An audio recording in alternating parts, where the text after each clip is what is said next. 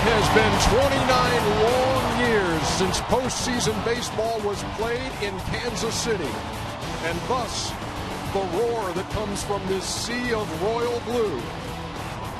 Postseason baseball has returned to KC. Tonight's 2014 AL wildcard game is presented by Budweiser.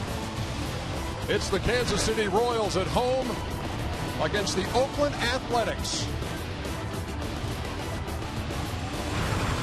Good evening, everybody. Welcome to Kauffman Stadium. I'm Ernie Johnson. Well, the date was October 27th, the year 1985. That's the last time a playoff game was played here in Kansas City. The Royals beat the Cardinals to win the World Series in Game 7. Tonight, it is essentially a Game 7. Got to win to advance. If you lose this one, it's all over. And the pitching matchup tonight, fitting for what would be a Game 7. Jon Lester and big game James Shields. Joining me, the Iron Man, Cal Ripken Jr., and Ron Darling. Let's talk about these teams, how they got here. Let's start with the Royals. Well, when you start with the Royals, they stole the most bases in the American League. And also when you look at them, their outfield defense is fantastic. But really, they've done it with their pitching. And who would you want on the mound than big game James Shields? He has so much confidence in himself. He instills confidence in his team. Great presence, great poise. And if he can get the game with the Royals winning through 6 innings, they're 65-4.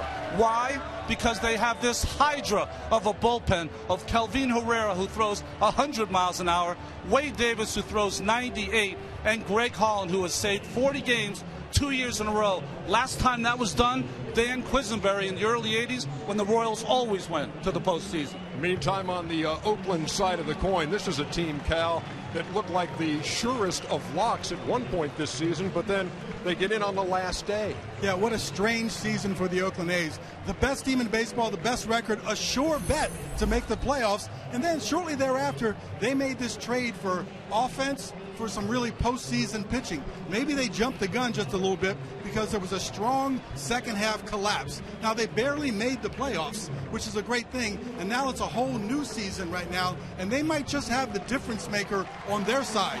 Jon Lester was the difference maker for the Red Sox last year, and certainly has shown that he can pitch in the postseason. Another thing, watch Josh Reddick tonight. He's swinging the bat really well, got big numbers off of James Shields. The teams have met 7 times this year. The Royals winning 5 and losing 2. And the winning pitcher for those 2 Oakland wins, you guessed it, Jon Lester. We're just about set to go. They're ready here. We're ready here. Hope you are at home, too. It's time to play ball.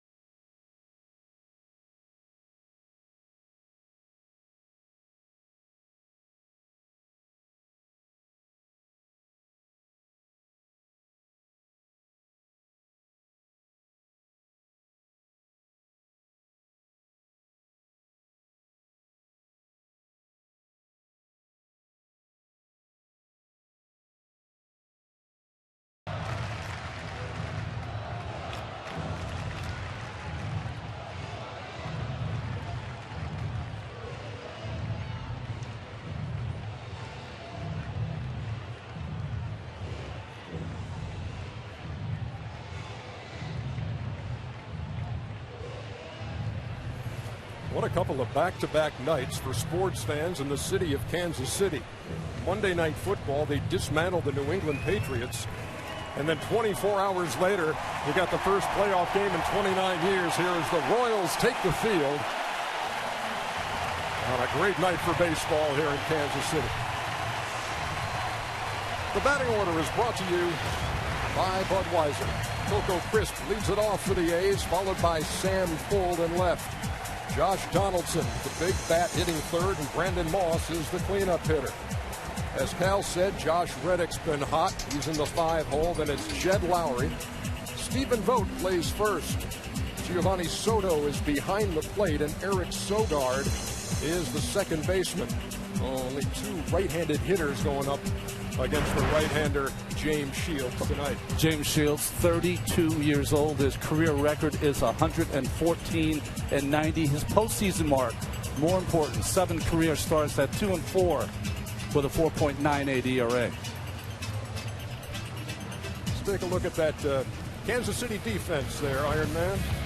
Yeah, here's the guys with the gloves. Gordon's in left, the Gold Glove winner. Kane's in center. Aoki's in right. Moving to the infield, we have Escobar and Infante up the middle. Mike Moustakas and the Gold Glove winner Eric Hosmer at first base. Behind the plate, we have Salvador Perez. And on the mound, big game, James. Here's the umpiring crew for this American League wild card game. Bill Miller calls the balls and strikes. The crew chief is Jerry Davis at first. Dan Isonia at second. Bill Welke at third. And, of course, being a playoff game, you add umpires down the lines. James Hoy in his 7th year patrolling the left field line, and Todd Titchener down the right field line.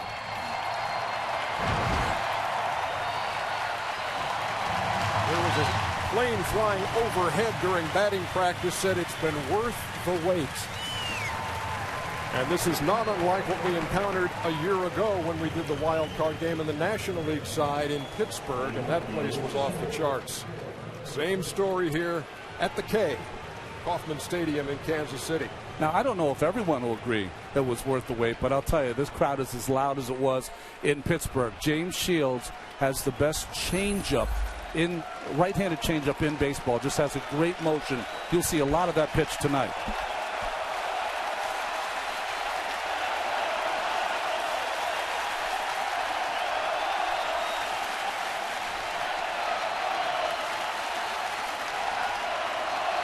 Coco Crisp leads it off and takes a strike. Chevrolet pitch tracks and the arsenal for James Shields. And as Ron said, watch that change. Shows the fastball 60% of the time. That's down low. And the count even, a ball and a strike. After seeing big game James pitch all these years, I'd say the percentages were a little higher on that changeup, because when he gets in trouble, that's the pitch he goes to.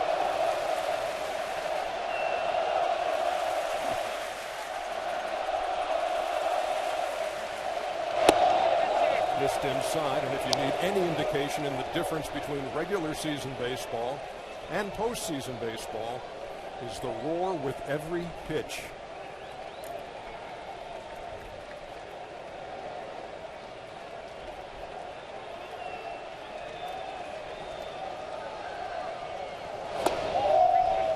You know, you spend your entire 6 months, 162 games, trying to be the best you can be over that time, and then you get here, every pitch counts, every hit counts, every ball caught counts, every decision by a manager counts.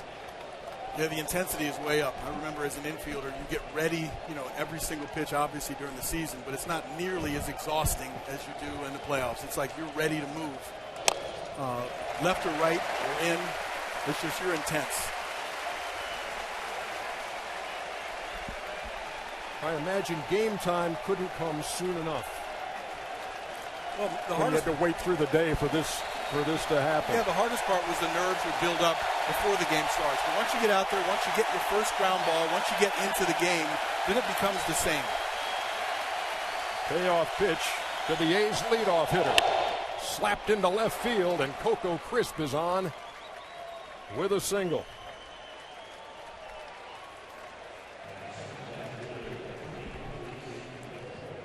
A lot of these Tigers, as you see this high fastball from Shields, got into a 3-2 count. That's what this Oakland A's team does best and did best over the first 4 months of the season. They will work the starting pitcher, get deep into the pitch count. Crisp has 19 stolen bases in 24 tries. Much has been said about the lack of offense when Cespedes got traded, that big presence, but they're still a good offensive team, and they started to get it going in the month of September, the last 2 weeks in particular. Sam Fuld, the number 2 hitter, took a strike, 0-1. Bob Melvin said he was in the lineup. He thought of Adam Dunn and all that power, but expansive outfield here in Kansas City. You need the defense of Fuld. You got to assume it's going to be a tight one-run game, and defense could be the difference in the game. Mike Gallego, the third base coach, one of the best defensive infielders you ever saw during his time.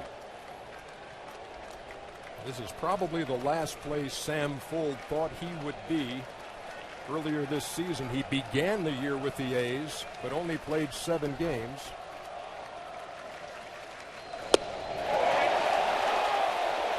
They say he checked his swing. That's Bill Welke down at third. So he began the year with Oakland and then claimed off waivers by the Minnesota Twins and then traded at the deadline back to Oakland. Then he finds himself in the playoffs. Yeah, pitcher's perspective, you think he went, right, Ronnie? Always. Hitter's perspective, I think he kind of held up. He didn't really make an attempt and break his wrist. Even though the bat is out there around home plate, I still don't think that's really the indication that he swung at it. He held up. We got a 2-1 count. Bob Melvin said they probably wouldn't steal a lot, but they might hit and run, even though he thinks it's only about a 30% success rate with the hit and run. Crisp with the lead at first. And Fuld goes the opposite way. Alex Gordon back and makes the play. Gordon, the converted third baseman who's won 3 Gold Gloves as an outfielder, and made that one look easy as he had to go back. You know, generally speaking, if a guy has a really good changeup, he likes to pitch to guys that can hit the ball out of the ballpark. So they're going to start the bat earlier, and the changeup can fool them. If you get hitters that are content with taking and hitting the ball the opposite field, that changeup becomes less effective. Outfield defense of Kansas City will play a big part in this game. Kane and Gordon can go get it. Now here's Josh Donaldson. Leads the A's in hits, home runs, and runs batted in. Swings at the first pitch and fouls it away, 0-1. This little man generates just about as much bat speed as anyone in the game. He's playing with a banged-up left knee that he fell on, but at this time of year, Bob Melvin ran down his list of guys hurt on his team. Seemed like the whole roster. Everybody had something at this point. It's safe to assume that everybody does have something at this point. But I tell you what, the playoffs, the change in weather a little bit, although we're not experiencing it here, and the adrenaline push really takes all those pains away. Shields jumps ahead. No balls and 2 strikes. Sometimes you get ahead of a hitter 0-2 and you say advantage pitcher. Both those swings, Donaldson was on both of those pitches.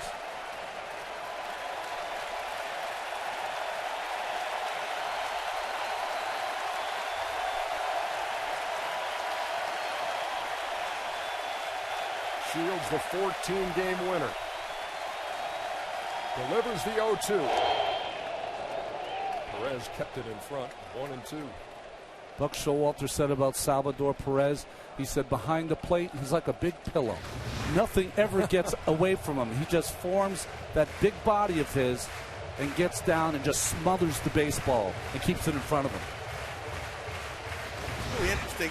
A changeup artist normally likes to throw 2-1, 3-2, throw the changeups in different counts. But Big James, his changeup is a strikeout pitch. Took 2 shots at it right there as well.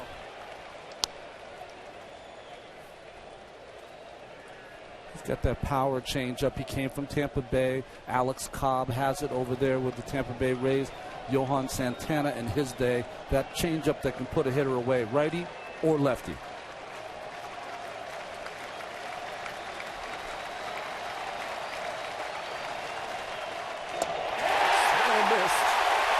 First strikeout for Shields and the second out of the inning. And that was his changeup.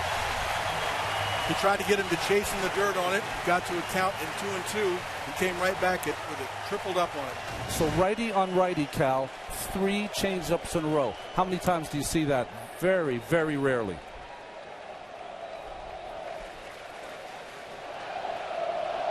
Change in speed. Donaldson's hand off the bat.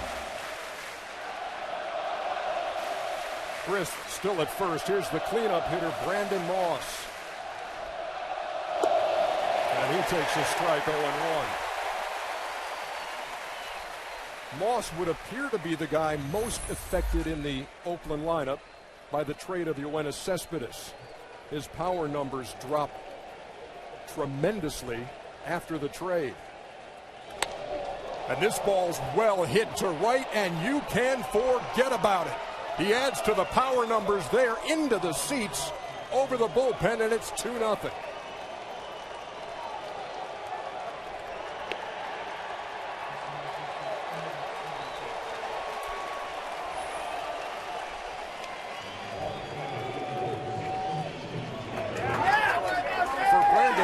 Just his 3rd home run since the trade of Yoenis Cespedes.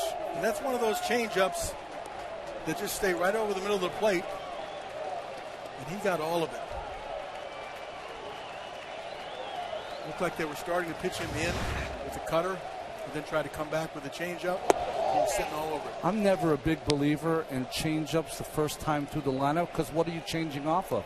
Nothing. He had thrown one cutter inside, straight to the changeup, maybe a little too hard. Moss took care of it.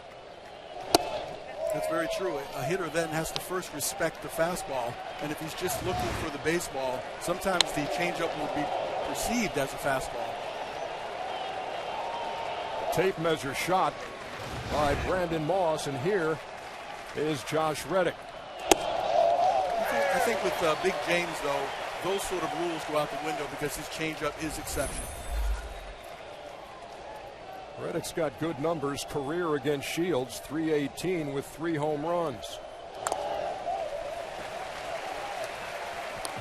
Yes, that will put a smile on your face. Your first AB, post in 2014. That's Reddick's bomb earlier this year. Got 2 of them in the same game. Went up there looking for a fastball the very next time in the first pitch and deposited that one out as well.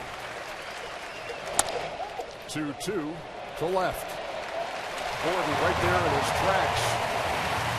But the Oakland A's, the last team to clinch a playoff spot, the first to score in this game here in the first, and they use the long ball. Brandon Moss, long gone.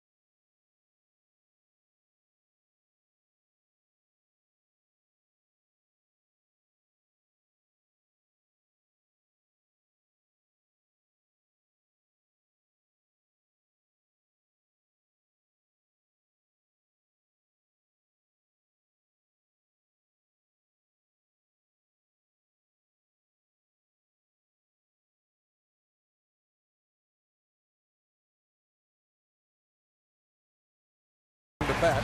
Here's their batting order brought to you by Budweiser. Alcides Escobar in the leadoff spot with Nori Aoki second.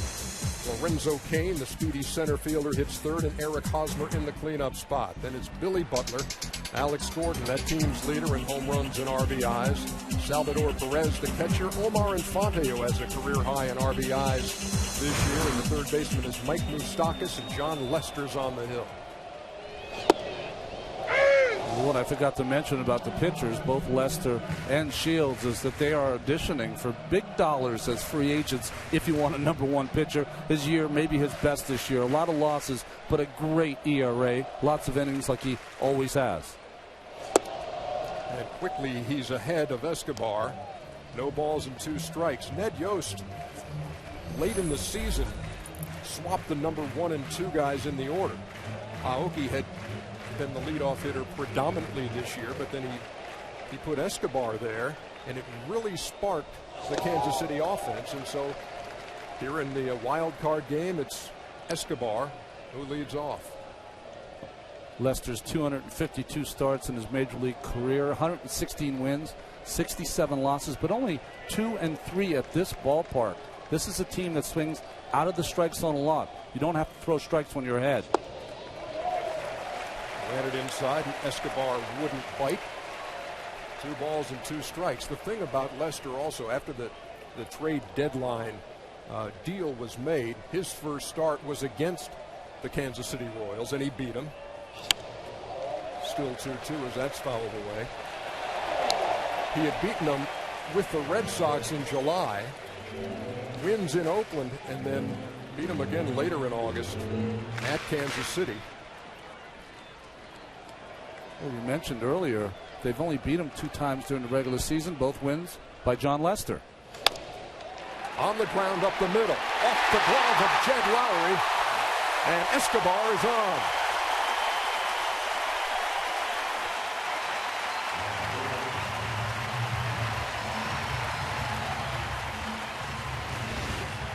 This is just a cutter outside, hit hard up the middle of the plate, a tough play. Probably has to be ruled a hit. Just hit him off the heel of the glove.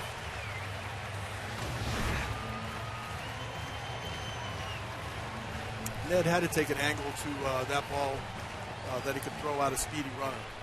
And that's the advantage of having speed, is that you have to make that play in a do-or-die sense.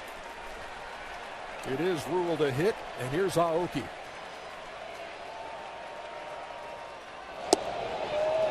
Squared the bunt and took it 0-1. It was so interesting. Ned Yost told us before the game, if Escobar gets on, Aoki's bunting. I wouldn't think he would bunt with a 2-0 deficit, but maybe still going to play his cards the way he thinks he should.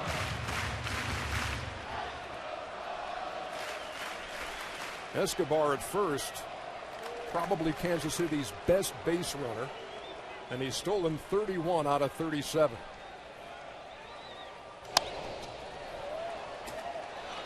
Quickly behind in the count is Aoki. No balls and 2 strikes. You'll see a lot of swings up there that are a little unorthodox from time to time. Whatever it takes from Aoki to get on.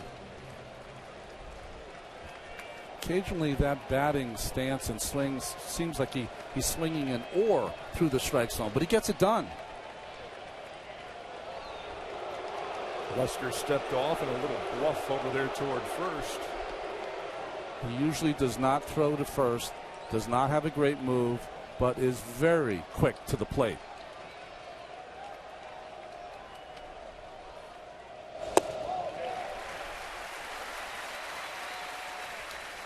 You might have thought when this one game came up that Derek Norris would be the catcher for the Oakland A's. Swings a good bat, but has trouble throwing runners out.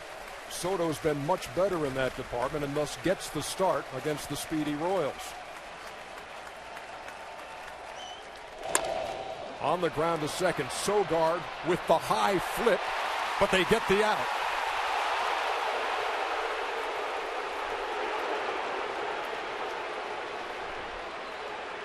Dan Isonia is the second base umpire. He took a long look at it.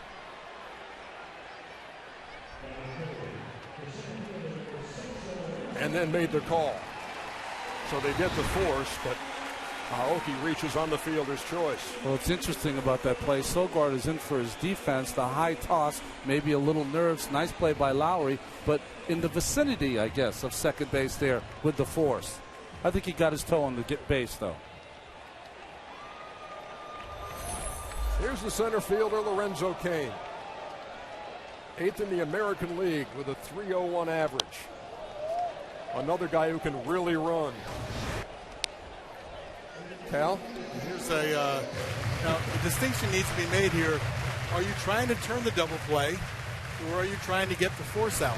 And many times you have to make that decision as a shortstop. That one, because the throw was off, you got to make sure you get your toe in the bag and drag that to get the force out to keep the big inning from happening.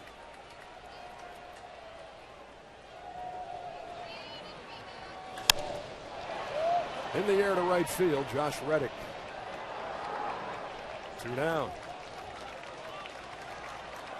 You know, Soto being in the game as a catcher has thrown out 50% of the runners and has good strong arm, but there's not really that many attempts, and I don't think there was any attempts from the Kansas City Royals when they were facing John Lester this year. So it almost seems that if it's John Lester on the mound and there are no attempts, why do you need somebody that can throw? Remember, Lester had his great success with Oakland this year with one catcher, Derek Norris. He had great success in the postseason last year with one catcher, David Ross. There is a value to learning. Now, he came over to Oakland. They all had to learn him really quickly. So who's to say that Soto can't learn him just as quickly? But there is some little concern right now that he hasn't caught him before. Doesn't know how he thinks, doesn't know what pitches he wants to throw to, and maybe doesn't know how the ball actually comes up there and cuts. Eric Hosmer waiting on a 1-0. There goes Aoki. Here's the throw to second. No chance.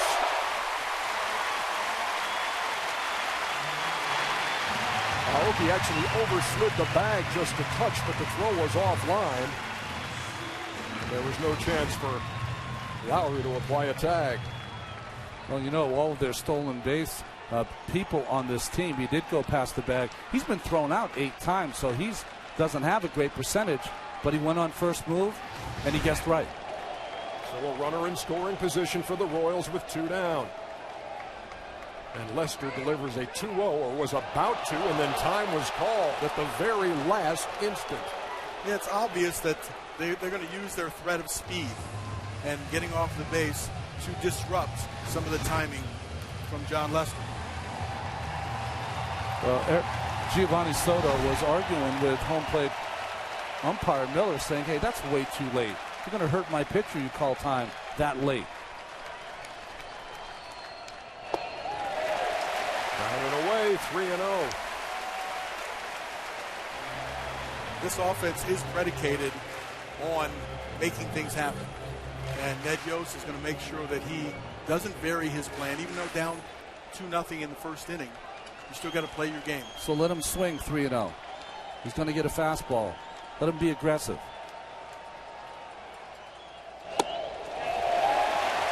Four-pitch walk. They're at first and second.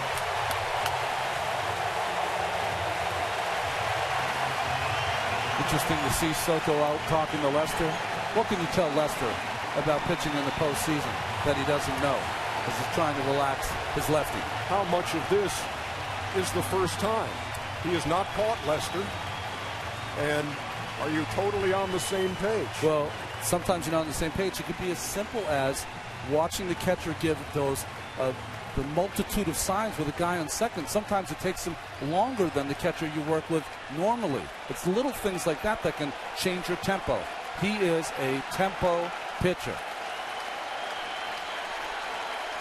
Here's one of the most popular guys wearing the Kansas City uniform. It's Billy Butler.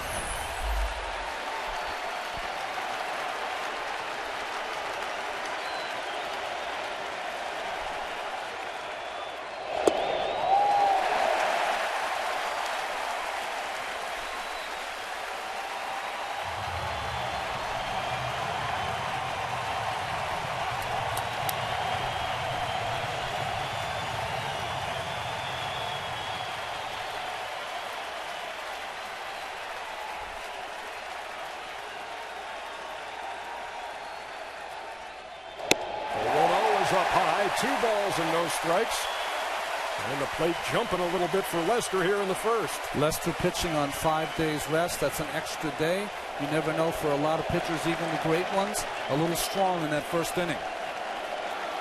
6 straight balls since retiring Kane on the fly ball to right.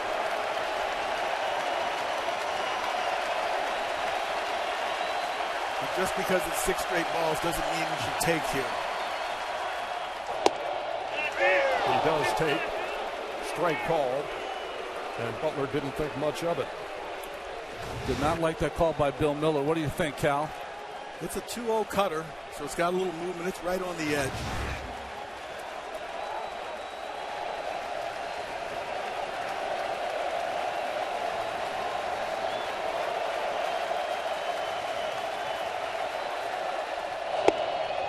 And inside again and missed.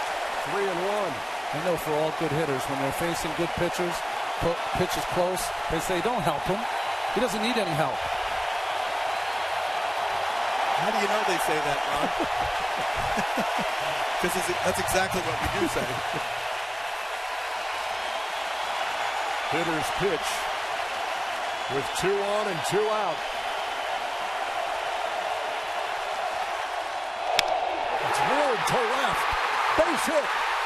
That's going to score a run, and it's going to put runners on the corners with 2 down. Kansas City on the board.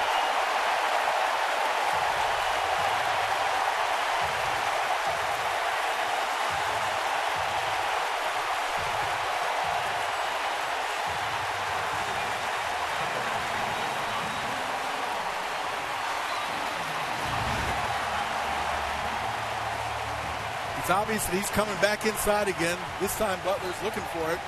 Put a good swing on it, hit a line drive. Maybe lucky it's just a single. Well, that's why Sam Fuld is in there. One, great hitting by Butler, being ready for that pitch in. Fuld is so quick, he's able to keep that ball in play, keep Butler at first, keep the force at second. Here's Alex Gordon.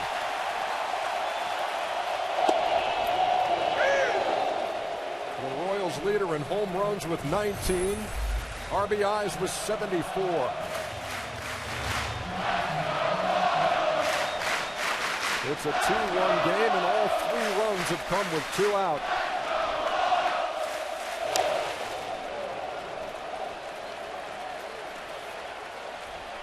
And just another example of Royals baseball. They've been playing behind a lot this year. They still stay to their game. Aoki faked the bunt in his first pitch that he saw in the post. He stole a base to set up scoring a run.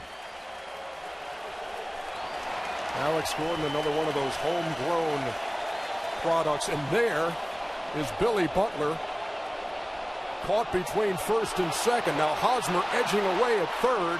And now they're going to throw to the plate, and Hosmer is out. Billy Butler wandered off first, and it resulted in the 3rd out.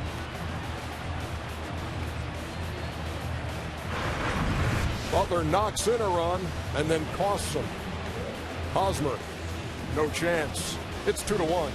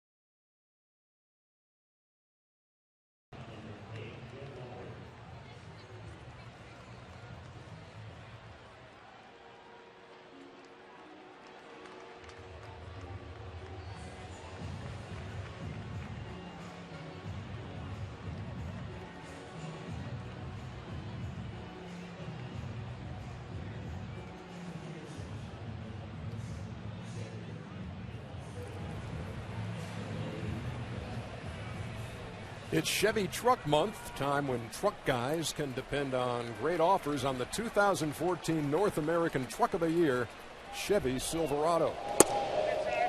Top of the second, Jed Lowry leads it off. Oakland leading 2-1. Bizarre ending to the bottom of the first inning for the Kansas City Royals, as Billy Butler was picked off and caught between first and second. Now what do you make of this? Well, I don't think there was a play on, because neither Hosmer or Butler can run. I think Butler's talking to Kuhn saying, hey, if they're playing behind me, should I steal? Should I steal? Well, you never looked at Lester. Lester just stepped off, and they made the play. The simplest of plays that maybe work in high school, certainly not supposed to work at this level. And the putout was made at the plate. And you saw Rusty Kuntz, the first base coach, and Billy Butler. Everybody trying to explain exactly what happened. Well, you definitely don't do something that you don't do normally in the regular season and the playoffs. But there are times when a first and third left-handed play will work. I stole my first base in the big leagues on a left-handed play of home. It was against John Matlack. When he takes his eye off of you, you start to run at third, and then he runs over there at first. But on a play where you're just trying to get in a rundown, you better have some really fast guys that you're going to be able to do that at the big league level where you can execute and steal a run. That wasn't the right situation just to get in a rundown and then try to score a run a la Little League. Took the bat out of the hands of your leading home run hitter and RBI guy in Alex Gordon with runners at first and third. He was your MVP of the season. We showed the graphic and what he hits with 2 outs and runners in scoring position. Everything he does. Infante hitting him on the head like, well, you're going to have a hard time, Billy Butler, explaining that at the coffee shop tomorrow. I think the logical explanation is that if you're going to play behind him, he doesn't throw over here. Let's just get a running lead and go. But again, asking him to do that when he hasn't done that, and during the course of the season, that's a risk. 2 balls, 2 strikes to Jed Lowry. It's early. Not a lot of pitches have been thrown. That inside fastball to lefties that Shields usually just excels at. He has not gotten one call or not made one pitch inside yet. 3-2. What a turn on that. Look out. One of those line drives foul that you hope everybody's paying attention down there. Both pitchers have hit 95, Ernie. And I know how you like the 95. No, it's not me, it's you. It was nice to see that 95 flash up there on the board. When we look at their control and the type of pitches they throw, we forget they still have a 95. Hosmer made a nice grab, and Shields made a nice catch. At first, 1 down. 4th member of our crew is Matt Weiner, who's got the best seat in the house. Matt, what you got? That's a pretty good one here in the Royals suite, where they are hanging on every pitch, including George Brett, who signed with this organization 2 years after it was born, and he's been here ever since as a Hall of Fame player, as a pivotal piece of that '85 championship team, as an executive, as a coach, etc. You've been a part of this rebuilding process as well. How gratifying is this scene tonight? It's pretty special for a town to wait 29 years. And when I first signed with the Royals in '71, and then we made the playoffs, and I came up in '73, '74, being my first year. You make the playoffs 7 out of 10 years, you think it's going to happen all the time, and it hasn't happened since '85. So very happy for Dayton Moore, very happy for Ned Yost and the rest of the coaching staff, and especially all the players down on the field, because they've really worked their tails off and developed into a really good ball club. When in this development process did you think you had a team that could reach this level? I think last year in the second half of the season, the way they played, they were always kind of just, they had a tough time getting to 500 for a long time. And once they got over 500, they got on a pretty good streak. And all of a sudden last year at the end of the season, I'm saying, these guys aren't that far away. And it was a good experience for them last year to play exciting, pennant contending baseball. They were in it till the last week of the season, and unfortunately Detroit beat us and we lost out in the wild card. But I think last year was the first year I really saw these guys, thought these guys were ready to play. And the organization took a calculated risk in trading prospects to bring back James Shields. between the innings, the wins, and his presence in the clubhouse, what has he meant the last 2 years? Well, you can ask Danny Duffy and Ventura about that. He's mentored those guys. And don't forget, we got Wade Davis in that deal also, who had the most incredible year as a reliever I've ever seen. I think he's given up 4 extra base hits all year, ERA of 1, just been the 8th inning specialist of all time. But James and Wade brought over a looseness, a confidence about them, and it's really rubbed off on the young guys. By the way, our bosses will be very happy to hear that George spends many of his afternoons watching what network? TBS, baby. Because it's... Yes. Because it's very funny. Very funny. There you go. There you have it. Down earlier, you kind of stunned me by it. Tried to lead him right into it. It's Friends and Seinfeld. There you have it. Of such moments, promos are made. Thank you, George. Thank you, Matt. Stephen Vogt draws the 1-out walk, and here's Giovanni Soto.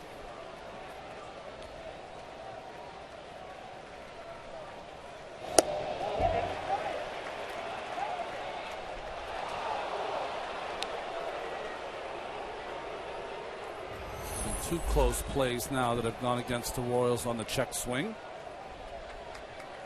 not saying going against the Royals, but a play that's been asked the first baseman once, third base umpire once, both against the Royals.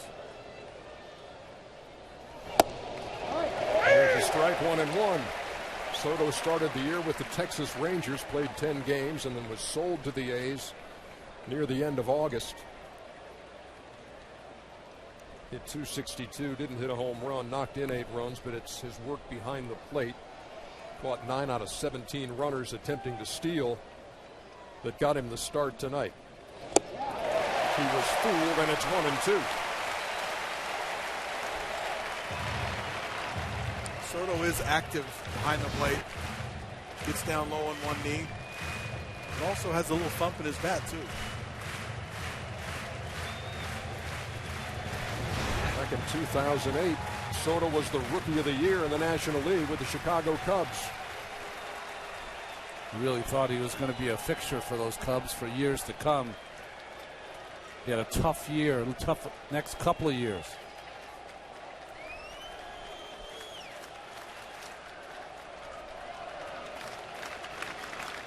Vogt with a lead at first. Soto looks. At strike 3. 2 down.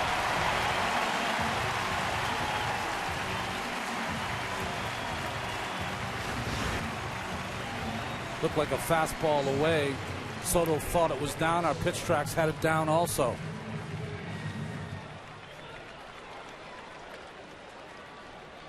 Bill Miller rang him up. 2 down.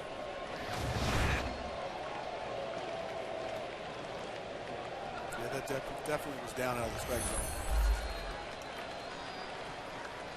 Here's the number 9 hitter, Eric Sogard. Swings at the first pitch and fouls it right back. Not many everyday players anymore you see wearing the glasses during a game. It's become kind of his, that's who trademark, he is. His trademark, right?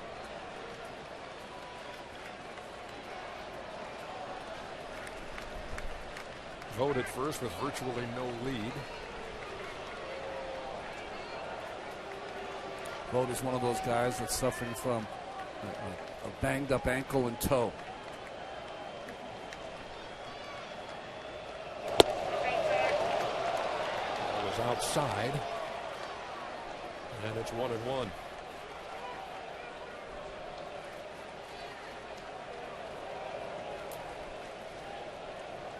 Bob Melvin saying, look, it's not how you got here, it's that you did get here, and it's a fresh start. 1 ball and 2 strikes.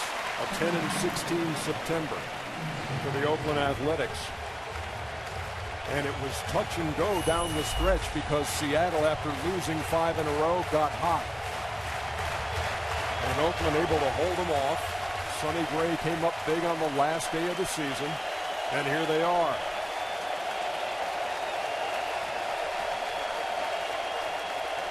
Shields with a 1-2.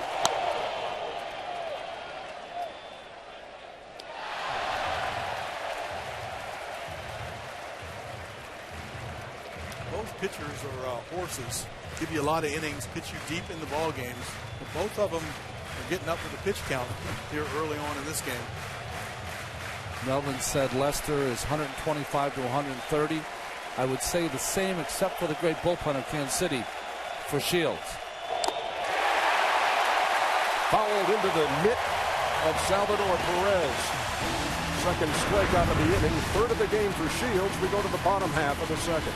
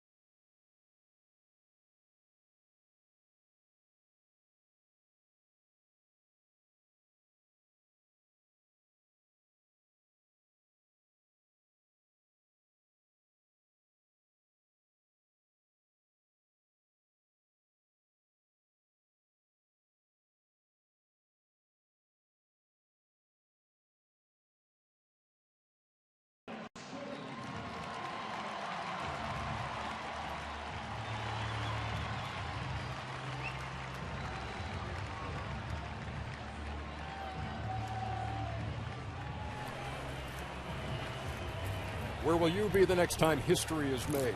Be there for all the action in 2015. Go to MLB.com/season tickets to reserve your seat today. Alex Gordon leading off here in the bottom half of the second. He was at the plate when the Billy Butler episode happened in the bottom half of the first inning, which resulted in Eric Hosmer being thrown out at the plate. Still trying to absorb that up here. An 0-2 count is a count where you take a chance on doing something. Because the facts are that not a good chance to get a hit off Lester. The count is 0-2. Fly ball left field, and Sam Fuld makes the play for the first out. Let's take a quick trip to Atlanta and check in with Casey Stern. Case?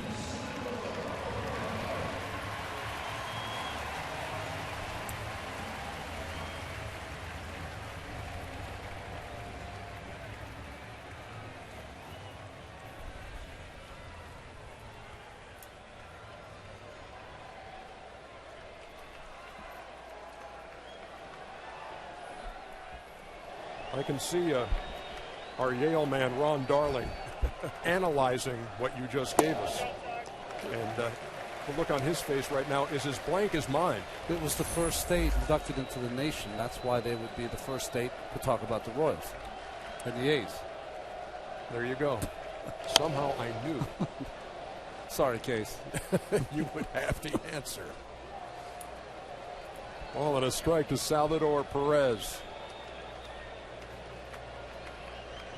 John Lester, when you get into the statistic of quality starts, that's a couple of miles high, right behind short.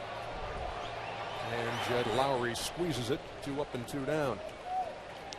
Goes 6 innings. You allow 3 earned runs or less. Credited with a quality start.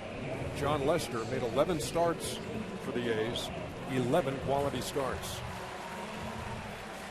Well, a quality start is an interesting stat because if you take it all the way out, over 9 innings, you have an ERA of 4.50. John Lester would not be happy with an ERA of 4.5. He's a 2.5 kind of guy.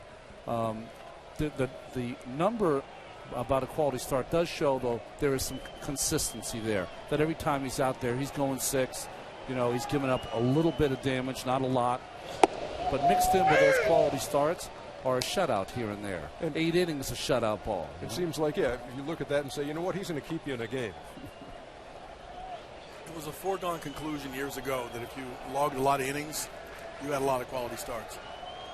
Because they wouldn't keep you in there if you weren't doing the job. So interesting to see a shift put on with Omar Infante, who I always think of as a guy who sprays the ball all over the ballpark. Second baseman Sogard almost behind the base.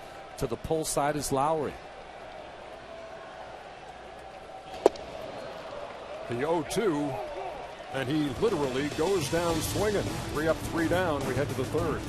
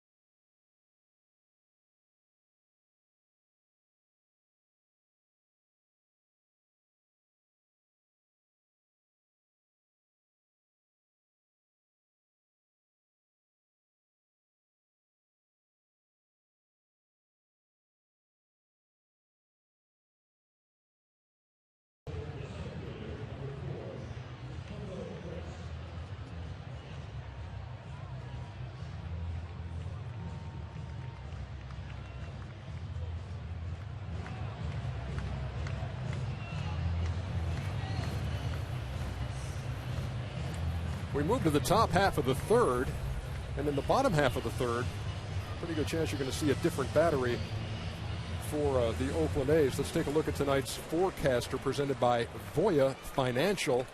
75% chance the A's will win when they score first, 57-19 in the regular season. Coco Crisp leads it off. here in the third. And the reason we say that is between innings, we could look in the dugout and see that Giovanni Soto had taken the gear off and was talking to the trainer, walked out of the dugout, and then you saw Derek Norris saddle up beside John Lester.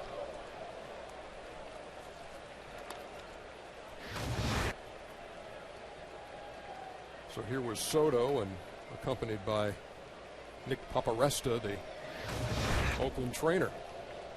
And there's Norris, who's got the gear on. Norris doing whatever it takes to get loose. There's that change again, and Crisp way out in front. A ball and 2 strikes. Any time a changing catchers in a postseason game might benefit the starting pitcher Lester.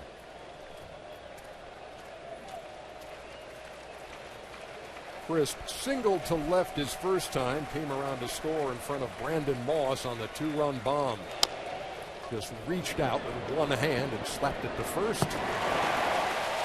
Goes 3-1 in the books, and it looked like Shields for a second might have gotten nipped by Crisp at the bag.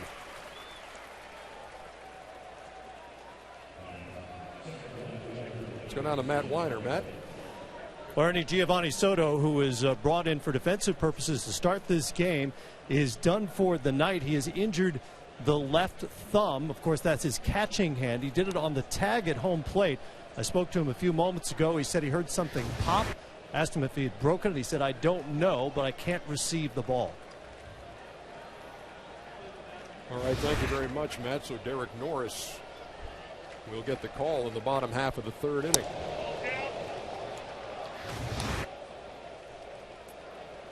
That finger will blow up. I've had that myself. It's called the gamekeeper's thumb. It's where your thumb is bent back, and the pain is pretty bad. So trying to catch that cutter for the rest of the game is not going to happen for Giovanni Soto.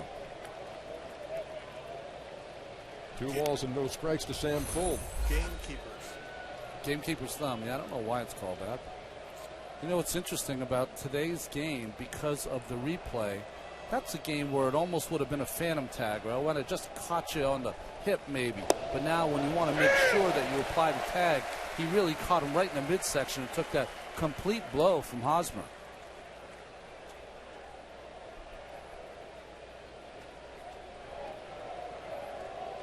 Johnny Gomes finds himself in the postseason again, watching on as Fuld pops it up behind the plate.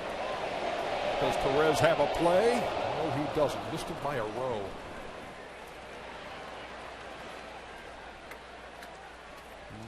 Perez has been one of their Venezuelan warriors this season. He played in 146 games. That's better than the record Darryl Porter held at 145. Never misses an inning, it seems.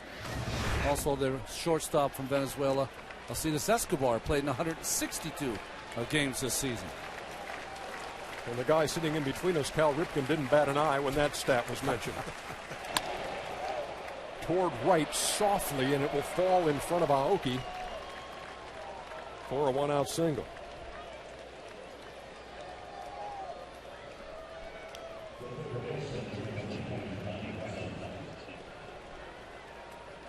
Third hit allowed by James Shields as he works here in the third. For Ned Yost, this also a first. First time he's managed a postseason game.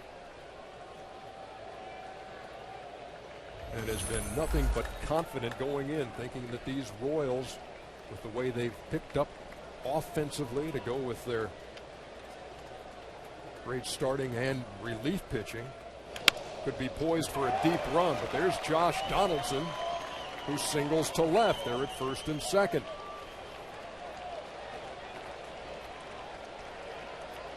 You know, Big Game James so far has not been on, and I'm not going to say that because it's the third inning.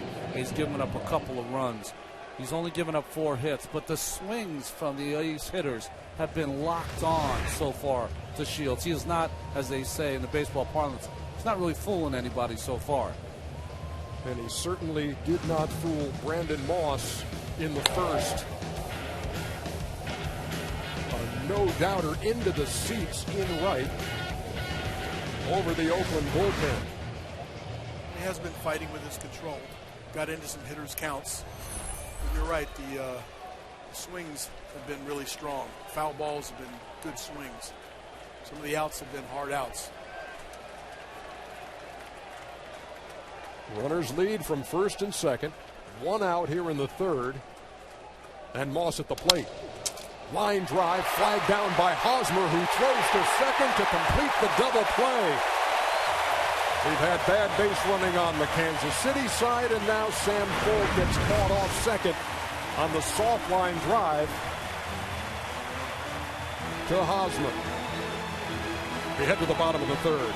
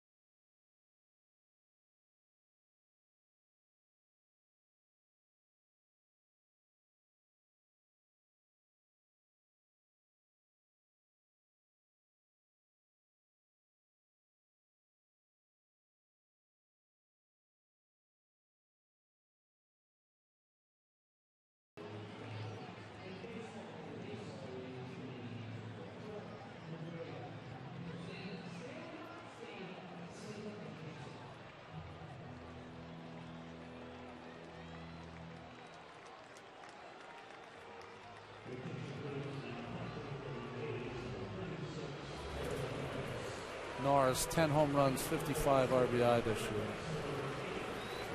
Tonight's 2014 American League Wild Card is presented by Budweiser. Thanks for tuning in here on TBS. We move to the bottom half of the third inning in a 2-1 game. John Lester and the A's on top. Mike Moustakas, the number 9 hitter, takes a strike leading off here in the third. You see the shift here. This is where most of the balls that Mr. Hosmer hits go to. Saw Moustakas up at the plate. And he spoils the shift, goes the other way. Wide turn at first, but Sam Fuld hustled that one in. Leadoff single here in the third for Kansas City. Dale Swain, since he became the hitting coach in late May, has been trying to get Moustakas to go to left field more. He says, yes, you've got power to hit 20 to 30 home runs, but instead of hitting just barely over 200, hit the ball to left field. Perfect display there. It's also a classic case as the infield can play him to pull, but the outfield did not play him to pull. Sam made a nice play over there, but he was playing him more true that way. The outfield was not shifted. So he had 74 hits this year from center to right field and only 20 to left. Big one there. Here's Alcides Escobar. Donaldson in on the grass at third.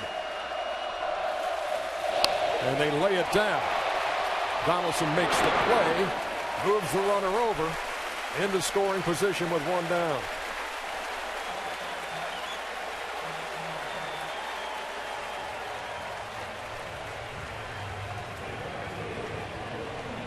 As we talked about in the top half of the inning, Derek Norris replacing Giovanni Soto behind the plate for Oakland.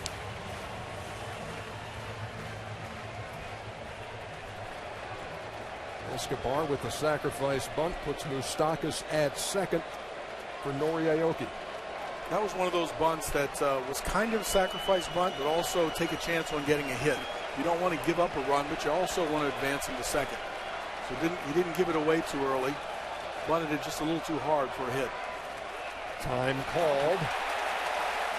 Big Bob Melvin right now, hands out like, come on, Bill Miller, you kidding me? Let's go. That's 2 times now. One of the best pitchers in the game, and he's halfway throwing the baseball and 2 timeouts. Moustakas was dancing off the bag at second. Aoki asked for time, and it was granted with Lester basically into the line.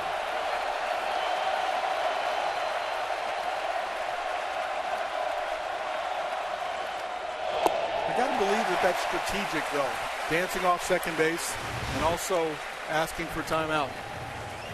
The Royals said before the game that they are going to try to somehow mess with the tempo of John Lester. They think it would mean a run, maybe even 2, by making sure he doesn't throw the ball when he's ready to throw it.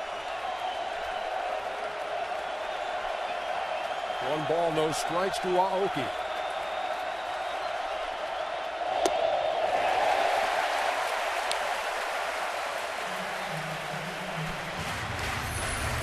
I was on play umpire Bill Miller, though.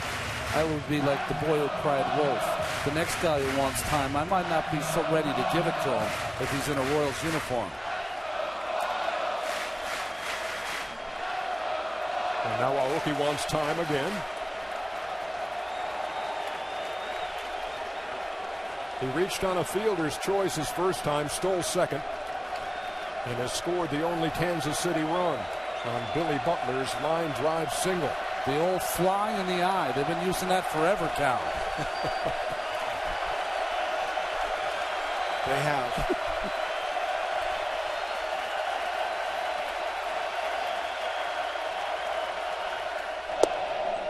That's right through there. 2-1.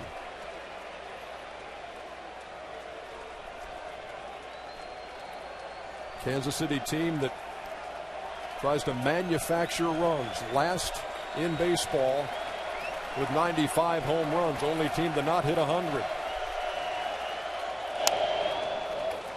What's interesting with that flat kind of swing of Aoki, he kind of stays in that strike zone a long time. Batting .363 against left-handed pitching kind of tells you when that breaking ball, if it doesn't have that good curve on it, if it's going across the strike zone, he's going to stay with it. He has a great ability to keep his hands inside the ball, and he waits a long time, and he stays in there on lefties. 2-2.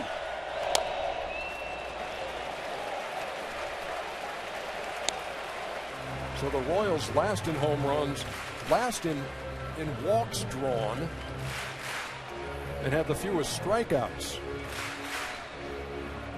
And when you're talking about teams who make the postseason with the fewest walks and the fewest home runs, has never happened in modern baseball history.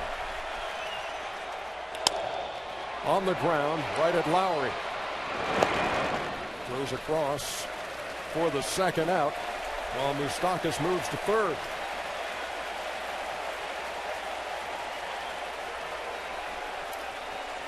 I mean, when you look at that Royals offense, it's almost exactly the opposite of what Oakland is trying to do.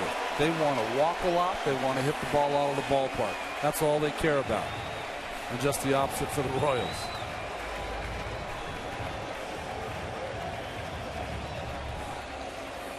One of the fans going all biblical here with the Cain is Abel sign as Lorenzo steps in. Here in the third with 2 down. And the tying run 90 feet away. That's Mike Moustakas. He flied out to right his first time. And he lines a single down the line. Could be explanations.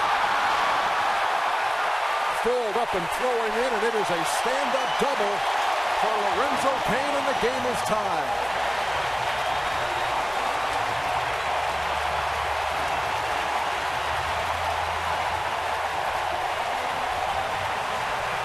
surprisingly, this lineup for Kansas City has some really good numbers against John Lester.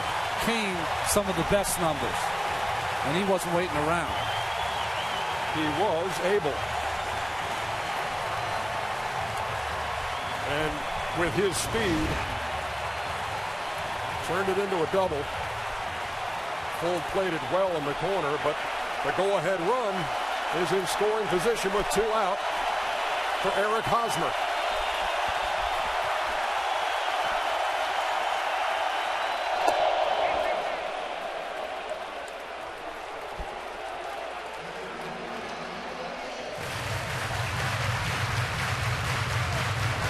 That's such a big run in a playoff game. It's easier to play when you're even. It's even easier to play when you're up 1 run. But when you're down, you start to get a little more tight as the game gets going on. In the air, shallow left, full on. That's going to break the tie. Kane scores, 3-2 Kansas City.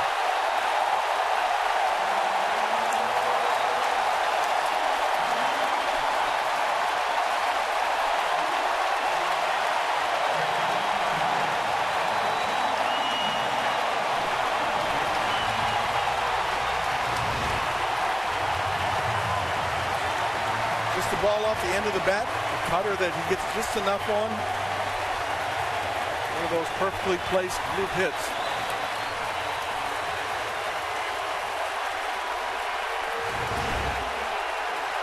And a night for clutch hitting. All 5 runs in this game coming with 2 out.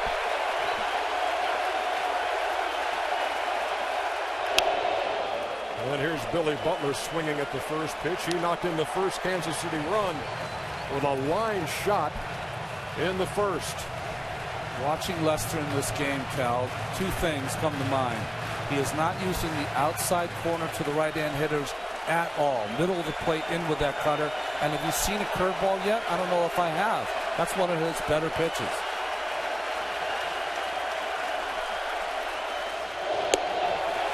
Breaking pitch. Stayed up and away. There was your first curveball. Maybe that's why.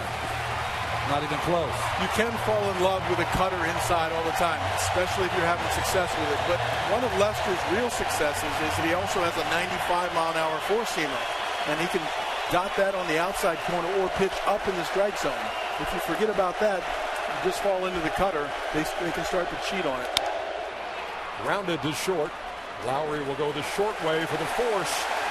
But the Kansas City Royals have taken the lead over John Lester and the A's as they score 2 in the 3rd. It's 3-2.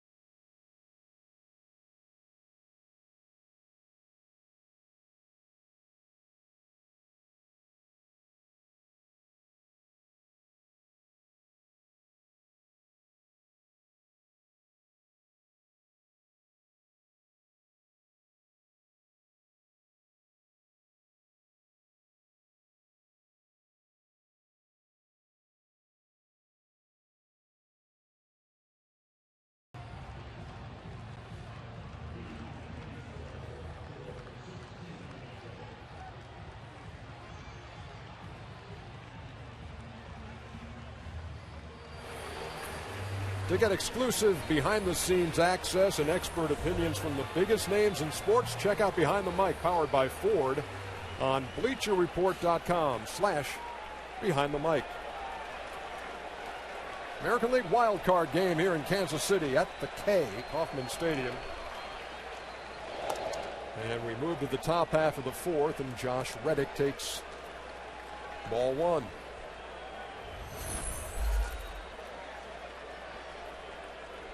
Reddick fly to Alex Gordon and left his first time. And now we see how James Shields reacts pitching with a lead in this game, Ron. We saw the graphic, 2.02 ERA and shutdown innings. The only issue he's having in this game is that the Oakland A's are not going out of the strike zone.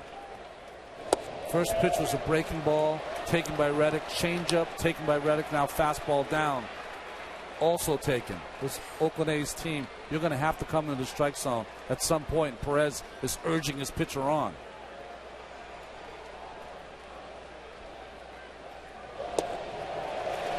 And it's a little bit of both. It's his control is not pinpoint, but also the Oakland A's do not swing at bad pitches.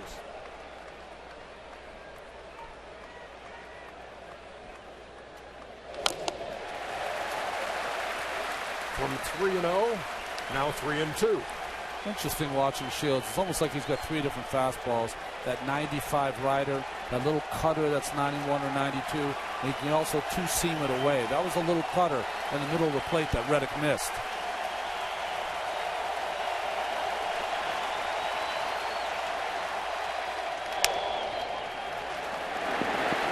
To hop on the second, one down.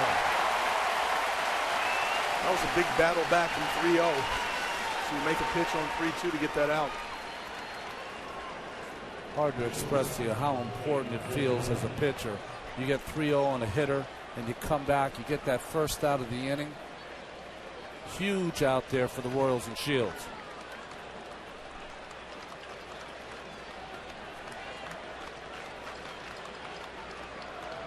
Here's the shortstop, Jed Lowry. Grounded to first his first time. And takes a start. Seems like that strike zone for Bill Miller is opening up just a little bit for Shields here in the fourth.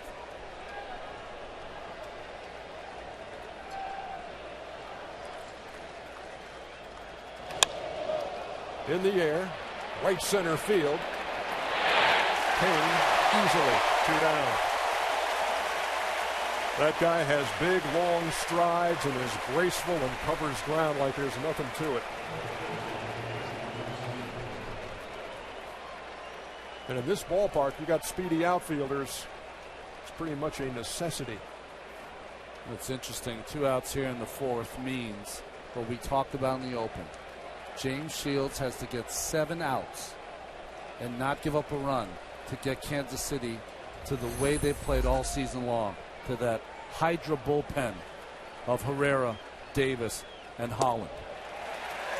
Those three have absolutely been lights out. And a big reason that when they lead after 8, they're 79-1.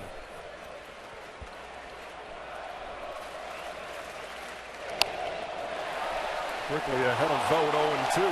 What a play. What do they say in Baltimore? Give that fan a contract, or used to? They used to say that. He snagged it with his bare hand.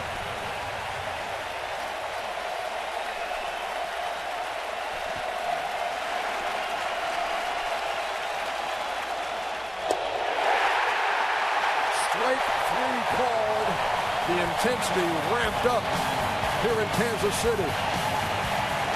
Because after a 29-year drought, the Royals lead a playoff game. It's the wild card on TBS.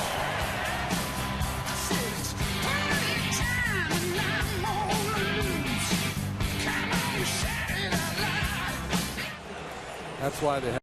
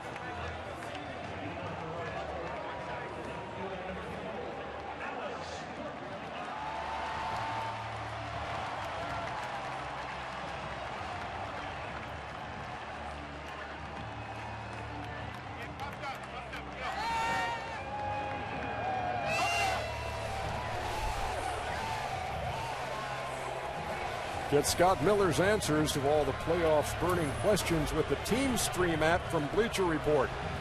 Download Team Stream for your iPad, your iPhone, or your Android device today. Bottom 4 in Kansas City. Royals leading 3-2. Alex Gordon leads it off.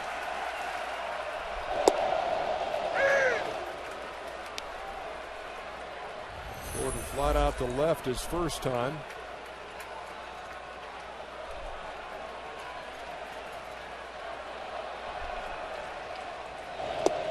Big, slow, breaking pitch. 0-2. That's the adjustment that he has to make. And normally he does. You want to mix in that curveball because it has the spin of a cutter, but it also changes speeds. Hardest part for a pitcher in these games is your adrenaline sometimes works against you. You end up throwing the ball harder than you have all year, and you forget about all those little touch pitches, which are so important to your success. Got him off speed. One down here in the fourth. Moments ago, we spoke with the A's pitching coach, Curt Young. Curt, how do you assess? You've seen Jon Lester at his best, obviously. How do you assess what you've seen tonight? Well, he does well. I mean, he's always going to pitch ahead in the count, and he's going to attack the strike zone. He's not one of those guys that you have to tell to do that. So, you know, they're looking to hit the ball early. They're looking to get a good pitch early to hit. So he knows that, and it's all about location early on for him. Hey, Curt, do you see any problem with Soto now out of the game with the bad thumb and Norris in catching Lester? Well, basically, this was Soto's first time catching him this year. Dino's been his catcher all the starts that he's been here. So they're real comfortable together, and they've worked very well together. Our thanks to Curt Young for his time in between innings. As Salvador Perez faces Jon Lester. Again, when to call a breaking ball could be one of those issues for Soto catching him for the first time.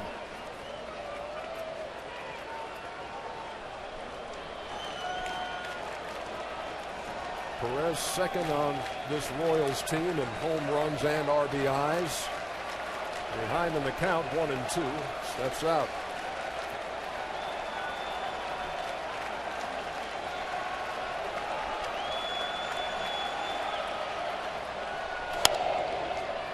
In the air, near the line, and foul. So the increase in curveballs thrown by Lester, that was the first fastball away thrown by Lester with the new catcher Norris in there.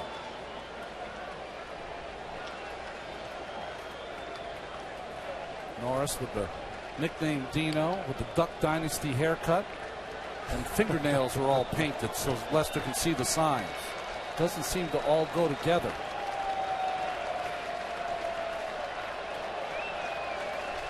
Going back to the curveball. And we got him to wave at it for the second out. Time for records and milestones presented by Jim Beam. And you see Jon Lester's sterling earned run average coming into this game in the postseason of 2.11, trailing only Christy Matheson and Wade Hoyt.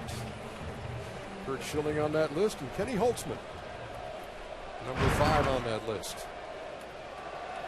2 up and 2 down here in the fourth. And Infante grounds to Lowry. That's a quick 1-2-3 inning for Jon Lester. 4 innings in the books. Wild card on TBS.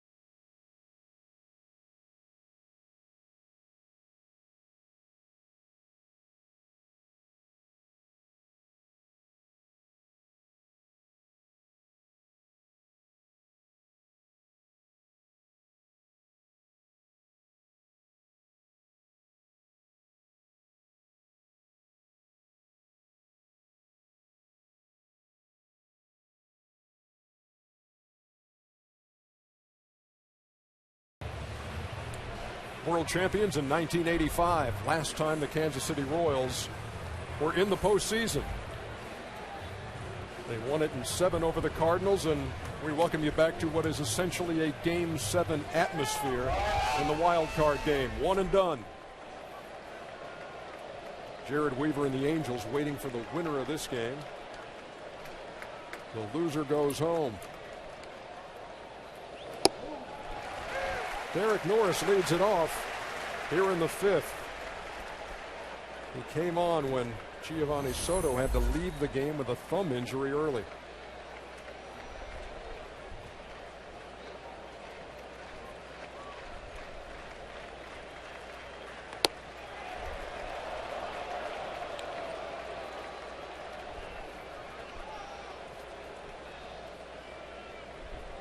So, Ronnie, if you're Jared Weaver, you watching this game like a hawk?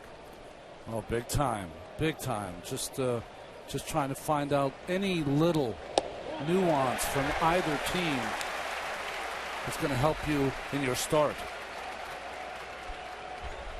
You know, which hitter takes the first pitch curveball? Which hitter, when there's guys on base, swings at the first pitch? Those are the little things you want to know. 1 ball, 2 strikes. Got him looking.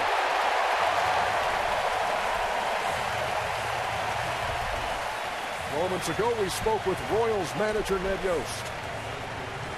Ned, they kind of came out and punched you in the mouth in the first inning, but this is your team, the way they fight back. You wanted a lead against Lester, but you had to come from behind to do it, and right now you got it. We did. You know, Moss hit a changeup off of Wago there in the first to put us down 2, but you know, our focus was to try to create havoc on the base pass, try to, you know, bunt, try to hit and run, try to get guys in scoring position and see if we can make something happen. And so far it's been good for us. You're creating havoc.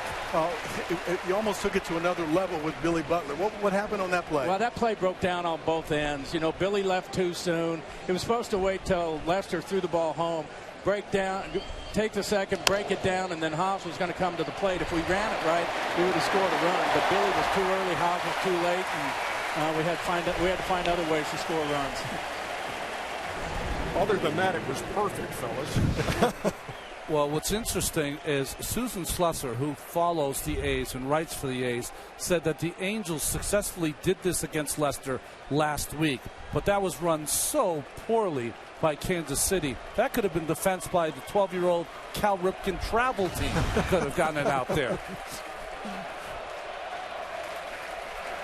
2 up and 2 down here in the top half of the 5th. Back to the top of the Oakland order and Coco Crisp. Think about this, Ernie and Cal. The collateral damage of that is Hosmer knocks Soto out of the game with the tag. Yeah, he's thrown out at the plate. And then the thumb injury knocks Soto out. Just trying to give Billy a defense after the game.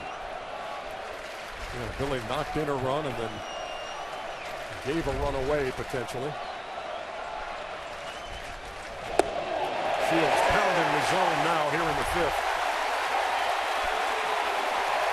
Crisp is mad at the strike zone by Miller. The team that takes a lot of pitches think they know the strike zone. Miller has opened up the bottom of that strike zone. See first pitch strikes from Shields. That's definitely beneficial to Shields when he opens up the lower part. It sets up his changeup, sets up that low fastball that you can't then lay off of that changeup down below there. Stays alive. Yeah, as opposed to the Royals, who threw the fewest walks, Oakland threw the most. 586 first in baseball.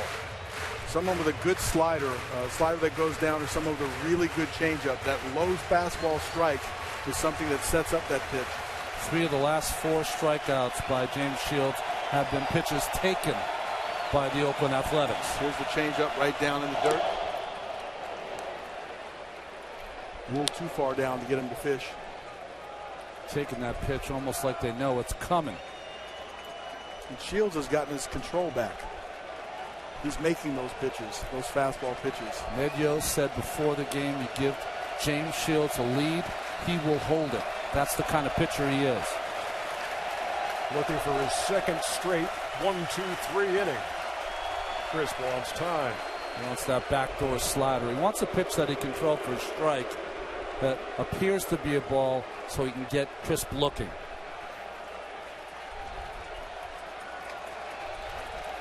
Backdoor cutter. Checked his swing, did not go. Says Bill Welke at third. Ed Yost doesn't agree. I've been watching games all season. The check swing has been one of the biggest differences in the game. It has been called early and often, but not here by Welke.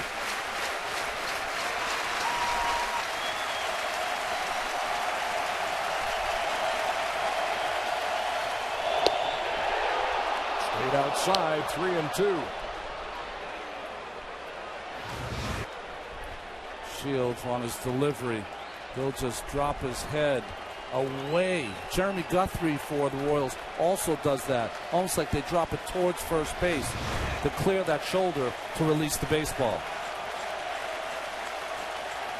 Tried to check again, and he's punched out to end the fifth.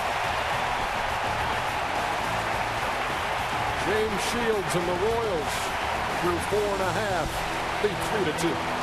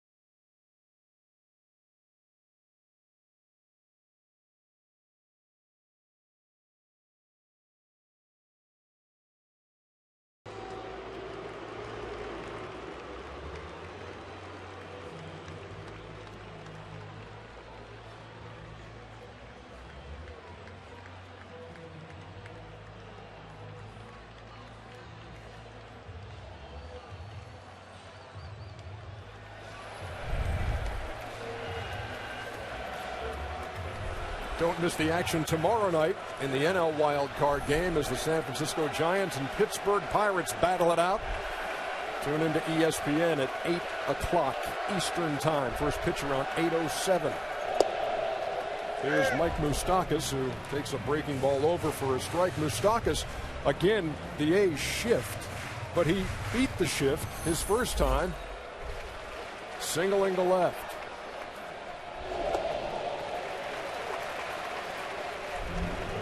That's the shift we were talking about. 74 of his hits to center or right, only 20 to left, but first time up tonight. Yeah, look at the outfielders here. Left fielder, Sam Fuld, might be a little bit pinching the line, but everybody else is definitely straight away in the outfield. Went the other way again. Fuld retreating and makes the play. I think sometimes it must be boring for Sam Fuld when it's just a routine play. This is a guy who's filled up the highlight reels in the course of his career. He won't even get in the top 25 tonight unless something happens. And he paid the price earlier this year. He, for the first time in his career, because he's run into a lot of walls, but when he was playing with Minnesota, crashed into the wall and missed about 30 games with a concussion. Talked to him about that yesterday because you see him players all the time with the concussion-like symptoms, and he said, no, I knew right away. He said the headache and the accompanying symptoms, and then all you can do is wait for them to go away. It took him 32 games. Lester has definitely found his curveball.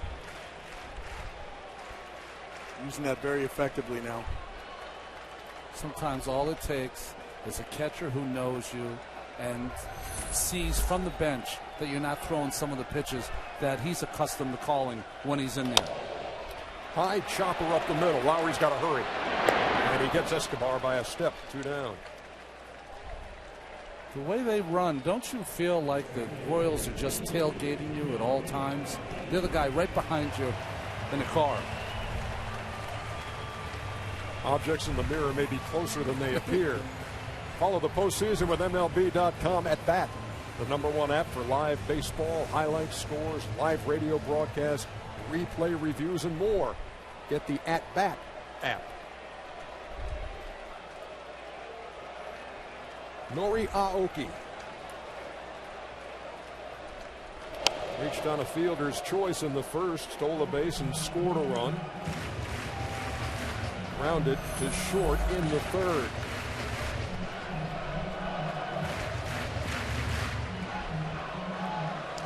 Giordano Ventura is in the pen. He's a starting pitcher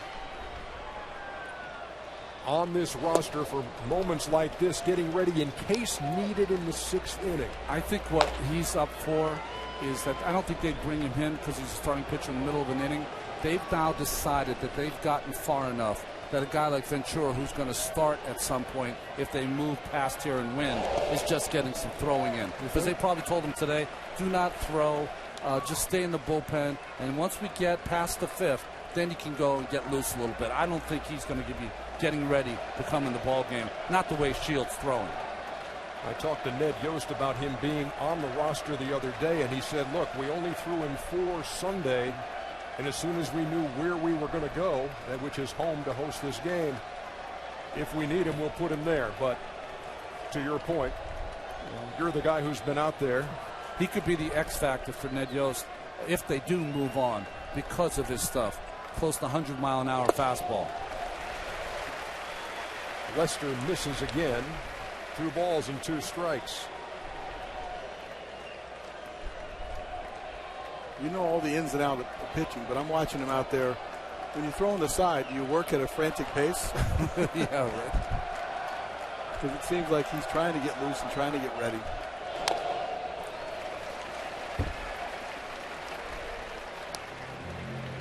I definitely could be wrong. It's just the way that Shields is throwing. 3 outs get you to that magic point you want with that 3-headed bullpen that you have. But you're right. Maybe if something happens where they need Herrera to come in and just throw that good fastball for 1 out, why not take the chance? Just a little nubber over there toward third, and Josh Donaldson put that in his pocket. We are through 5 in the wild card game on TBS.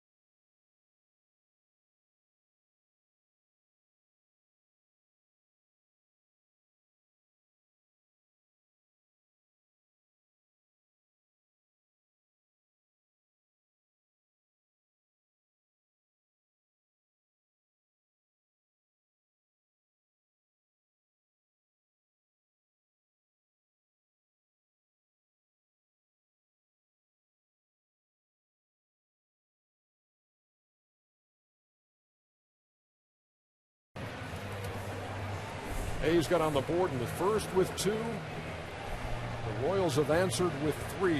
1 in the first, 2 in the third. And James Shields goes to work in the top half of the 6th inning. He has set down the last 7 A's he's faced. Sam Fuld leads it off. He can handle the bat. And Moustakas in just on the grass at third. It's almost like Shields has decided, you're not going to swing at anything close? Okay, here it comes. I'm starting to throw strikes. Be ready. Shattered his bat, and the blooper's going to fall. Leadoff single for Fuld here in the 6th. Let's go down to Matt Weiner. Hey, Ernie, there are thousands of fans here who have never seen a post-series game in Kansas City before, some of whom weren't alive the last time the Royals played a playoff game. Rich Burstein is not one of those folks, but it has been a long drought, more than a third of his 87 years since there was last a postseason game here in Kansas City. He's a season ticket holder since the franchise began back in 1969. What has kept you coming back all these years? The love of baseball and the love of the team here. I really do love it. I grew up a baseball fan. Over nearly 3 decades of drought here with the playoffs, did you think you'd see this day? Yes. Why were you so sure? Oh, it was bound to happen. Bound to happen. There were times when I felt a little down about it, but it was bound to happen. They've worked too hard on this team. What does this day mean to you and everybody else here? This game, it's just the reemergence of the Royals. We're back. Back for good. I would think so. It's not a one-time thing. Enjoy it, Rich. Oh, I am enjoying it very, very much. Let's send it back up, DJ. All right, thank you very much, Matt. Big spot in this game in the top half of the 6th inning.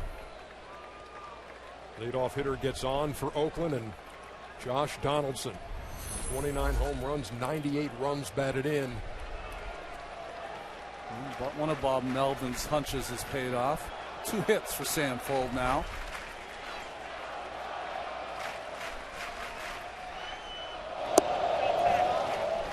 One misses. 2 balls and 1 strike. Well, this is the biggest pitch of the game. You're facing the best hitter that the Oakland Athletics have. 2-1 count.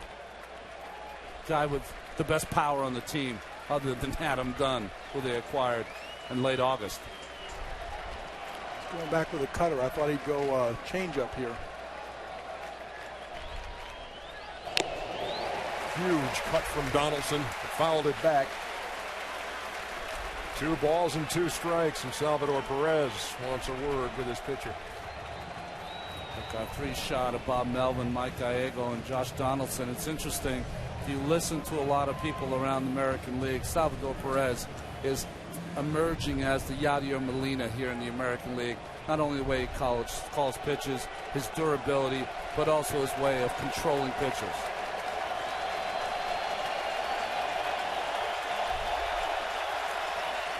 Good four-seam fastball on the outside corner here.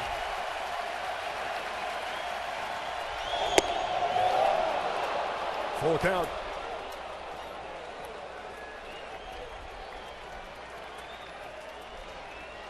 Donaldson struck out his first time, singled in the 3rd. How big was that play now in the 3rd inning when Moss lined out the first into a double play? He's had a budding rally in that inning. There goes the runner. Pitch was outside, doesn't matter, they're at first and second.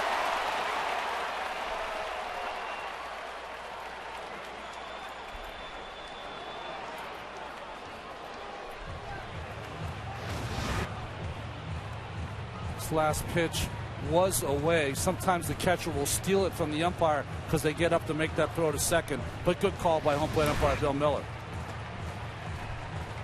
Ned Yost is going to the bullpen. James Shields works into the 6th inning. The flame-throwing Yordano Ventura coming on.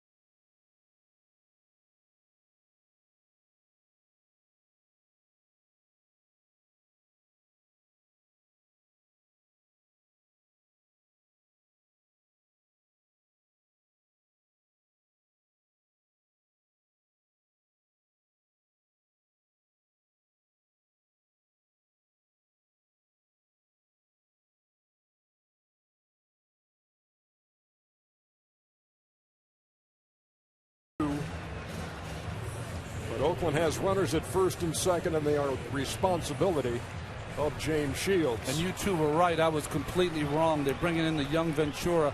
It looked like Shields or Ned Yost did not want Shields to face Moss, who's hit a home run off him, of course, in the first inning of this game, or Reddick, who's been red hot against him in the month of August. Brandon Moss, two-run homer in the first, lined into a double play in the third. Faces the rookie Yordano Ventura. 99 miles an hour. 31 games for Ventura. 30 of those are starts. He can be wild. 69 walks is the most on the staff. Well, that's why I thought it'd be hard to bring him into this situation. All the talent in the world, a feisty personality. Can't get better stuff than young Ventura. But the walks are a problem in this inning.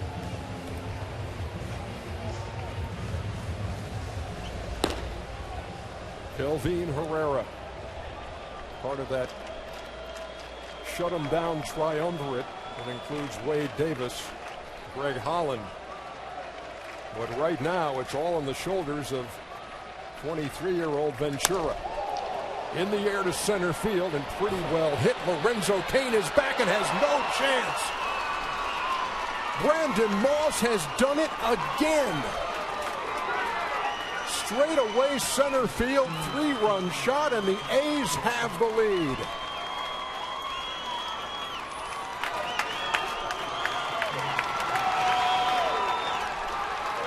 I don't care how hard you throw, Cal. If it's 2-0 and a big league hitter knows it's coming, they dial it up a notch. He's got all kinds of power to center, to left center field, to right. He just squares it up and sends it out of center field really quickly. What a great swing. It's these kind of games where managers get out of their box and do things that they haven't done all season long, and you expect the players to excel in a place they haven't all year long. Ventura relieved once right before the All-Star break in a 6th inning situation, but that's certainly not here on September 30th. The reaction from the Oakland dugout. And for James Shields, 3-2 lead becomes a 5-3 deficit, and Ventura's been rattled by the Oakland 3-run homer, falling behind 2-0 to Reddick in his postseason debut.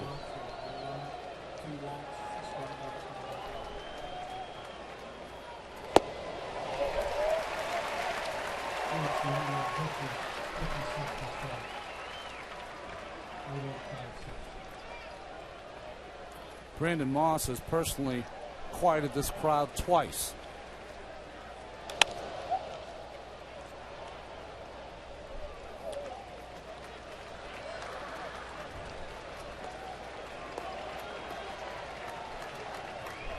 He's had 3 good at-bats today, and obviously the 2 homers, but he's also lined out the first.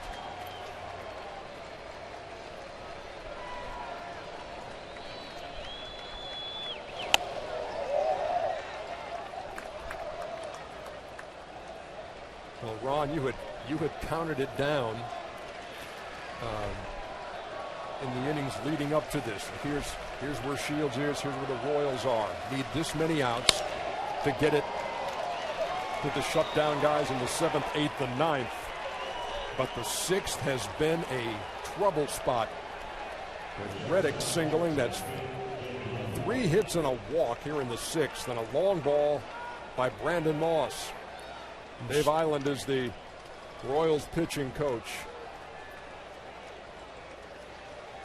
Jeff Samardzija, he's having a nice smile now, seeing that home run by Moss and what part he'll play for the Athletics, one of their 4 great starters. Along with Sonny Gray and Scott Kazmir. Shields almost beside himself. Ventura had only allowed 1 home run in his last 10 starts, and that came in the season finale against the White Sox. Marcus Semien took him deep. And then this by Brandon Moss. 2 home runs, 5 runs batted in here in the wild card game.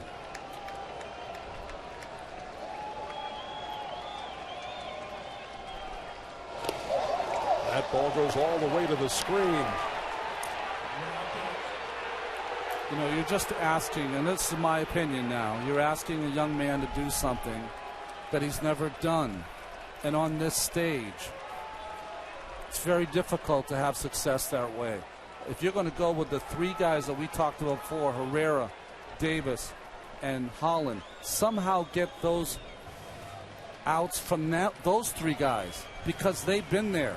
They're used to pitching with men on base. They're used to the big stage. Maybe not the postseason stage, but they're used to the big stage. 2 balls and a strike to Jed Lowry.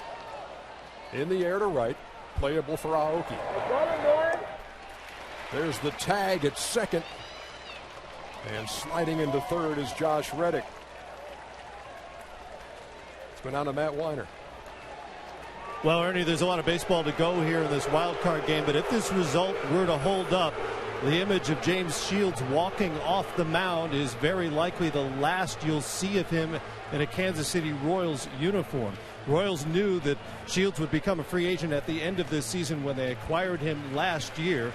Today, Dayton Moore, the general manager of the Kansas City Royals, was asked about the possibility of keeping him. He said, winning is attractive, yes, but, quote, we're not going to be big players in the free agent market.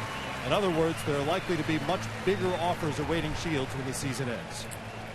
All right, thank you very much, Matt. Ventura has electric stuff, but Ned Yost has pulled the plug. We'll be back.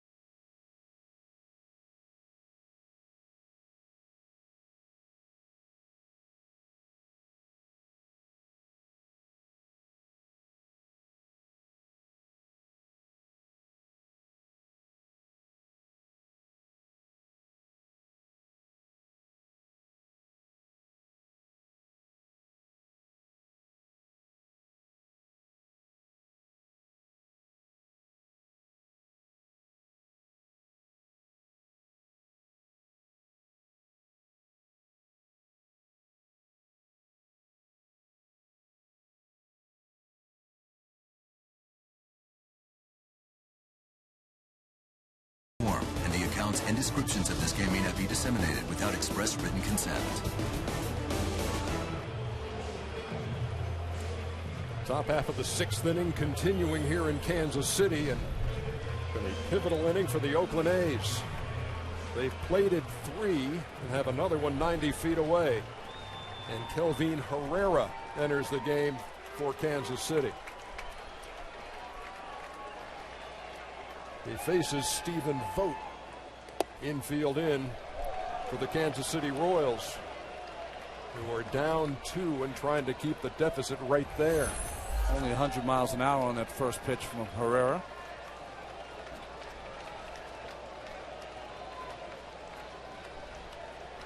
Vogt has walked and been called out on strikes.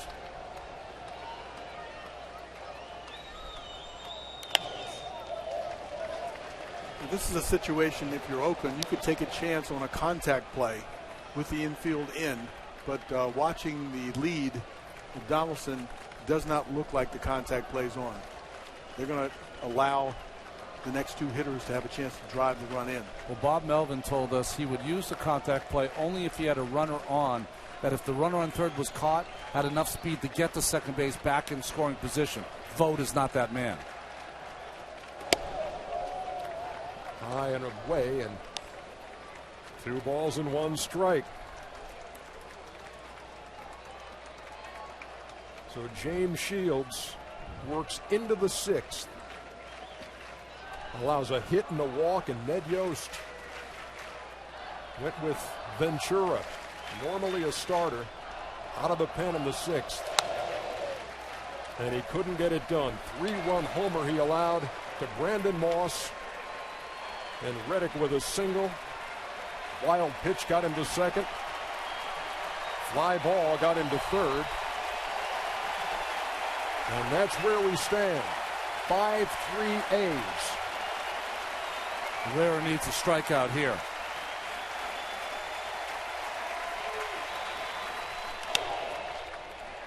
Popped up over there behind third, and it's going to drift out of play.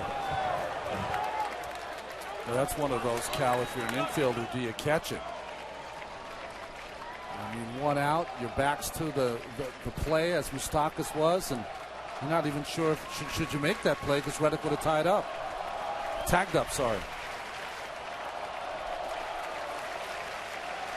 You tag up on all foul balls, period, and then watch the play pretty intently because you can fall into the stands, you can get caught up down the line, will be moving away from home plate. This gives you a chance to score a run. Good battle going on here between Vogt and Herrera as he fouls off that 99-mile-an-hour fastball.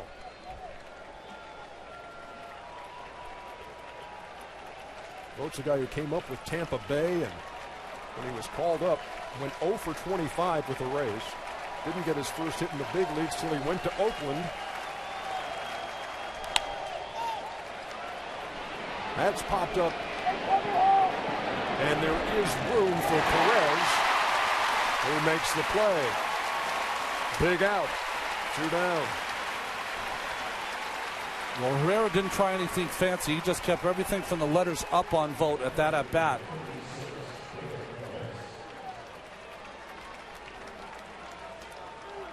It's a big out right there. They have to keep it within 2 runs right here. Been a long half inning here with Oakland batting, and John Lester staying loose in the A's dugout.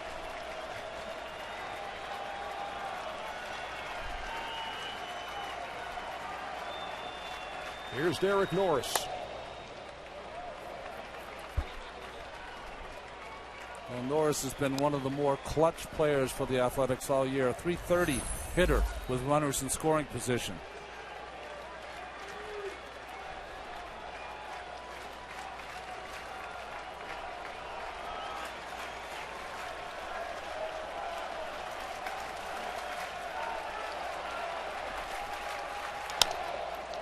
Grounded up the middle and through, and another run for the Oakland A's.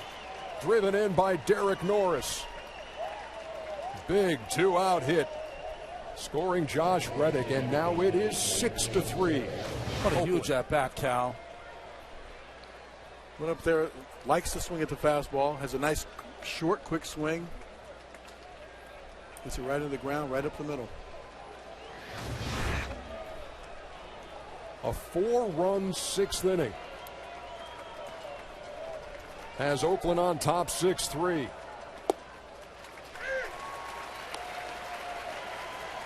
And I'll tell you this too, guys, we've given a lot of attention to how strong that Kansas City bullpen is down the stretch, 7, 8, 9.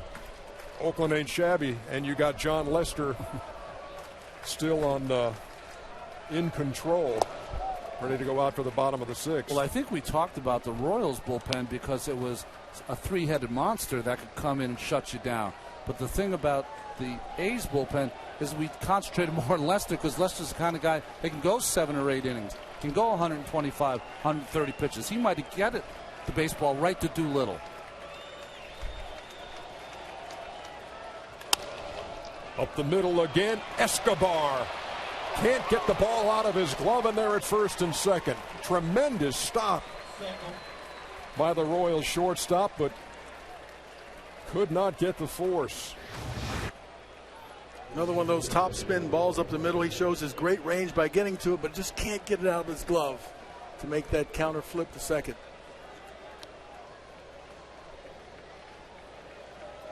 And he knew once the first time he couldn't get his hand on the baseball correctly, he knew he was not going to have a play.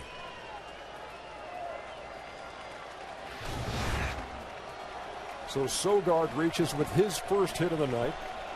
Norris is at second.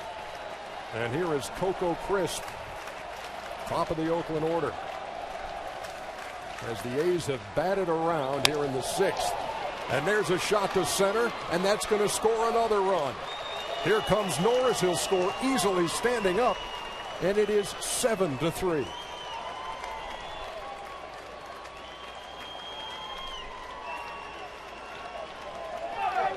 Oakland Athletics fans have been waiting 2 months to see this ball club. This is the ball club that they saw early in the year, the first half, when they would just bunch hit after hit after hit. They were considered one of the top offenses for the first half, which got them out there to their best record. They just keep coming at you, and they can hit the fastball.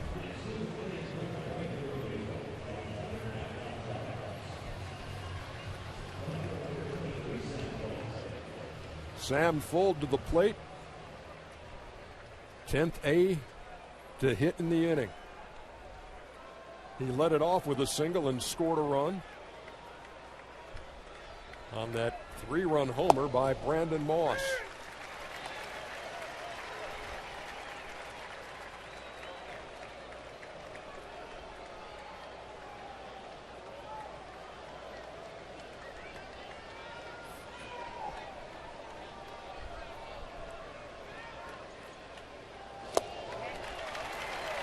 Two to the A's left fielder. Just a 90-mile-an-hour changeup there from Kelvin Herrera.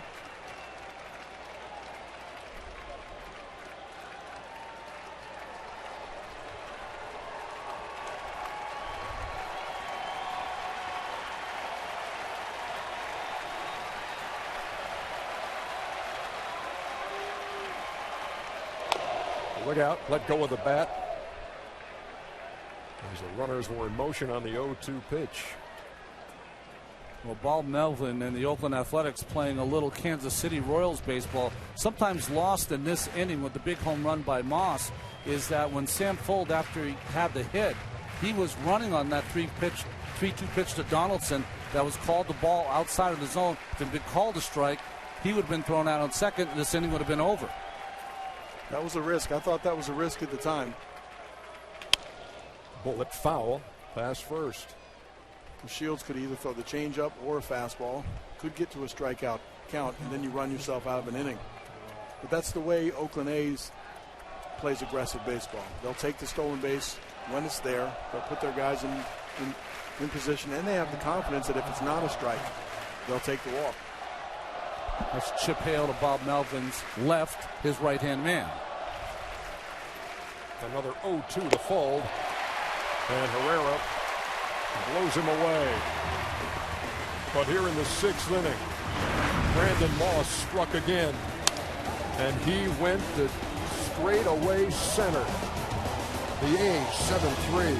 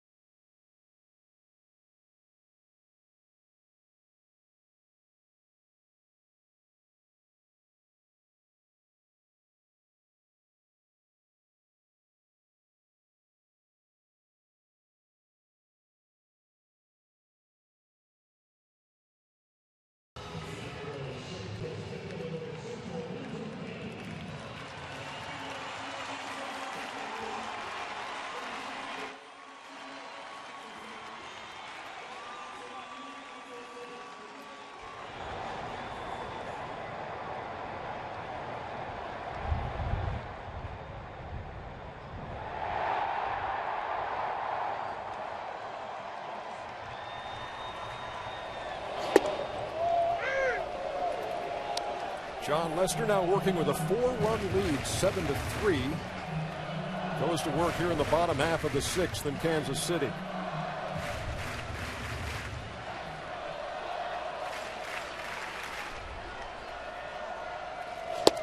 Lorenzo Cain falls behind 0-2. In case you're wondering, in his career when he's given a 3-run lead, 3 runs or more, John Lester 85-1.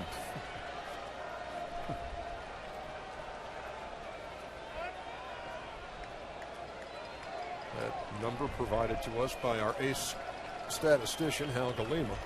The best in the business. You know what the 7 runs does is you can't really slug your way back in. They don't have the home run power. They still have to somehow manufacture runs, but they can't take a bunch of chances either now. They got to pick away, though, if they can. A run here, a run there, maybe get to the bullpen, but it's going to be tough off Lester.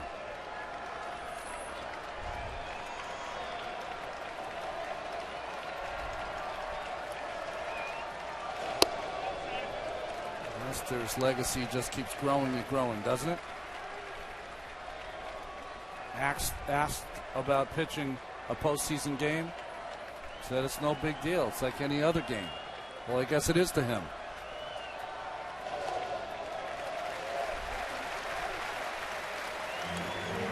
I was reading what he had to say going into this game, and it speaks volumes to the focus that you need in postseason baseball, because he wasn't looking big picture. If I can get through this part, he says, I want to win this pitch.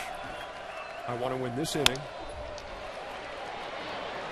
And he won that at bat with Kane on the grounder to short. 1 down. It was pitch to pitch, hitter to hitter, inning to inning. It is golf's most exclusive event, the 2014 PGA Grand Slam of Golf. It all starts Tuesday, October 14th at 4 o'clock Eastern and Pacific on TNT. Ron Darling, who shot a 74 the other day. But they can only have 4 there. It's the major champions. Well, that's a 9-hole record, isn't it, Ernie? Boom. Here's Eric Hosmer.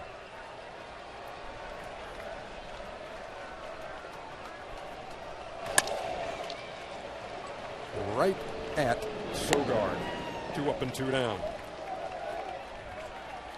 Has John Lester settled in or what? When you think back to last year's postseason, he was 4-1 in 5 starts, ERA of $1.50, and won 2 games in the World Series. They are as tenacious, as tough as they come, and a guy who lives for a stage like this. And even though Kansas City got to him early, his teammates picked him up with that huge 6th inning, and now he is settled into a groove. Discovering his curveball has been a good thing for him. Mixes his pitches, also mixes in the cutter and also the 4-seam fastball. There's another example of it right there. Occasionally when John Lester gets into this groove, it's almost like he's a pitcher who has the ball on a string. I mean, that's what it makes it look like. Billy Butler waiting on an 0-2. Here's the 4-seamer away.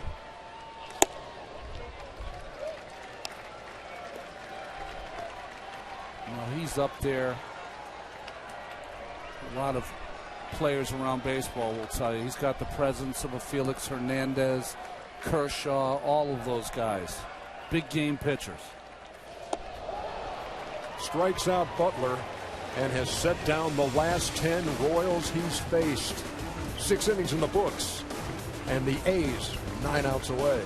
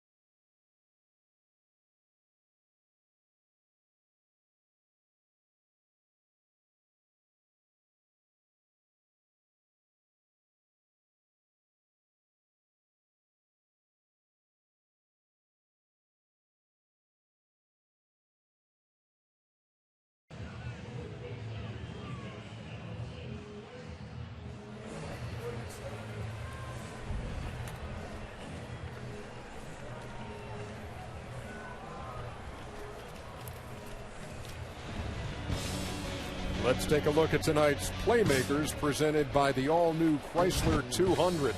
No question. Brandon Moss hit a couple of balls about 1.5 miles. 2 home runs, 5 runs batted in on the night. He will come to the plate second in this inning, and Josh Donaldson takes a strike from Kelvin Herrera.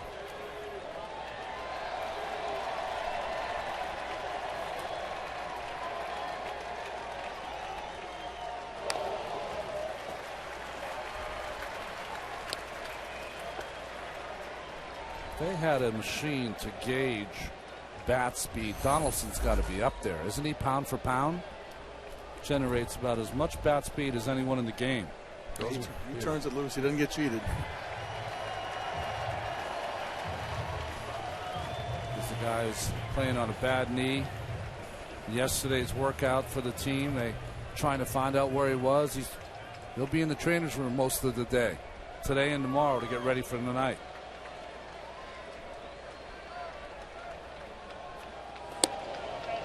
Misses with the 0-2.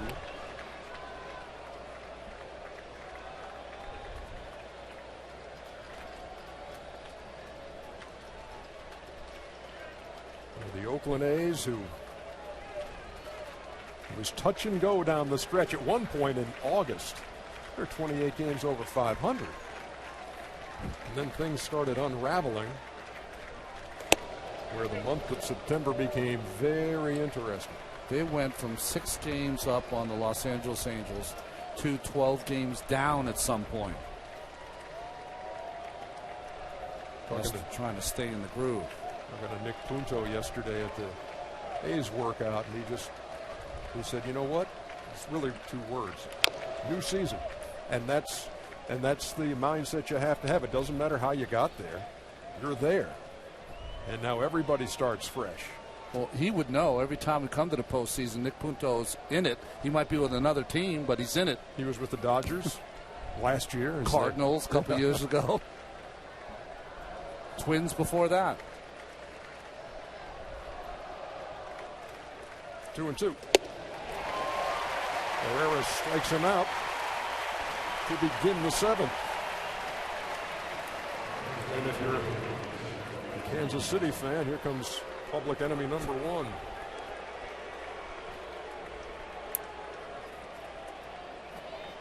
We had talked about Brandon Moss before and after the trade of Yoenis Cespedes.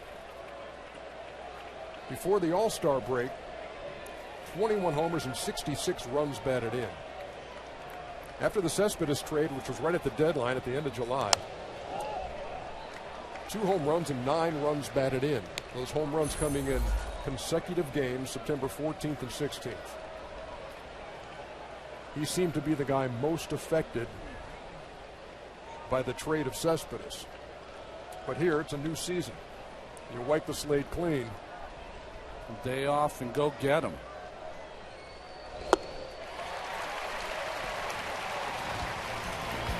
He changes the whole equation for the Oakland Athletics if he's hitting the way he did in the first half.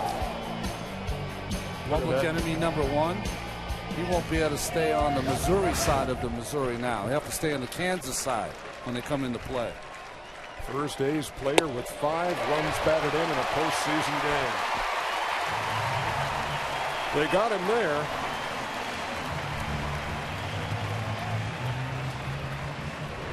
But he did his damage earlier, that's for sure. 2 outs here in the 7th. You know what makes you feel old too, guys? Brandon Moss. Used to watch Brandon Moss play Little League ball in Loganville, Georgia. When my son's team would play his son's team, and luckily he never hit a ball that hard off my kid. Well, he said almost 900 feet of home runs in this game. Josh Reddick and Brandon Moss, another contingent on this Oakland team from Boston, both signed by the same scout, Rob English.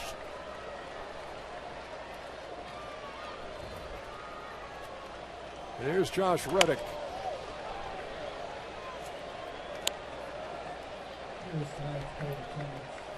Reddick, Moss, Lowry, Lester, on and on for the Athletics Red Sox connection. Coco, of course.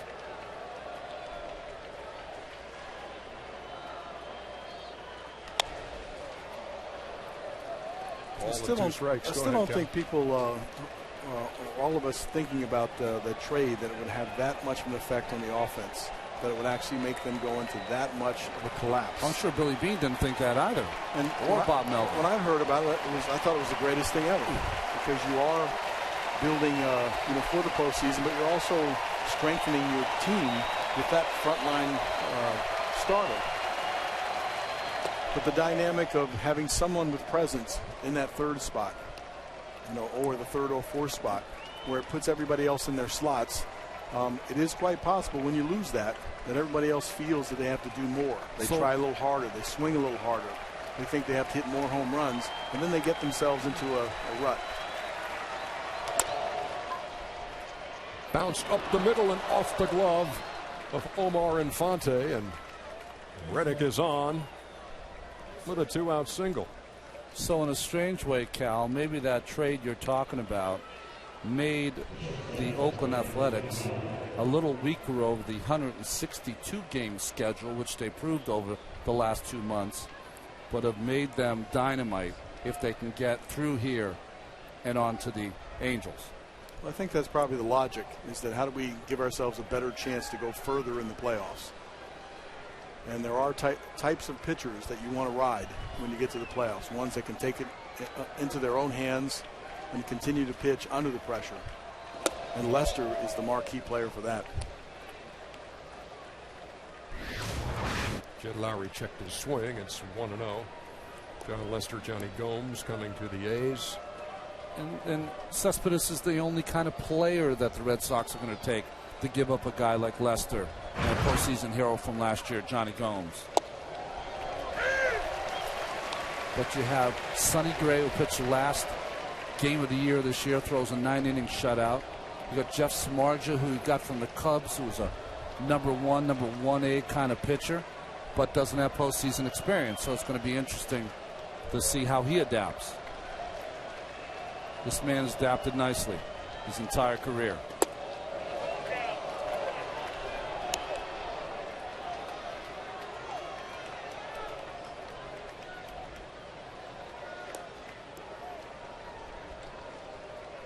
Herrera came on in the 6th in relief of Yordano Ventura, who had come on in relief of James Shields.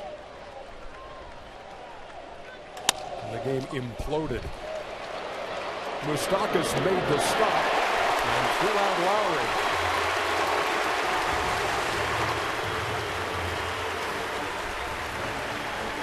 Well, they set a record for the noise made at Arrowhead last night. It's going to take a real uprising here at the K tonight.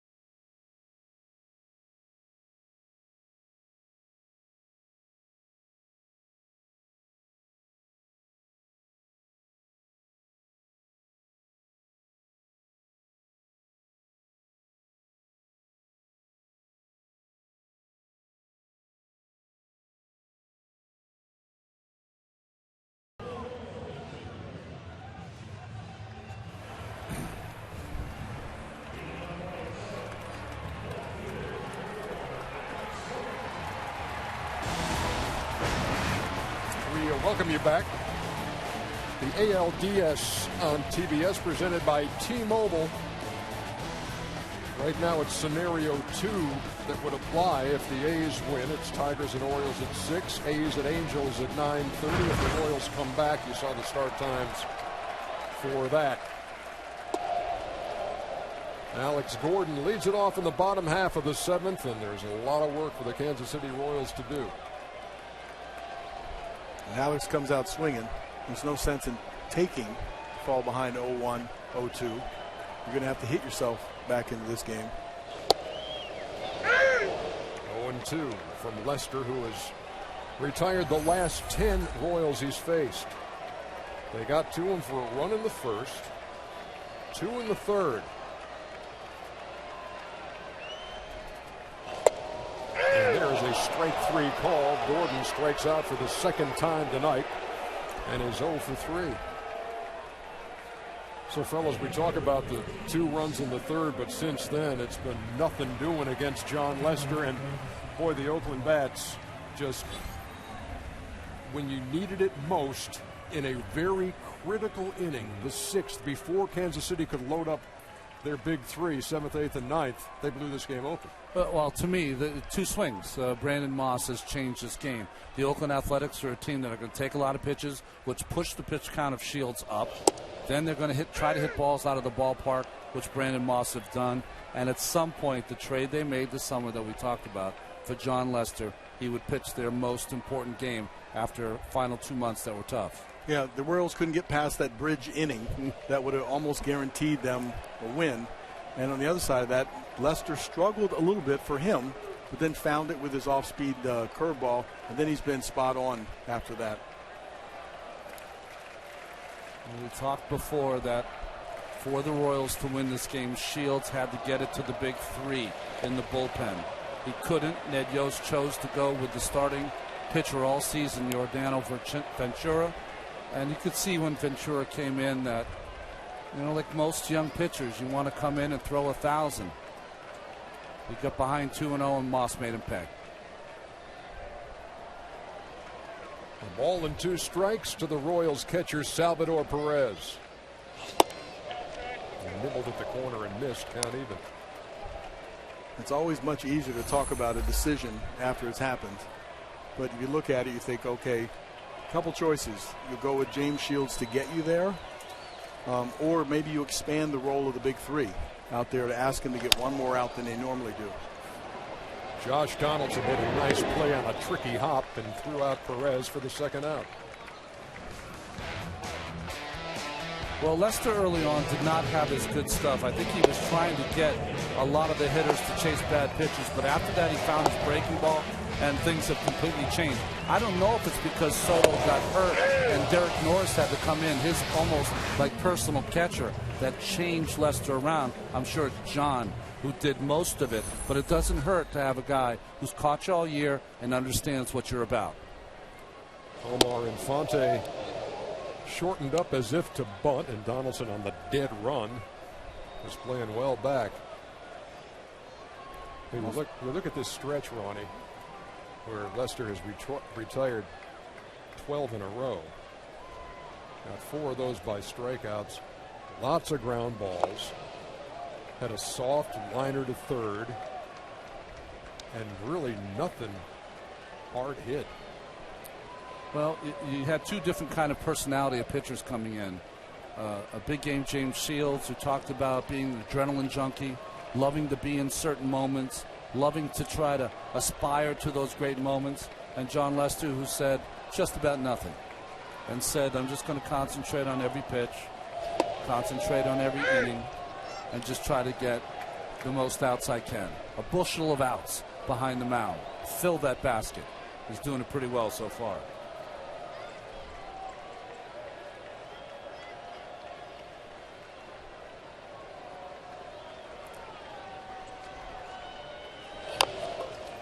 Infante bunts back toward the mound, and Lester, the throw may have hit Infante, or maybe it was just a problem with Vogt trying to catch that. And we'll see if he was in the lane. Or if he was running on the infield grass, we'll get a good look. Usually when a hitter bunts here, Cal, he'll be on the grass for the most part. But you see Infante at the very end seems to get as close as you can to that runner's lane. Yeah, he's all right for sure on that. I mean, when you do lead an angle from the right-hander's batter's box, you do have to get in that lane, and in that lane is on the line. And so he was directly coming to first base. He was well within. You'll see a lot of runners intentionally go into the grass and get in the way. But clearly, he made the right attempt at a base runner, and he was just on the line, which he's entitled to. It's a hit for Infante here in the 7th with 2 out.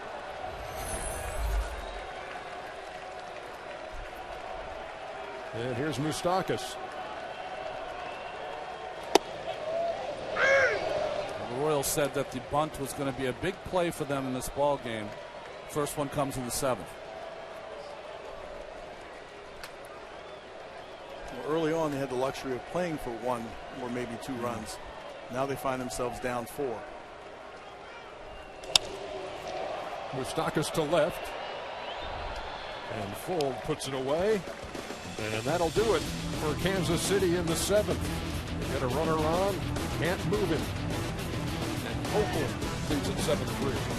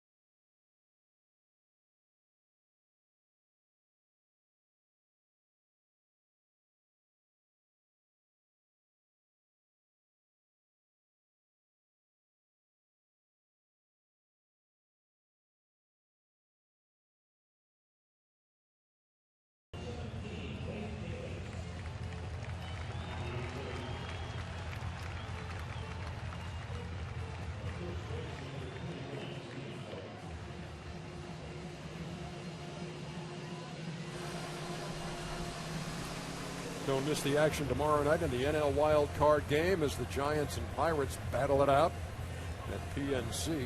Tune into ESPN, 8:07 p.m. Eastern Time. And I am certain that the atmosphere in Pittsburgh will be just like it was a year ago when they ended the long drought. Great place to watch a ball game, and in that setting, it was just tremendous. It was exciting. It was exciting here early on. The crowd is totally taken out of the game. Wade Davis on the pitch and coaxes that lazy fly ball out of Stephen Vogt for the first out. These are not the circumstances that Ned Yost wanted to see Elvin Herrera and Wade Davis working under.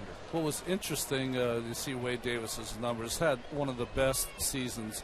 George Brett told Matt Weiner earlier, and Nathan and guys had in the history of the game. Just crazy numbers, 5-1 on strikeouts to walks.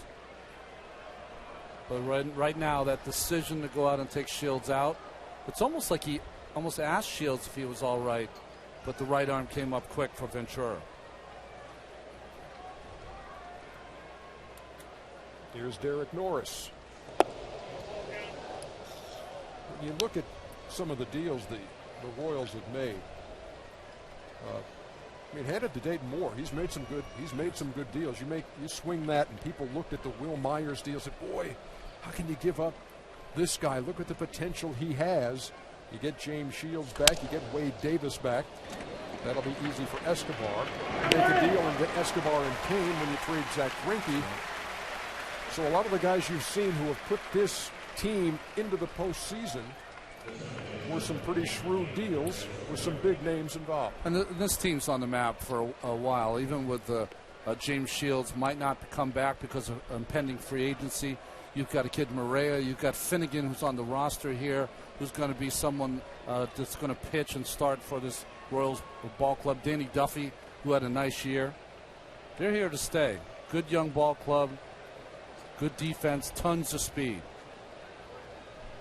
Yeah, you build from within, and they've done it the right way. And if they all come together, then you have something to build around. And so when you lose a piece now and then, you can replace that piece. No balls and a strike to Eric Sogard, the Oakland second baseman.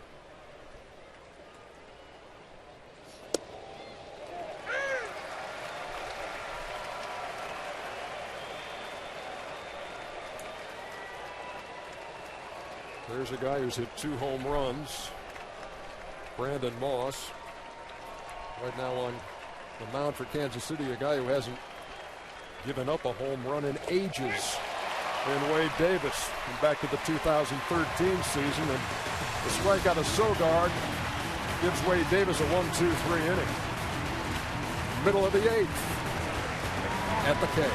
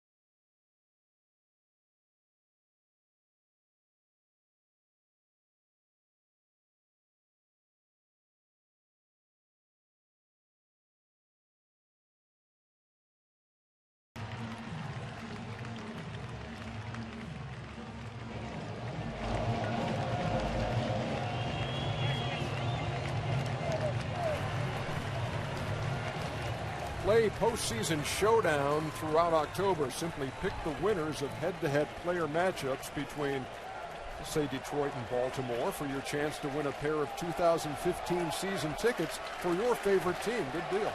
Go to MLB.com/showdown to play right now. Bottom half of the 8th inning. Top of the Kansas City order. And a tough task in front of them. They're down 7-3 to John Lester.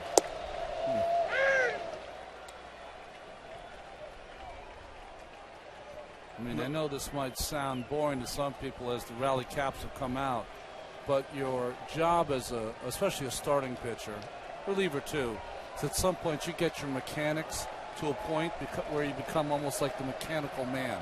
And that's where John Lester is when he's got it going.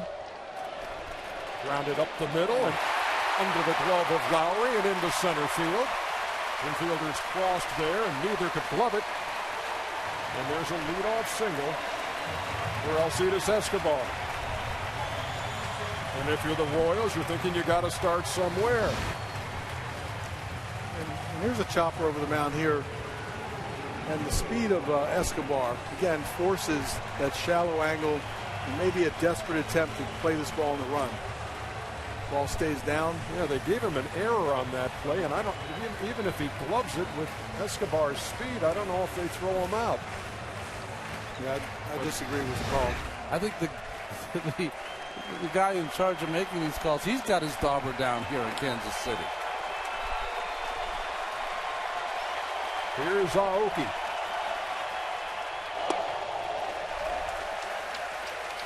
You know, as I watch Lester, you can't help but remind me of Andy Pettitte.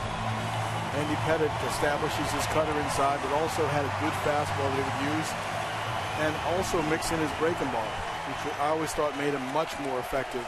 And that's the same kind of mentality on the mound also.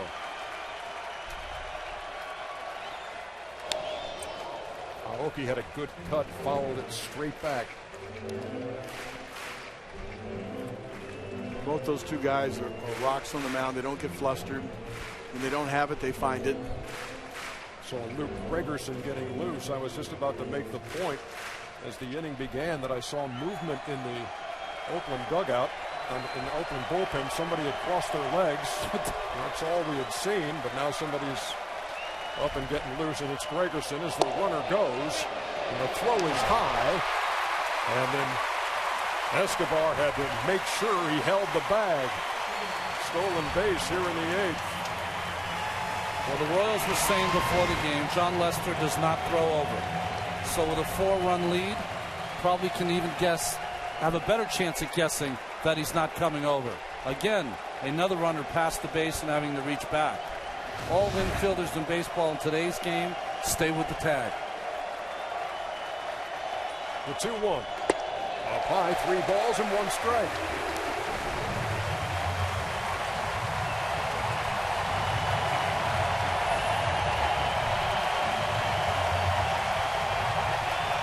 And the Royals' plan all along was to take him out of his tempo by creating havoc on the base pass. Even down 7-3. They're still employing that strategy. To second. Sogard, nice backhand, throws him out as Escobar moves on to third. But if you have a guy like Lester on the mound, Cal and Ernie, I think that your temperature doesn't go up. You don't even pay attention to Escobar. Got a 7-3 lead here. I'm just going to get hitters out. And he gets Aoki out there. I mean, no big deal. Escobar can dance as much as he wants. Now the game tied, whole different case. This is the first time the Royals have had a runner in scoring position since the 3rd inning. It was in the 3rd that Kansas City took a 3-2 lead in this game after falling behind 2-0. But a 5-run 6th has given Oakland the lead. That's down low to Lorenzo Cain.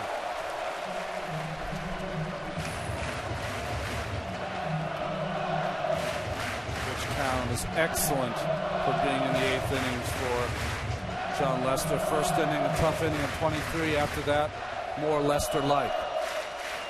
Lester has made 32 starts between Boston and Oakland. And there's a base hit up the middle that'll score a run. And it's 7-4.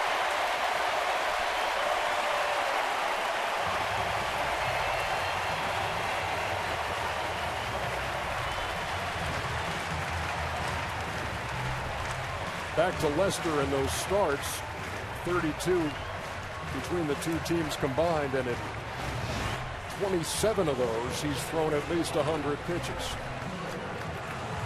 So right here, just a simple fastball away. He stays true up the big part of the field. Proved he could hit that cutter down the third baseline earlier in the game.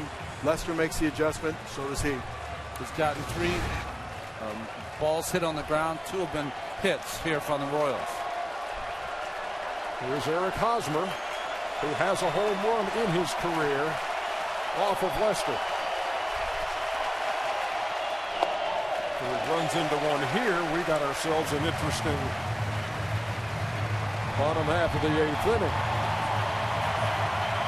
Escobar, who stole the base, was 11 for 11 from the 7th inning on. Kane the same, 16 of 18 from the 7th inning on, stealing a base.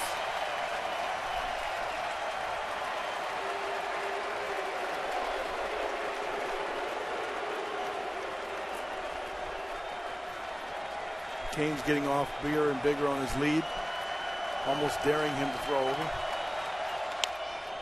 Grounded foul past first. Ball and a strike.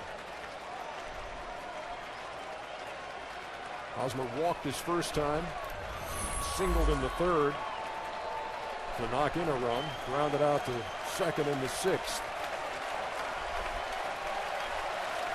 He was thrown out at the plate in a wasted scoring opportunity in the first inning by the Royals. Runner going, grounded to first, and off the glove, and they call it a foul ball. Jerry Davis, standing right on the line, made the call on a ball that went off the glove of Stephen Vogt at first, and Ned Yost will come out. Remember, it's where the ball is. Does it go over the bag, inside the bag? Jerry Davis has 31 years. This is his 123rd game in the postseason. The problem you have, it looks like it could have been fair, but Stephen Vogt does not move on first base. So when he got off that bag, he gets off only inches away. So when he dove, almost half of his body was in foul territory. And that play is not reviewable, being in front of the base, correct? It's not reviewable, and it's the right call. I mean, almost the whole body of Vogt is in foul territory. Yes, he did his glove on it. To the fans, I'm sure it looks like a fair ball because he touched it. That's a deceiving angle, though, on the replay. I'd like to see one looking down the first baseline. Down low with the 1-2 pitch and the count even.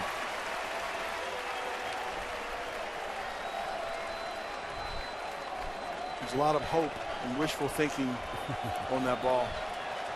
Well, when you're down like this against a good pitcher, you need a break.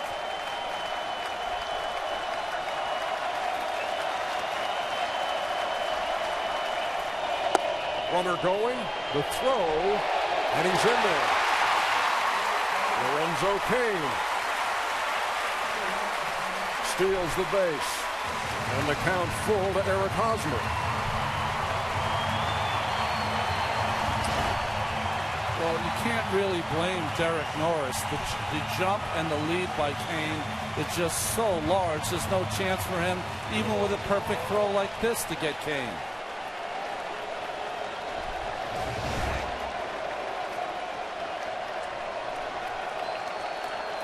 Have to watch Cain at second base now that they've closed the gap a little. They steal third base in bunches to the Kansas City Royals. Being on third with 1 out is a whole different at bat for Hosmer. Down 7-3 when the inning started. They have played aggressive ball here in the 8th. And Hosmer just does stay alive.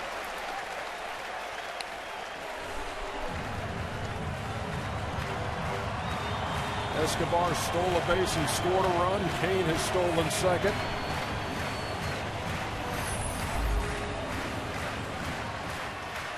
Those are 29 steals at third, which led the majors. This Royals team, part of their DNA has been their toughness and resiliency.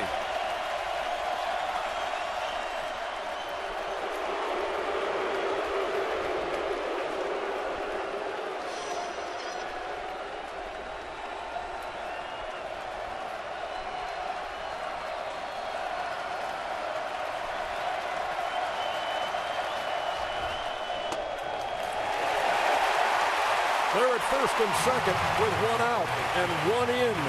And Billy Butler coming to the plate. And the big guy will represent the tying run. Doesn't look like John Lester will have a chance to pitch to it.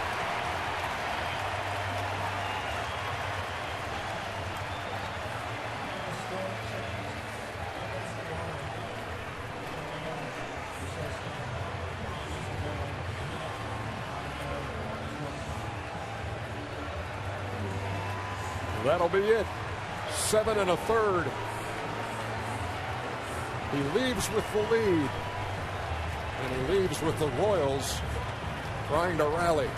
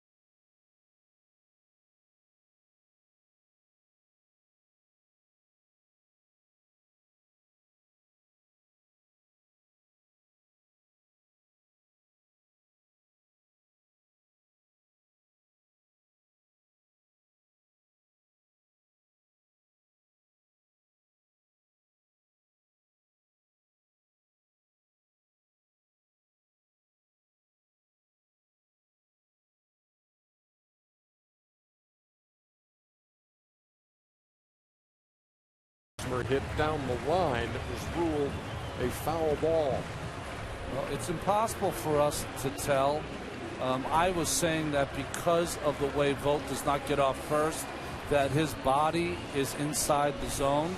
But remember, the first base umpire, it's usually the call of the home plate umpire before first. But it seemed like Jerry Davis made the call, and if he did, they stand right on the line. And they can see the ball as if they're to their left, in the middle of their body, or to their right.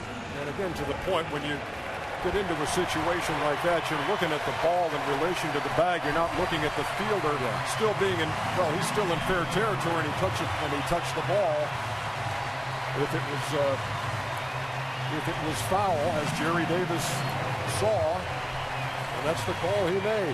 Another fine season for Luke Gregerson, their right-handed reliever. You'll see mostly cutters and sliders.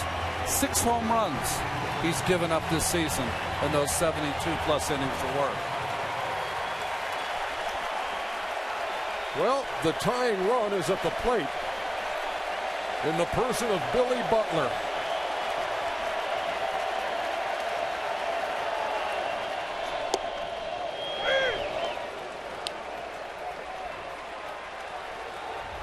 Predominantly a sinker baller, comes out with a slider on the first pitch. John Lester hoping the bullpen can bail him out of this jam. Into right center field. That's going to be down for a hit.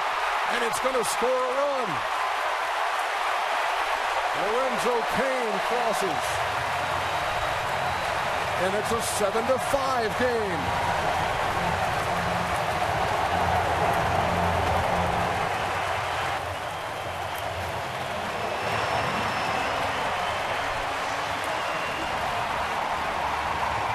Billy Butler's knocked in a couple of runs tonight. Well, nice hitting. Off Gregerson, you're going to see mostly cutters and sliders. If you're a right-handed hitter, how do you defeat that? Hit the ball to the right side. Beautiful hitting by Billy Butler. One of the fastest guys in baseball has been called on to pinch run. As Butler, after knocking in 2 runs, takes his seat, and there's Terrence Gore.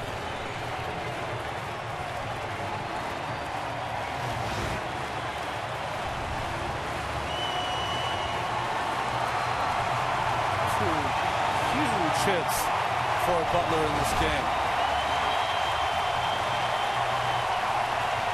Terrence Gore has stolen 5 bases in 5 tries, and he's scored 5 runs since his September call-up.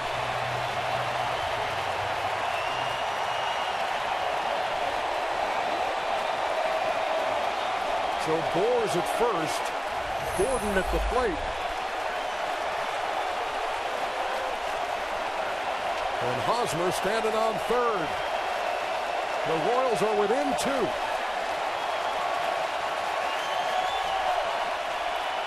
Gore on the move. The throw. Late. Second and third.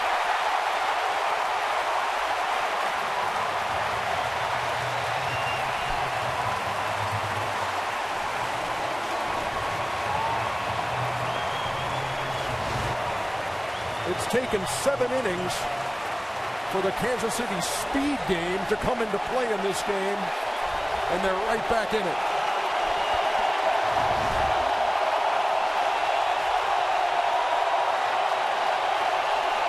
He didn't waste any time stealing that bag.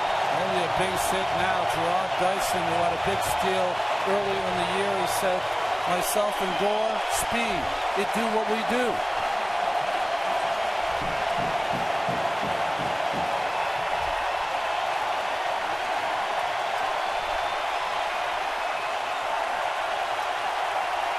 Gordon's the Royals' leader in RBIs, and there are 2 guys out there for him.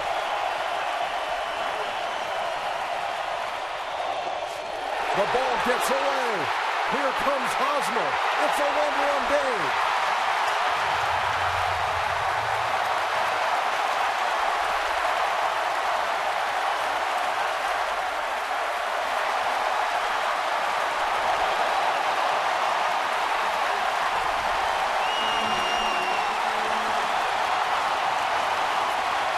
Impossible play for Derek Norris to make. That slider slurve of Gregerson bounces almost before the plate, just past it, and the 7th wild pitch by Gregerson this season. Now a fly ball will tie the game.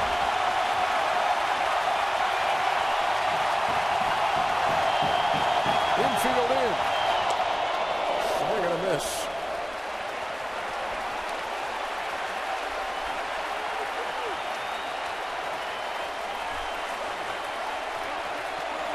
I think when you have Gore on third base, you've got Perez on deck, and he has struggled in the second half.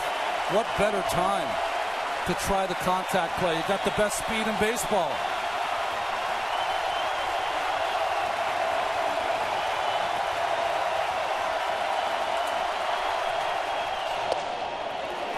Just missed outside.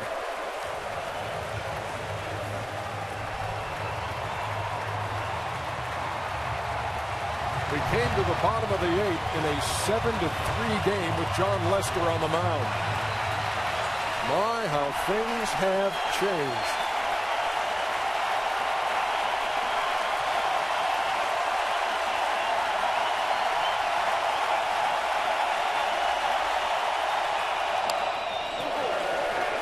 Now, Ronnie, the contact play is a risky play. because if you're officially going on contact, if a guy hits a line drive at any one of the positions, you run yourself out of the inning. Normally you do that when you're up, or maybe you take a chance when you're in a tie game. Very rarely do you do that, even with this kind of speed with a guy on third base. You have 2 shots to drive him in right now. You do, and they have been so great with less than 2 outs. Guy from third, they're second in baseball, or second American League behind Toronto, driving in the runner from third in less than 2 outs. But we're talking about a track and field man. This is the Oakland Athletics. We're talking about Herb Washington almost at third base. I'm not saying it's not a read play that he reads off of it, but the full-blown contact play has him moving in the direction on the swing almost. And the risk is that you could get doubled off and you don't have that other chance to drive in a run.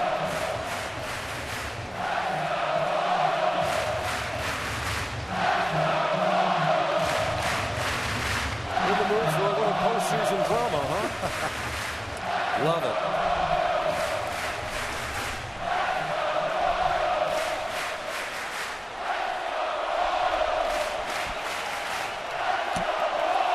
If he reads a high chopper or full swing bunt, that's the kind of play that he can go on. He's got to make the ball get through the infield. Downstairs, ball 4, first and third. Well, you never intentionally want to put the winning run on, but he was not given into Gordon in that situation. He's got a runner, he's got a hitter up Perez, who's a guy that can hit the ball in the ballpark, had a tremendous first half as he was an all-star, but also a guy who could get into a double play. And so you see Lowry and Sogard at double play depth.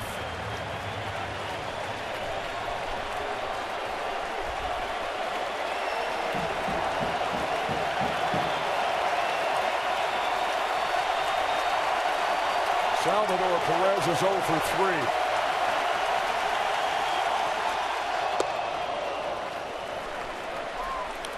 Now, if you're the middle infielders, you're thinking, okay, let's turn any ground ball into a double play.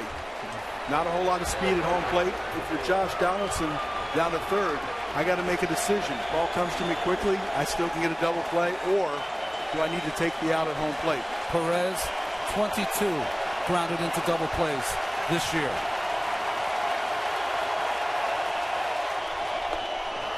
And he's behind, no balls and 2 strikes. Dan Otero, Sean Doolittle loosening in the Oakland bullpen. This is a situation. I know the game has changed and the strikeout doesn't matter as much as an out, but it does here. You need to put the ball in play. Give yourself a chance to score this run.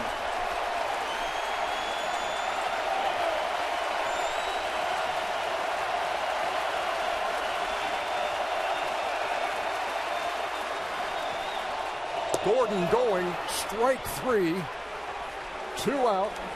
Gordon steals second, standing up. But a chance with a fly ball of any depth there would have scored. Terrence Gore. Well, I think Cal described it right. I don't think Salvador Perez cut down in his swing at all. He had one swing. He wanted to try to hit the ball in the gap or out of the ballpark, and Gregerson was not going to give him anything to hit.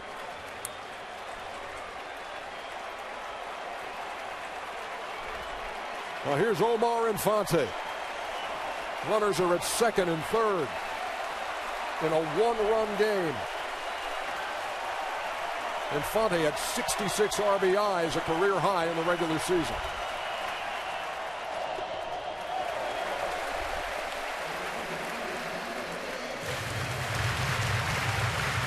Four stolen bases by the Royals this inning to get back into it. Of the 3 outfielders, Sam Fold in left, Josh Reddick in right, tremendous arms. Coco Crisp, accurate, but doesn't have the same arm as those 2 outfielders.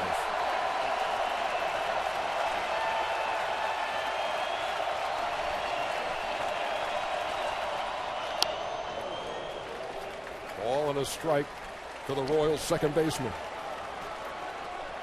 Josh Reddick on the right, considered to maybe have one of the best arms in baseball. Coco's been around forever, an accurate arm. And Sam Fuld, known, although with his 2 hits tonight, known mostly for his defensive prowess. And Josh can sneak in a little bit closer, being on the offside in right field, almost to anticipate. If he gets a base hit, he'll have a shot at throwing out the runner home plate.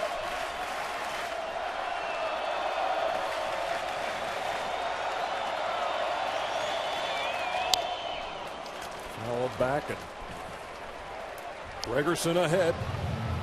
Ball and 2 strikes. There's some pitchers that set up their pitches, move the ball in and up and down.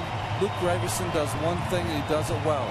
He throws you that pitch that looks like a fastball, and it cuts or slides on the outside parts of the right-handers. Yeah, based on the swing so far, you have to get another breaking ball here. And you have to hit the ball to up the middle or to the right side off Gregerson. Well, that should be your approach. Omar hit the ball at the end of the bat and was fooled. So he needs to make the adjustment to protect against the breaking ball. Struck him out. Infante goes down swinging. Back-to-back strikeouts for Gregerson. The Royals score 3, but leave the tying run 90 feet away.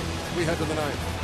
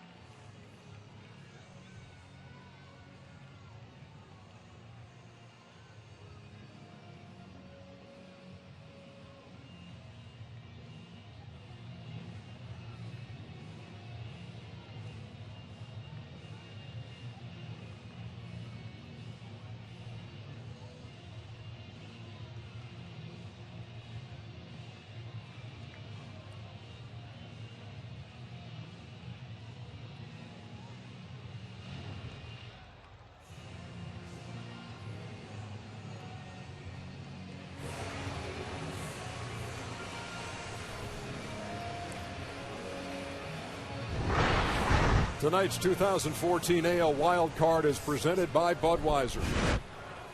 Well, the 8th inning changed a lot in this game.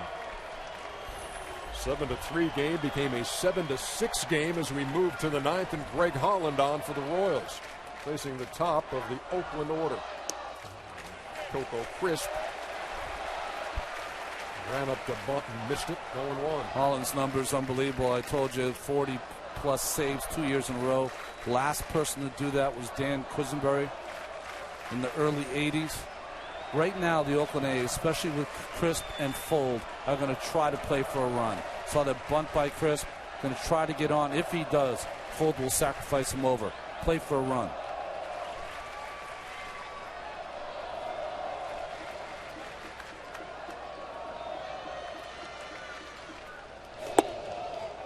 Crisp singled and scored in the first. Also singled in the sixth. Knocked in a run as the A's scored 5 runs and erased a 3-2 deficit. Holland has that unusual style. When he gets in the stretch, he'll kind of take the ball out of the glove and show you, almost like a magician. See what I got in my hand, and then it disappears. Nothing up my sleeve. Presto.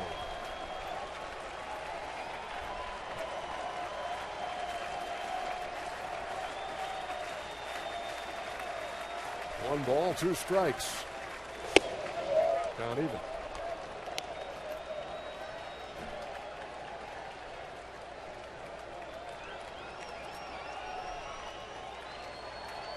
Ned Yost's team, when they score 4 more runs this season, 69-14. This should be one of the games they're skating on. Not so far. Crisp goes down swinging to start the 9th.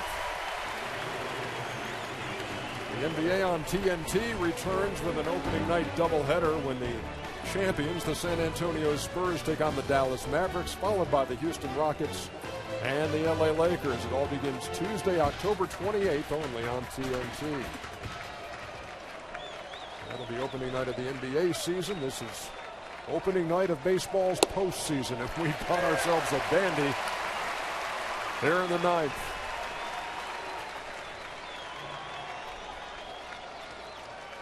Sandfold has a couple of hits, has scored a run.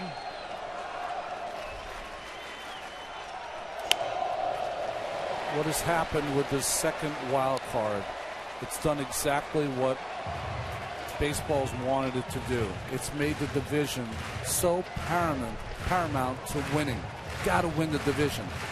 The only problem you have for these wild card games, these game 7s, is that whoever loses this game, it almost feels like you weren't in the postseason. You didn't get a chance to play in the series. You played in the game. I can see that, but I can also see the last month of the season as your playoffs. Right. And that's created a lot of excitement, a lot of opportunity. You've almost extended your playoff baseball to include September. Almost had 2 game 163s. Didn't happen, but almost. The home team, as Full pulls that one way foul. The home team in the wild card game in the American League has never won. We were there a couple of years ago when Texas lost at home to Baltimore. Last year, Cleveland lost at home, shut out by Tampa Bay. And tonight, Kansas City trailing Oakland here at Kauffman. Another one in the dirt. 2 balls and 2 strikes. Like the only home team to win a wild card game was the Pirates last year.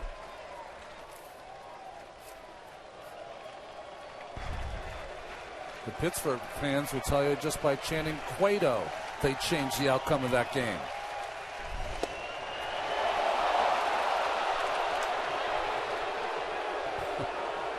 Disbelief.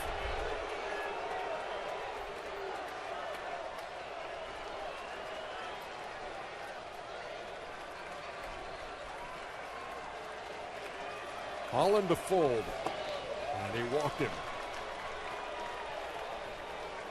Sandfold on for the 3rd time tonight.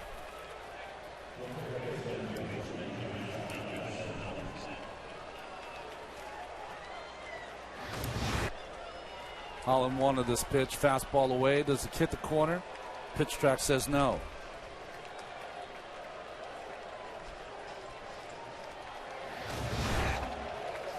Here's Josh Donaldson.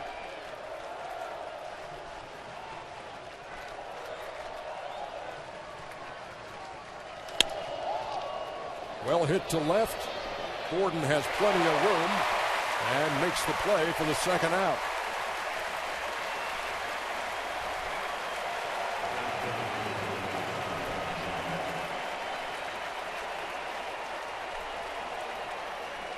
Well, here's the guy who's done most of the damage.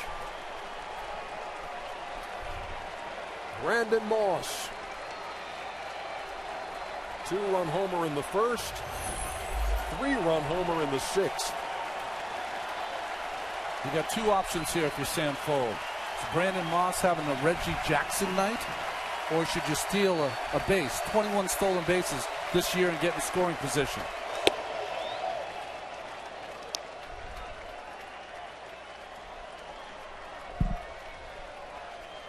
Well, Moss has been in scoring position in the batter's box tonight.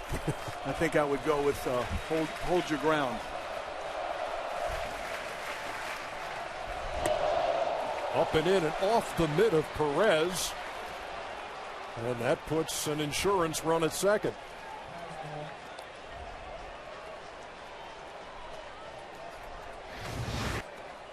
Perez charged with a pass ball. Well, I didn't think of option number 3 for Fuld. That was a pass ball or wild pitch. Holland had 9 of them this year, but that ball right out of the glove of Perez and gets Fuld into scoring position. And that might effectively take the bat out of his hands right now. You can pitch careful with first base being open.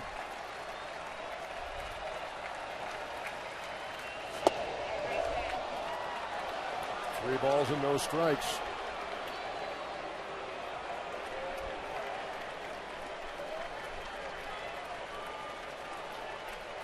And they will go ahead and put him on, so runners at first and second.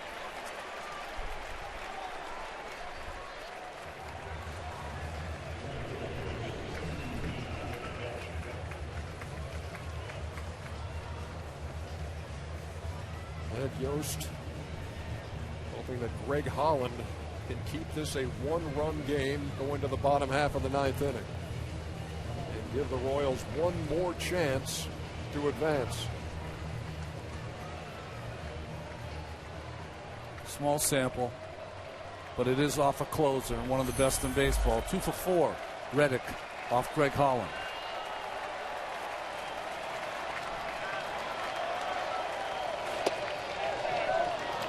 Missed with the first one, 1-0.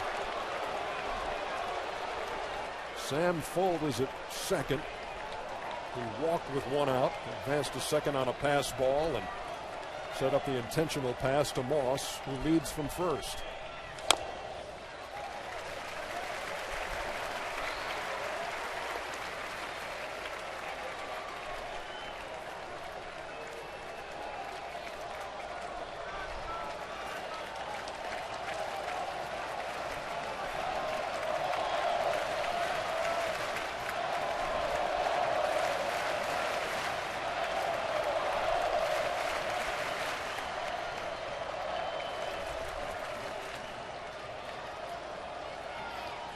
This one game is kind of like a snapshot of the last few weeks in the American League.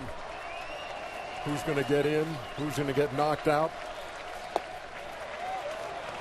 It seems like so many are deserving, but not everyone can go. And especially for Oakland, who looked like a lock for the postseason and then had to scratch and claw their way into this game. And it looked that way in this game as well. Ball's in the dirt. Perez made the stop. Had Lester on the mound with a 7-3 lead in the 8th inning.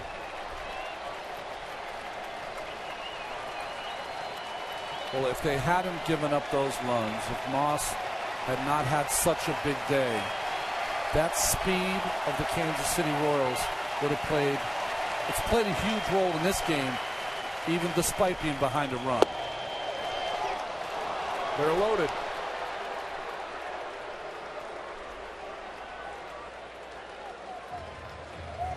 Dave Island, the pitching coach, going to come out to calm down Holland. Not used to pitching in these situations at home.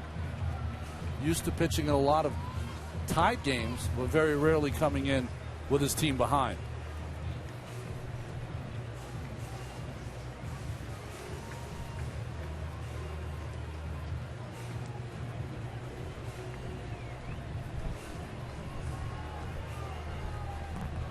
Jed Lowry is 0 for 4, but he stands in here in the 9th with the bases loaded and 2 out.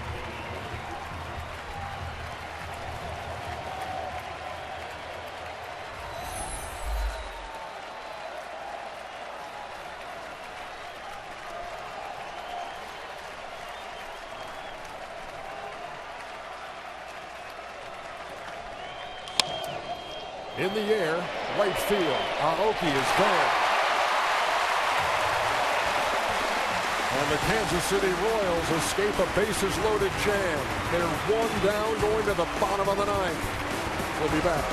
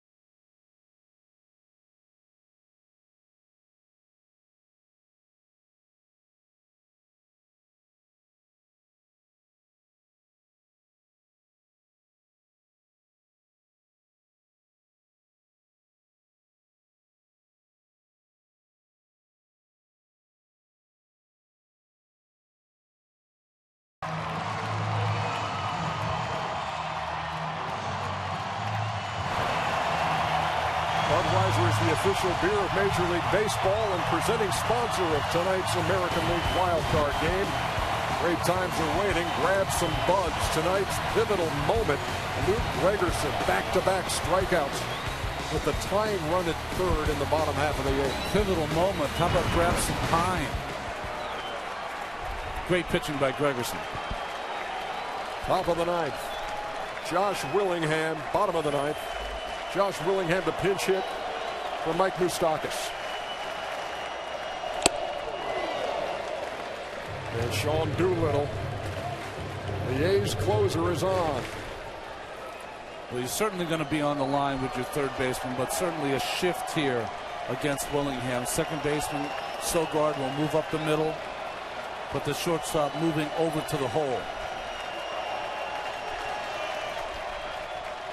Well, this just seems like a normal shading besides a pure shift.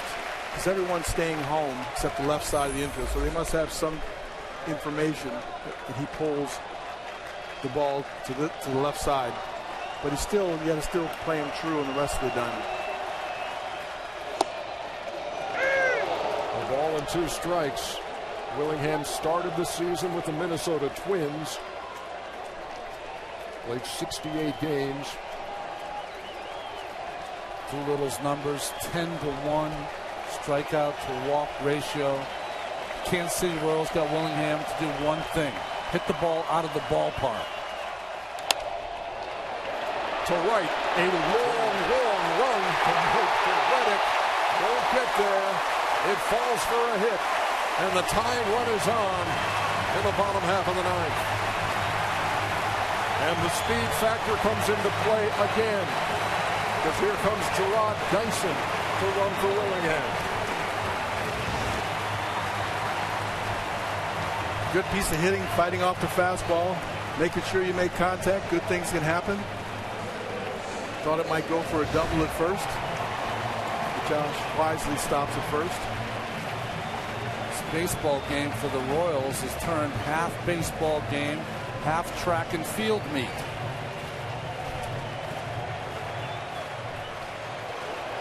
And we're about to watch the 90-foot dash. Doolittle throws over. As opposed to Lester, Doolittle will throw over. Dyson 9 for 10 off left-handed pitchers stealing this season.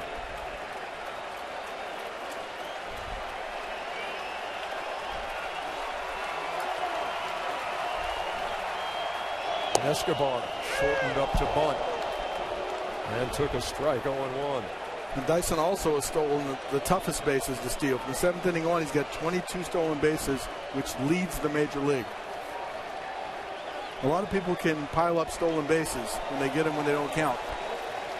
Dyson gets them when they count. 36 bags this year.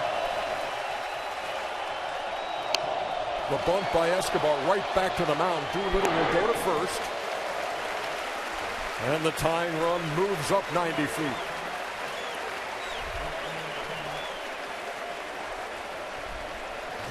A base hit and 2 sacrifices on the card for Escobar as he gets the job done. Not easy to bunt Doolittle at 94 plus. Even though it's bunt back to the pitcher, you don't have a play because Dyson has too much speed. Yeah, you have much more margin for error with the speed on first. So it doesn't have to be a perfect bunt. Just get it on the ground. Dyson's got 3 straight years of at least 30 stolen bases. First Royal to do that since Carlos Beltran. And here's Aoki. 10 steals the third by Dyson this year. Very difficult to do, though, with a left-handed hitter up, or more difficult to do. Why? The catcher's got a free run. No one blocking his vision to make that throw to Donaldson. Kansas City fans having flashbacks and nightmares of a night when Joe Nathan picked Dyson off a second in a game down the stretch.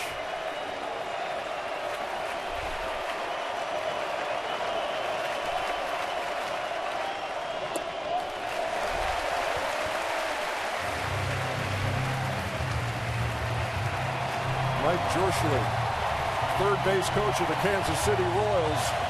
This is his first year in the big leagues. And he's in a playoff game coaching third. He played 999 games in the minors and managed more than 2,000. And now he's in the bigs, and you talk about a big moment here in Kansas City. We had 162 games to practice. I'm sure with Dyson on second and a base hit, he's usually waving that left arm.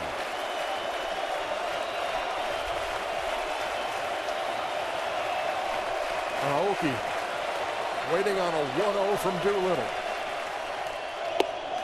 Upstairs, 2 balls and no strikes. We talked about disrupting the tempo of Lester. Right now, the closer likes to pick his leg up, especially a power arm, to throw that ball. He's varying his motion to home plate, which does affect your release point and your tempo.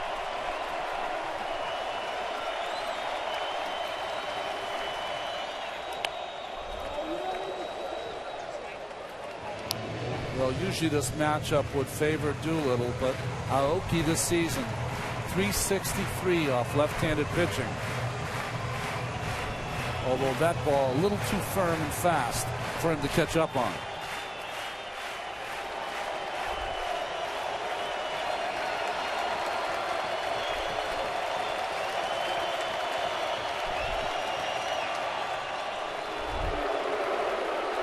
Only issue you have here is that Sogard, the second baseman, has to keep the runner Dyson so close that there is a huge hole between Vogt and Sogard, between first and second.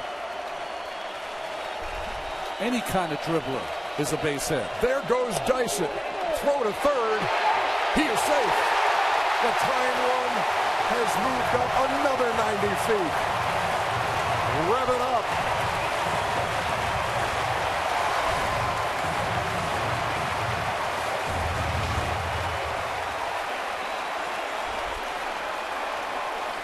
Gets a good jump. Picks the right pitch. They just did the inside move. You could see the signal that Dyson could also see from second base. He was pretty confident it wasn't coming in his inside move. He was moving so fast he could start his slide about 20 feet from the bag.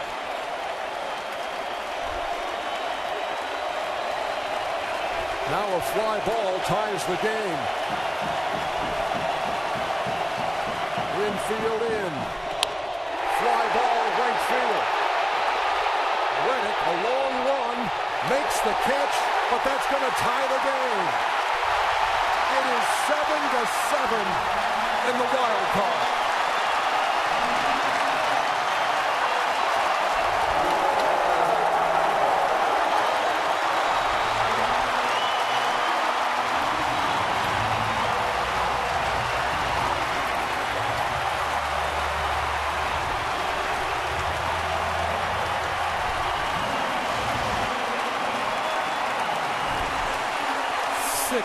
Stolen bases tonight.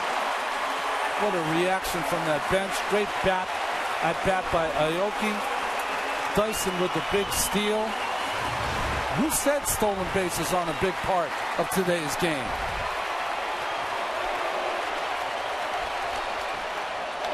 Lorenzo Cain with a bullet to short, gloved by Lowry.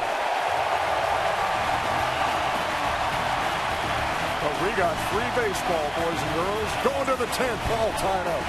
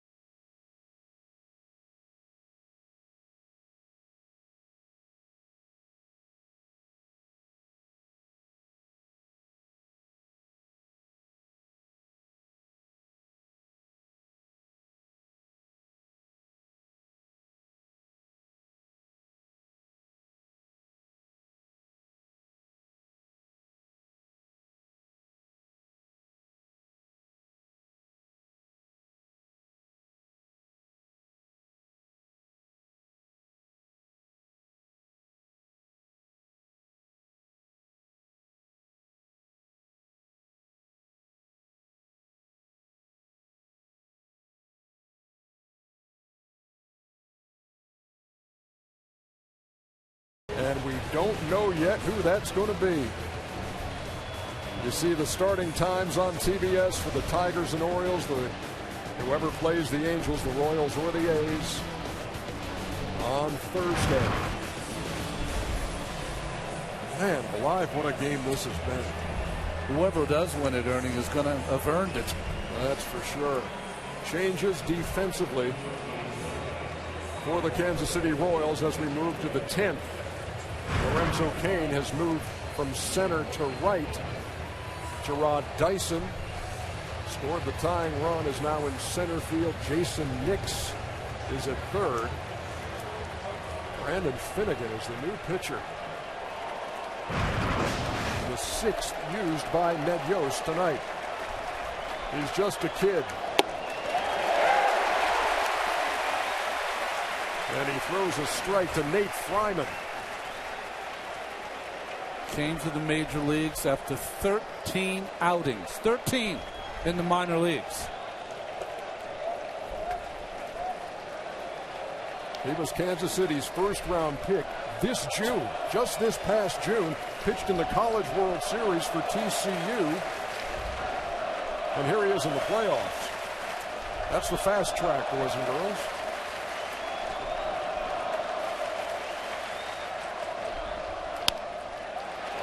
Popped up behind second. Who wants it? Dyson. One down.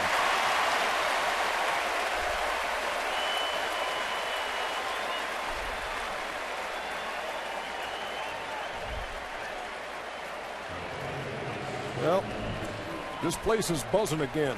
It got a little bit quiet around the 7th inning stretch. But an 8th inning rally got them interested again, and then tying the game in the 9th has everybody on their feet.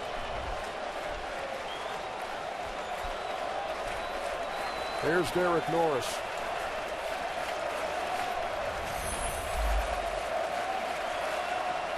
Finnegan had 10 strikeouts and 1 walk in his 7 innings of work. Hit sharply, but look at Infante. Nice play.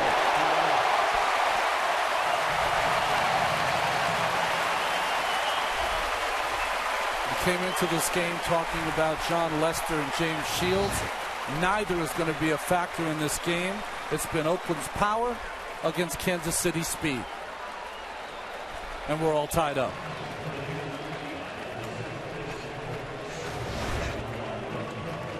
Also, I think it's ironic they started Giovanni Soto to control the running game. He gets hurt. Derek Norris comes in, and then the running is rampant here in the last couple innings. The reason they won the wild card, no one can control their running game. Nick Punto pinch hitting here in the 10th and takes a strike from Finnegan.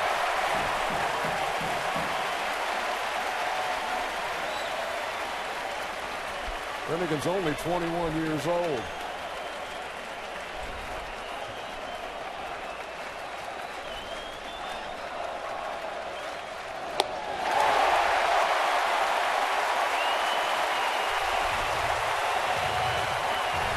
What did Ned said? Finnegan's not scared. He doesn't appear to be scared right now. It doesn't seem like he can get enough air in, but it doesn't really matter because he's still throwing strikes. He'd spit right now if he could.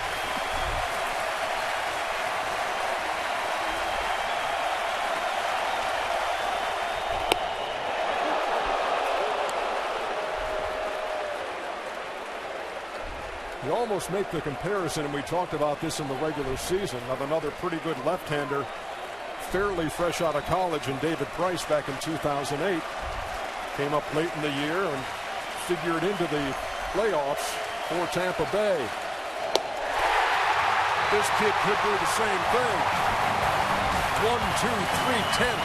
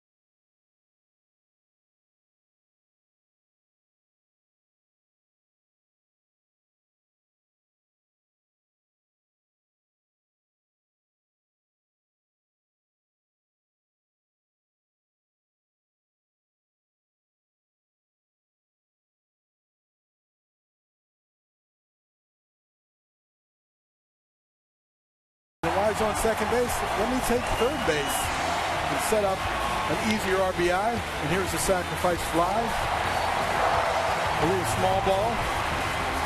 Kansas City's used to playing that. That's their style of play. With great execution. Just an amazing at bat by Aoki. I mean, just to do it against Doolittle, one of the toughest relievers in the game. Hit that ball to the warning track. He was a star in Japan.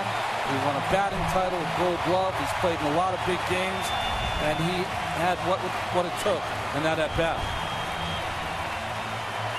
Nate Fryman at first, Nick Punto at second. The defensive changes for the A's as we move to the bottom half of the 10th. Here's Eric Hosmer against Sean Doolittle.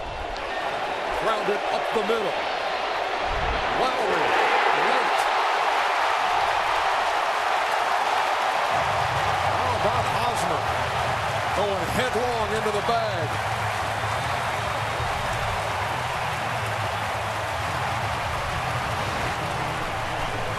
Another one of those choppers right up the middle. Hosmer smells it going in. And it used to be a head-first slide would maybe steal a call, but there's no such thing as stealing a call. He just wanted to get there.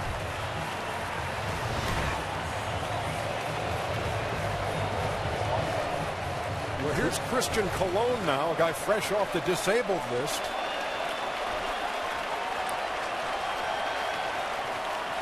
And he will square and lay it down. Sacrifice accomplished. Small ball continues. Winning run at second.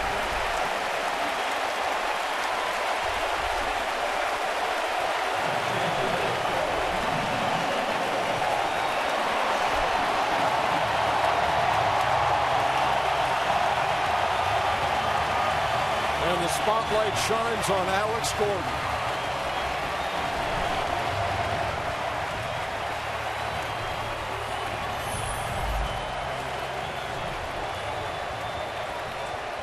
The second overall pick in the June draft in 2006, the College Player of the Year at Nebraska.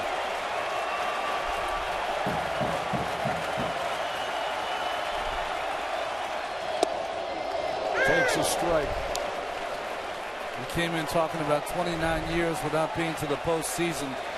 Well, Alex Gordon's been their best player through a lot of that. And here got a chance to put them into the division series.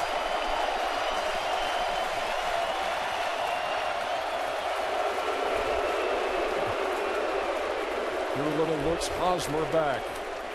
Bob Melvin's team had a 7-3 lead going to the bottom of the 8th. Now it's 7-7, bottom 10. Winning run at second. That was close. Ball and a strike.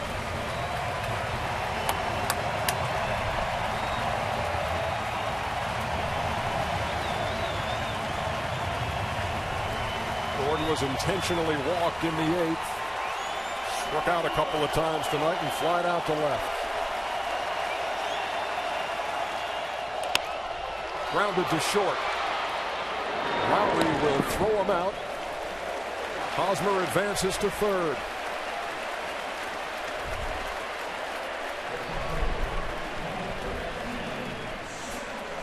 And here's Salvador Perez looking for redemption.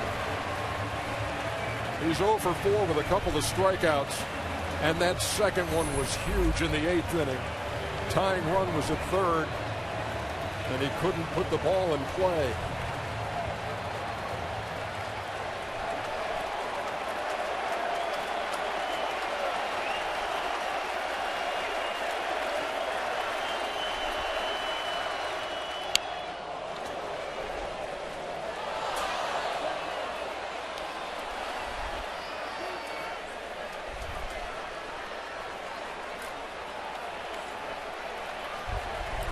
A little better chance here, though, for Perez. Gregerson had a lot of those sliders working away from him.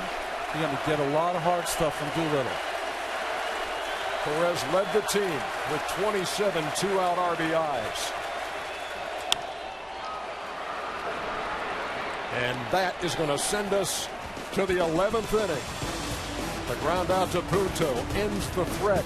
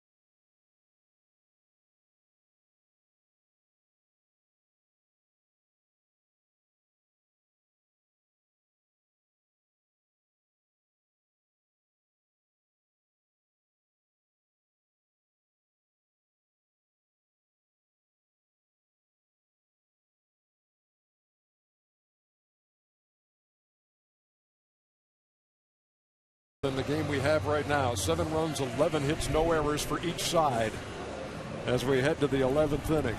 We kind of figured with the pitching matchup tonight, John Lester, big game, James Shields, this is going to be maybe a 1-run game. It's going to be very tight. Well, it's tight. It's 7-7. How did this happen? Well, I mean, I was expecting a 2-1, 1-0 game, and they would be out there the whole time. But the excitement generated by this Kansas City team stealing bases has got me excited. I mean, 6 stolen bases, power against speed, 3 sacrifice bunts, small ball by Kansas City to get back in this ball game. Brandon Finnegan out there for his 2nd inning of work. And Coco Crisp takes a strike. Crisp, the switch-hitting leadoff hitter, turns around. Nevada right-handed against the young lefty.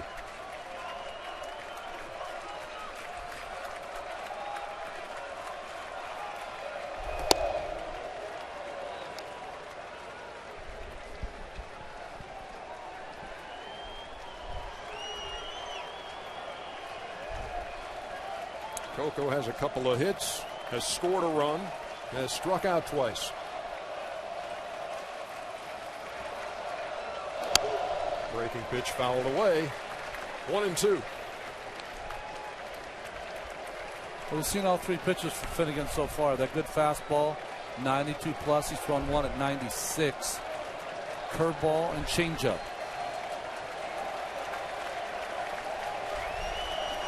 Pretty poised young man out of TCU.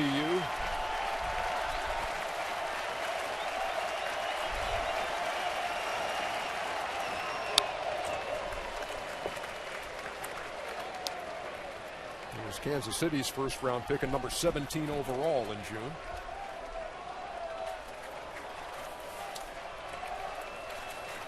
We were talking before the game and wondering, hey, I wonder if anybody's ever pitched in the College World Series and the Big League World Series in the same year. Doesn't seem likely, does it? He struck out Coco Crisp for the first out in the 11th.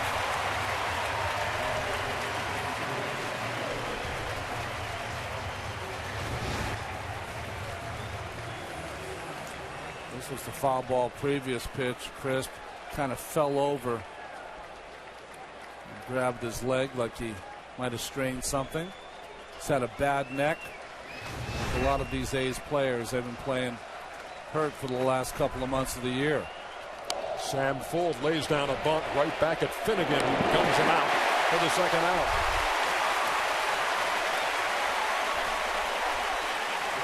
Small ball only works if you wear the color blue tonight.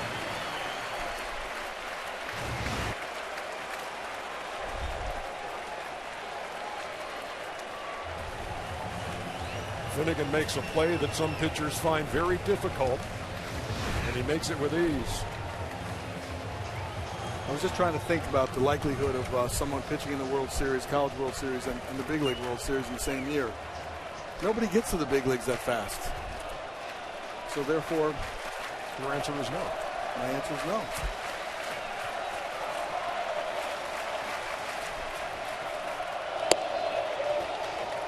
We've got Hal, the computer at Elias, working on that right now.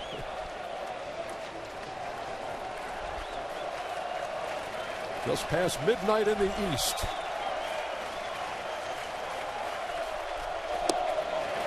That's pretty. 1-1 to Donaldson.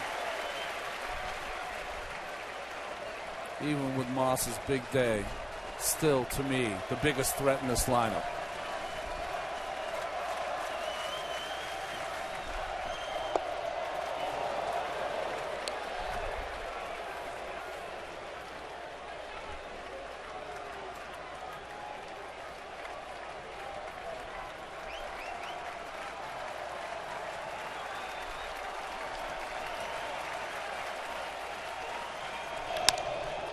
Well hit to left. Gordon on the run, cannot make the play. And Donaldson, after a big turn, will stay at first. The key there was Gordon keeping the ball in front.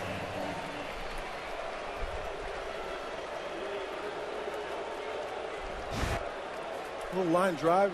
He thinks he's going to have a chance to get to, but does a nice job of keeping it in front. Well, we always think of Gold Gloves as making the impossible plays. Sometimes it's these little plays of making sure you get some leather on it to keep the runner at first. Brandon Moss steps in.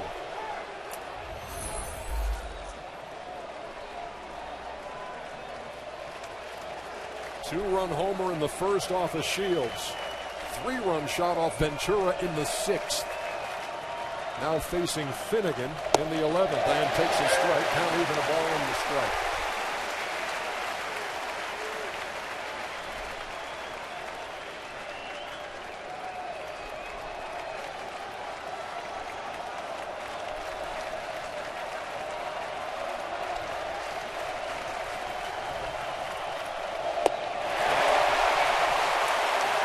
One and two. Ronnie, you gotta like the poise of this kid. Boys, how about the guts, the insides? I mean, he's been watching this game. He's seen this guy go deep 2 times tonight and just blew a fastball by him.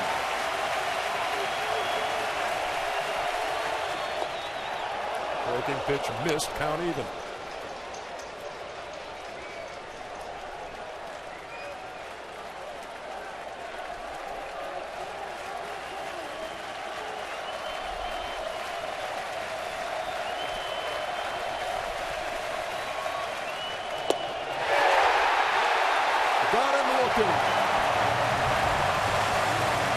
We head to the bottom of the 11th in the wildest of wild card games.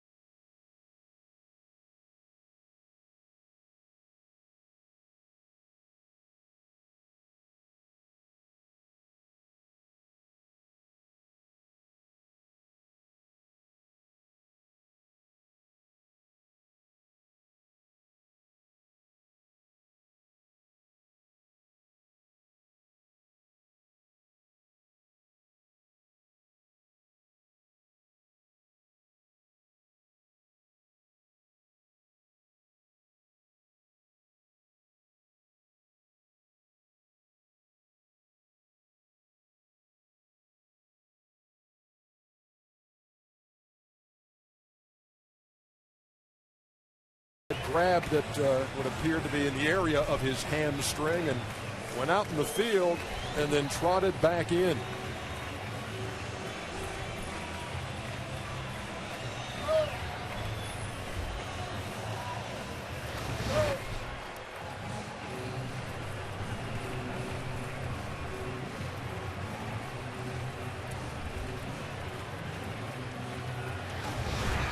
So Johnny Gomes has gone out to left field.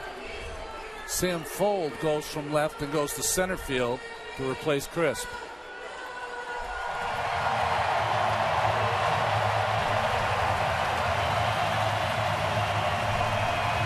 Dan Otero is the new Oakland pitcher. Omar Infante will lead it off in the bottom half of the 11th. So this is what you have to protect yourself against when you're picking your roster in this one game. But this, you got to protect yourself against this going deep into extra innings. So you do have to take a little bit more pitchers than you think, and you can't use your guys up so fast. I was asking both Melvin and Ned Yost about this scenario. If it went into extra innings, they both looked at me cross-eyed, but sometimes it happens. Otero with 72 appearances out of the Oakland pen this year. ERA of 2.28. He was 8-2.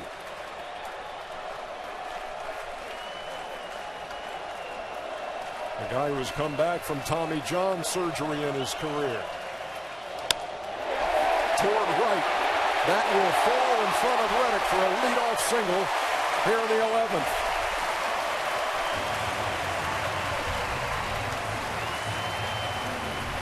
In between innings, Brandon Finnegan and tonight's starter James Shields.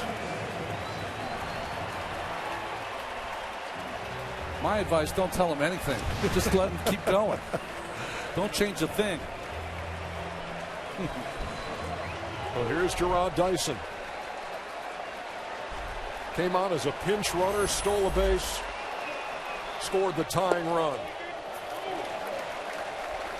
Tried to bunt, pulled it back, ball one. Josh Donaldson is in so close, almost trying to take it off his bat. And force Infante at second. Mike Jersley having to yell at Gerard Dyson to get his attention.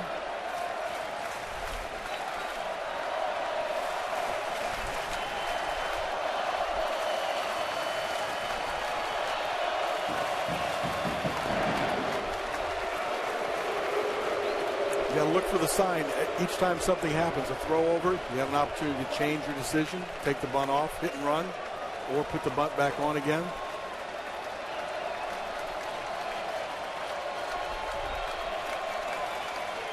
Donaldson creeping in again as Dyson takes inside.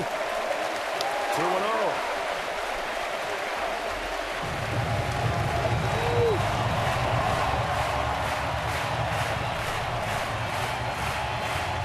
Mike Jersley, this is playoff baseball.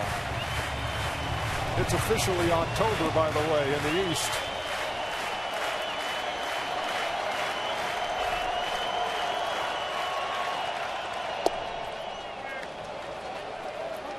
Two balls and one strike.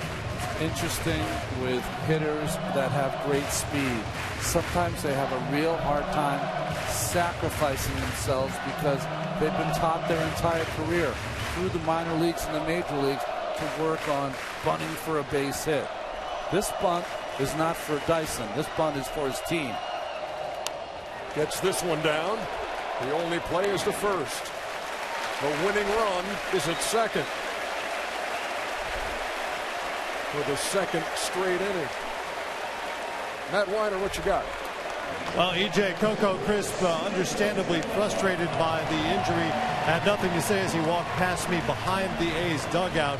Eric Sogard confirmed that it is his hamstring bothering him, although he described it not as a pull but as a cramp. In any case, as you saw, he tried to give it a go in center field and pulled himself out here late in the wild card. Meantime, Kansas City trainer Nick Kenny is on his way out to second base along with Ned Yost to talk to Omar Infante.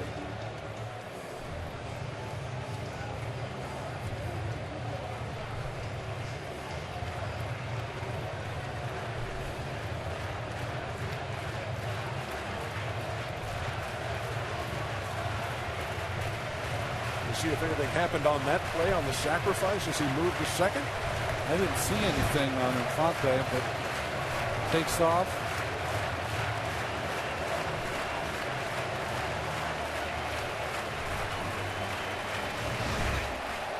Well, Infante's going to stay in there. And here's Escobar.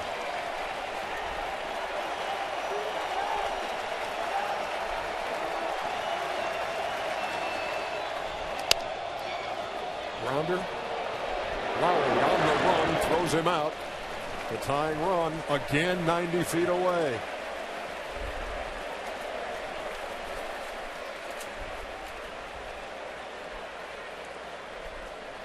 Meant to say the winning run, obviously. 90 feet away. They had it there in the 10th as well. Then it was Hosmer.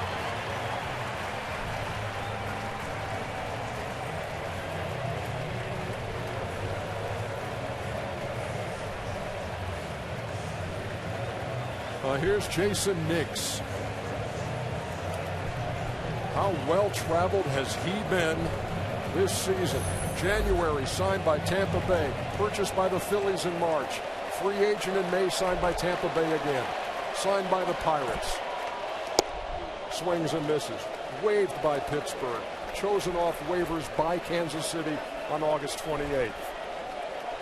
And he has a chance to win the wild card game.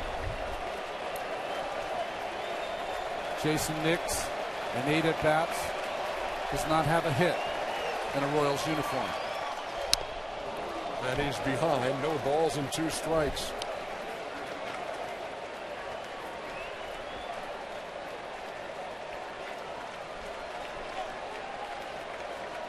Omar Infante, the winning run at third. Led off the 11th with a single. San Francisco and Pittsburgh beat this tomorrow. Only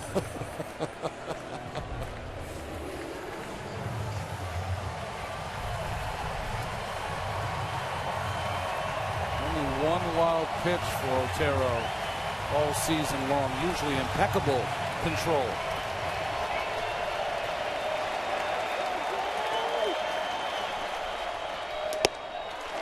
Upstairs. 1-2.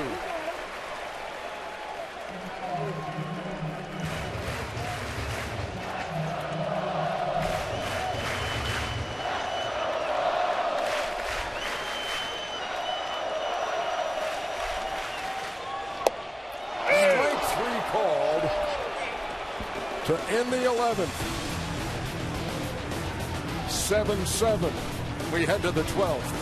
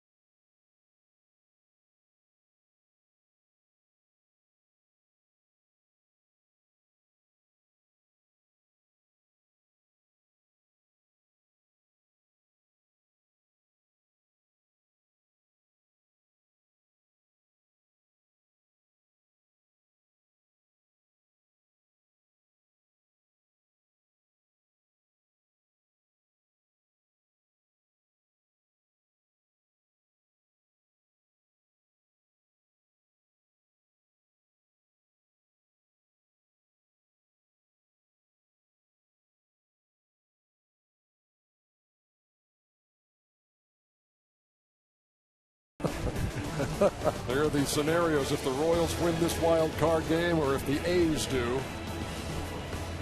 The Tigers and the Orioles, and the winner of this game taking on the Angels in the ALDS on TBS. Brian Anderson and Joe Simpson and the Eck getting ready to call that other series. Wow, what a ball game here tonight, folks. Top half of the 12th. Brandon Finnegan still on there. And Josh Reddick takes the ball 1-0.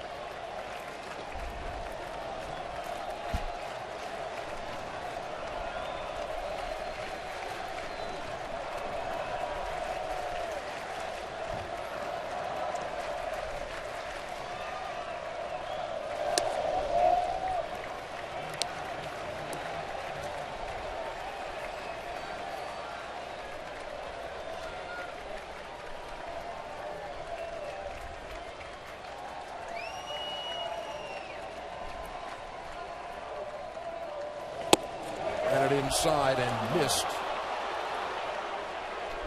He wanted it. 37,000 wanted it. Bill Miller said no, no.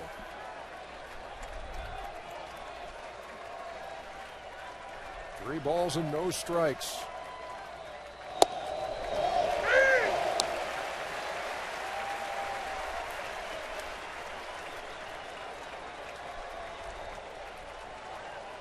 Giovanni Soto's thumb already wrapped up with a brace on it.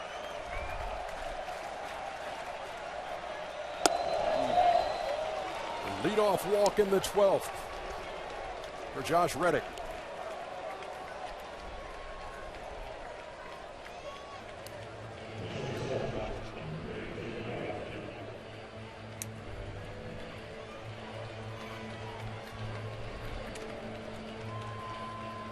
That'll bring up Jed Lowry, the switch hitting shortstop, who was 0 for 5. You'd be thinking they'd be playing some small ball here after getting the first hitter on.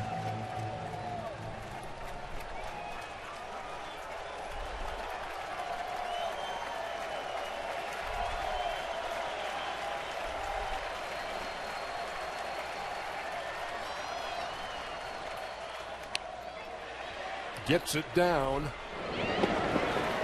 Nix throws him out. Go ahead run at second. Ball hung up for just a second.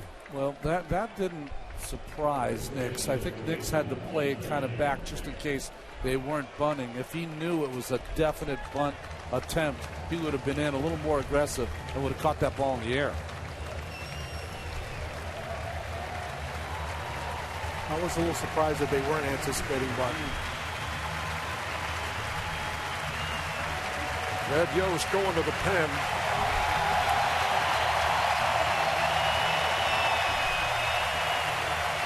Finnegan hears it from the fans here in Kansas City.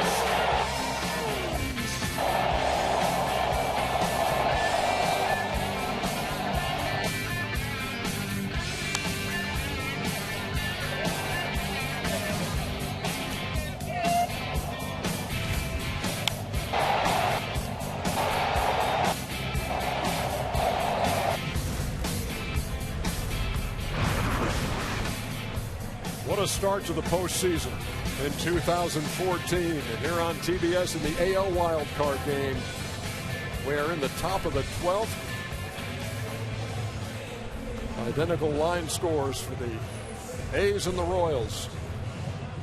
And Jason Frazier comes on. Well, he did some nice work. 61 games split, 38 with Texas, 23 with the Royals. He's been in Toronto, Chicago White Sox. He has appeared in 647 games. Was with the Blue Jays for a good chunk of time, 2004 to 2011, and then traded to the White Sox. Comes on in relief now with Finnegan. Alberto Callaspo has a bat and will hit for Nate Fryman. 647 games for Frazier. First one in the postseason.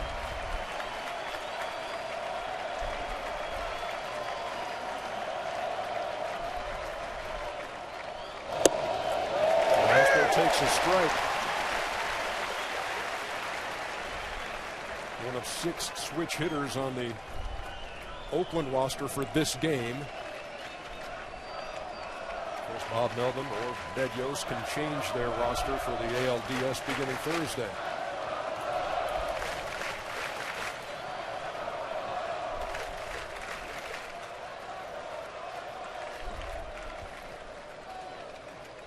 One's a fastball, two's a curve. Yeah, now's not the time to get crossed up. You want to make sure you know you're on the same page. Take time out and go out there and make sure the sequence is right. You both understand what you're throwing.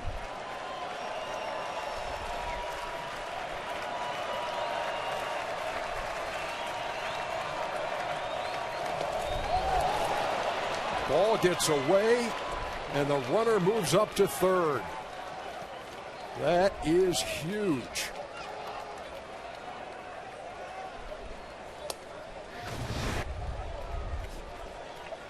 Frazier with a wild pitch that Perez got a piece of, but it caromed away. 4 wild pitches, 3 in Texas, 1 with Kansas City. Now this is his 5th. He's had everything else. Why not a suicide squeeze? Reddick is the runner at third. The go-ahead run.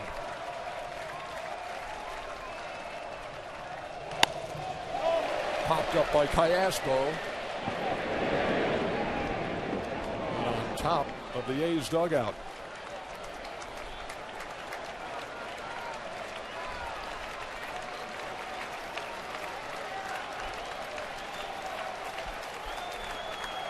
Frazier's only 5'9".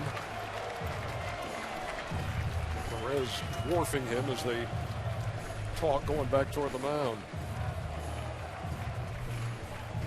A little dwarfing going on at third base too with Gallego and Reddick. Who's dwarfing who? Callaspo played with the Royals from 2008 to 2010.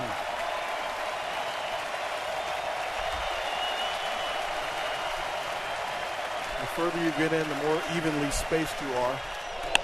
Slapped into left field, and the A's have the lead. Alberto Callaspo delivers in the 12th, and it's 8-7. What a nice piece of hitting. Cal, one of the most unlikely guys to get a hit for the Oakland A's, struggled down the stretch. Yeah, 0 for his last 14. Big time to get a hit, but 4 for his last 50. Guess he was due. What did we say? New season, wipe the slate clean. And he comes up huge here in the 12th. Now here's Derek Norris. The Athletics have been 0 for their last 16 in this game with runners in scoring position. Now 1 for 17.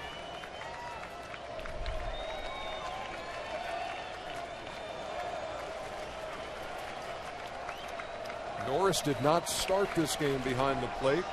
Giovanni Soto did. And then Soto hurt his left thumb, had to leave the game, and Norris entered.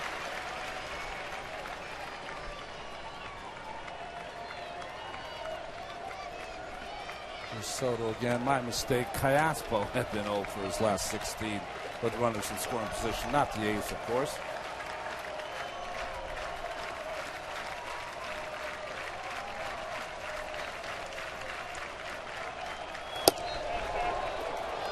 Missed outside. 1-2.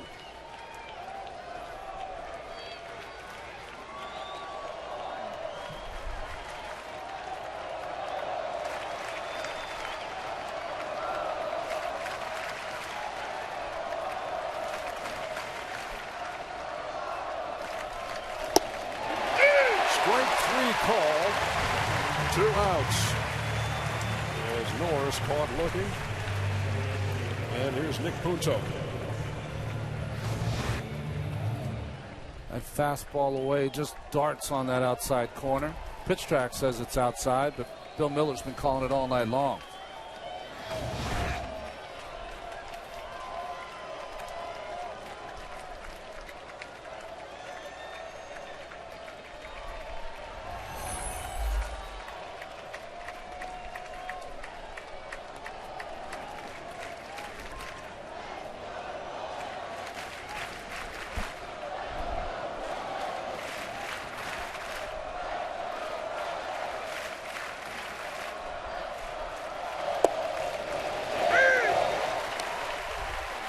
There's a strike to Punto. So position players that have not been used by Bob Melvin.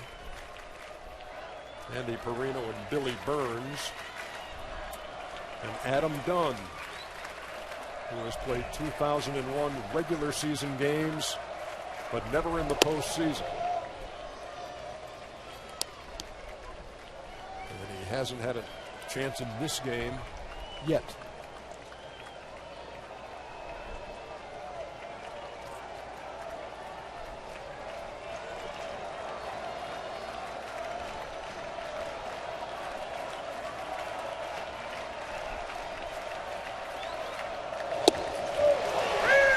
Two strikes. A leadoff walk has cost the Royals here in the 12th.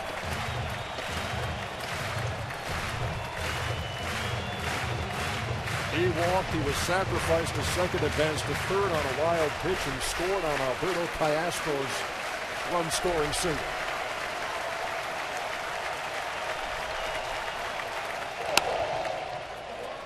Popped him up. Hosmer over there by the top, but it's Infante who makes the play. That'll do it for the A's, but they break the tie and take an 8-7 lead to the bottom of the 12th.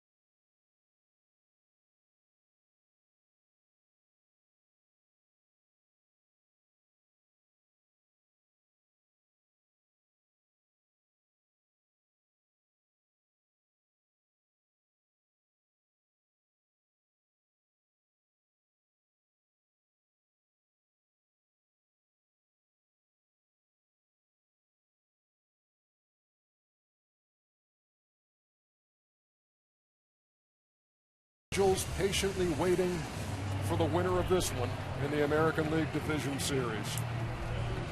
And fellas, we've gotten our money's worth tonight out of this one-and-done game to begin the postseason.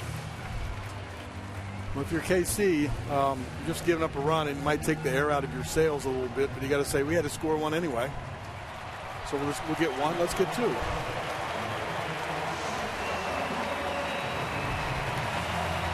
It seems a lot less daunting than coming back from 4 runs down with Lester on the mound. Lorenzo Cain will lead it off. Eric Hosmer is on deck as they face Dan Otero.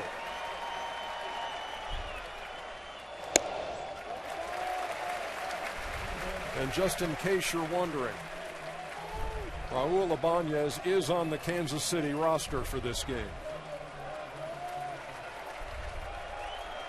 He has a knack for some October magic. Ball and a strike.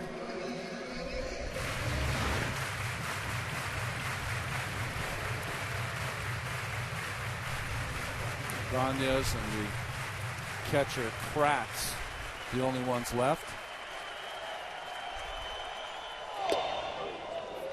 Kratz is a right-handed hitter.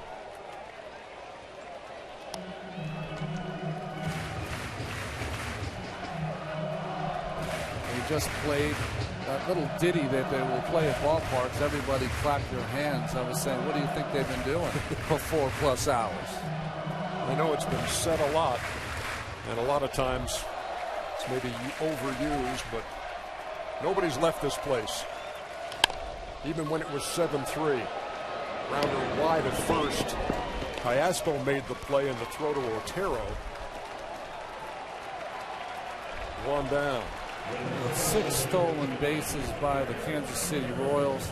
Incredible magic to get the game tied. You've got 8 runs, one more by the Athletics, with 15 strikeouts in this game. And 5 of those 6 stolen bases coming in the 8th and the 9th, with the Royals behind and trying somehow to scrape their way back in, and they did, tying it in the bottom of the 9th. Here's Hosmer.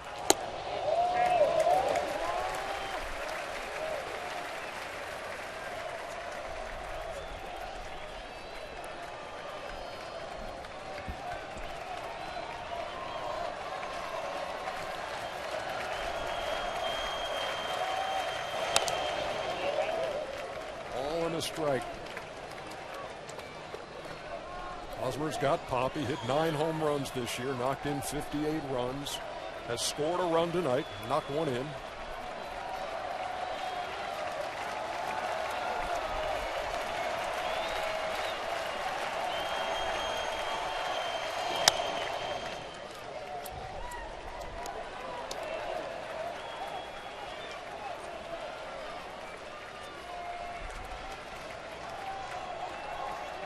Somebody's bubble is going to burst tonight.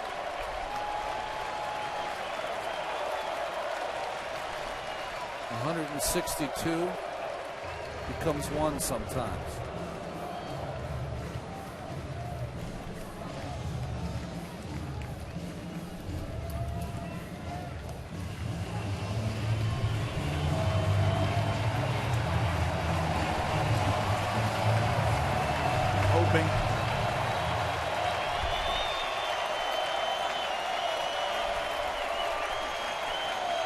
A 1-2 pitch. Down low, count even.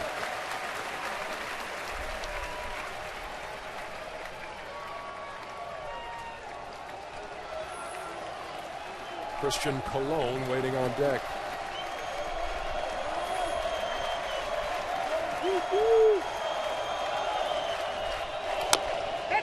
Fouled off right at the plate.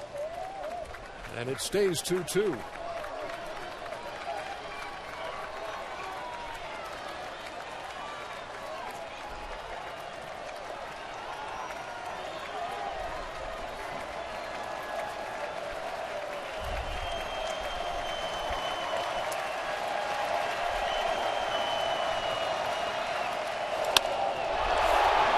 in the air to left center field.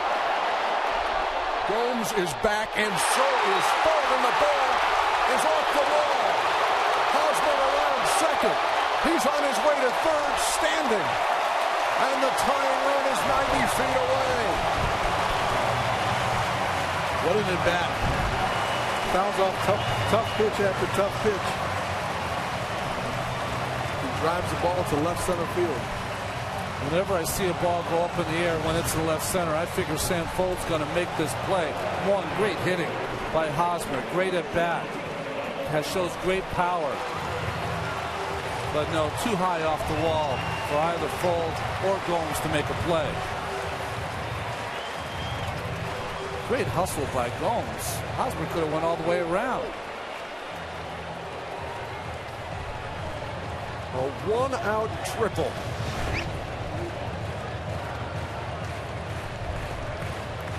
Boy, that ball just barely missed getting out of here. He was displaying his power that way during batting practice today. Working on staying inside the ball. Hit a lot of balls way up in those seats.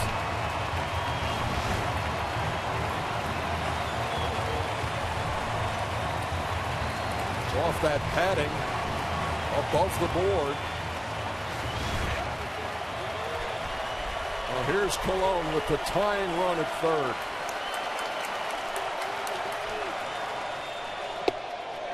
Ran it inside and missed. And you wouldn't put the squeeze out of the equation right here either. Especially when Colon hasn't looked for the signs until right now. Now he's stepping out of the box.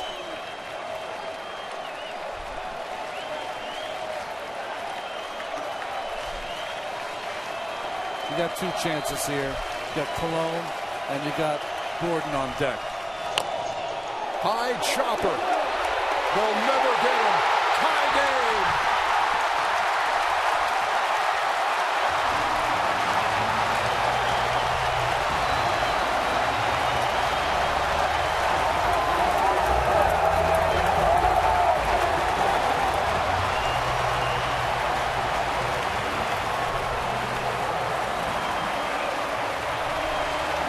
Are you believing this? This is just an excellent read by Hosmer. Sees it right away, breaks. Josh Donaldson has no chance. Tries to barehand it, but even then couldn't make a throw either at home or first. Might have been better off letting that one bounce.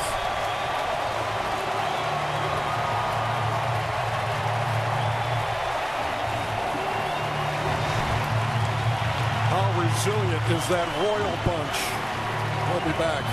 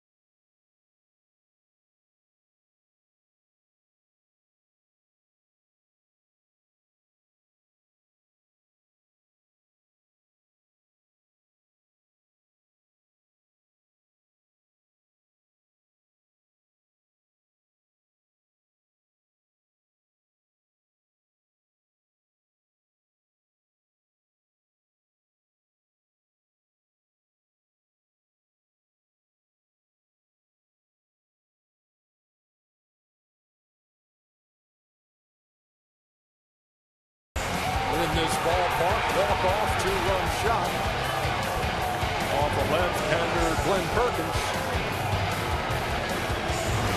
Bob Melvin has gone to the Oakland bullpen and brought on the left-hander Fernando Abad.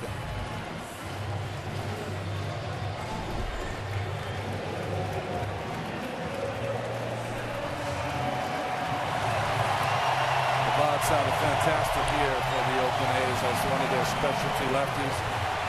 69 games. Look at that ERA. Good numbers with inherited runners stranded. He came into this season with a career record of 1-14 with an ERA of about 4.5 and a 13-game losing streak. But he's been sensational for Oakland. Alex Gordon waits. Pops it up. Foul territory. Josh Donaldson makes the play. 2 down.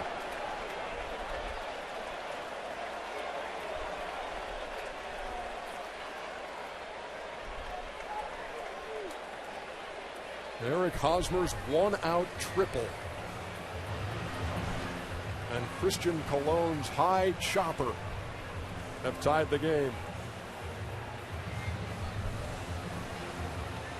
Abad did his job.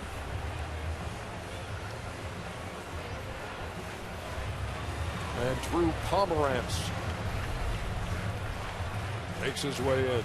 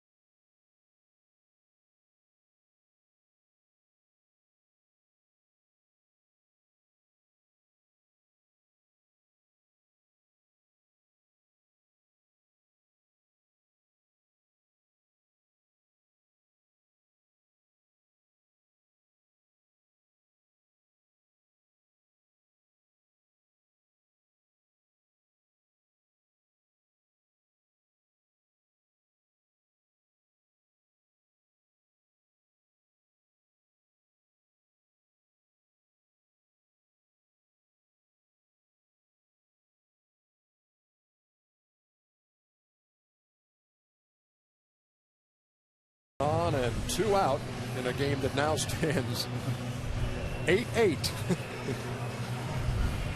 You know, we spent a lot of time talking about the Lester trade being the big difference maker, but they traded earlier in the year Addison Russell, who was their shortstop phenom prospect, over to the Chicago Cubs, and they got Samardzija and Jason Hamill. And now Jason Hamill has been put on the roster because he's one of those guys that is a starter by trade, only 1 relief appearance for Oakland, and he can pitch multiple innings if you need it. You've seen a lot of things in your career, Iron Man.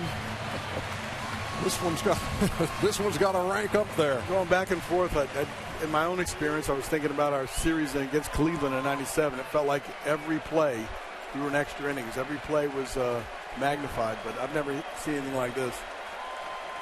Colon has 2 stolen bases. Right-hander might allow him to steal. Salvador Perez at the plate. Hamill throws over.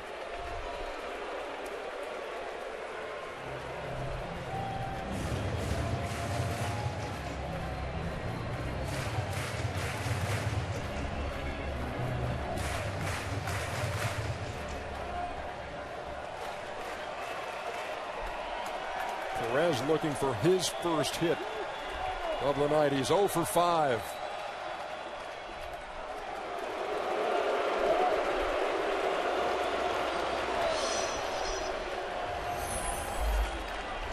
He struck out in a big spot in the 8th. Rounded out to end the 10th with a runner at third.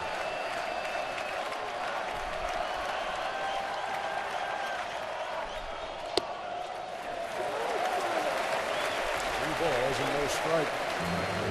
You see the defense. The thing I noticed, no doubles defense in the outfield, Cal. They're about as deep as you can play in this ballpark. Hamill's trying to keep Colon close, but base running for success of 12 out of 15 times. Stealing against Hamill. Waiting on a 1-0. Tapped foul right there at the plate. Well, the reason you play so deep is you have a better angle, cutting the ball off, no doubles, so the run can't score from first base here. It would require 2 hits in their defensive positioning. They're not playing tight on the line, though. They're pinching a line down to third. And holding a runner at the mound on first.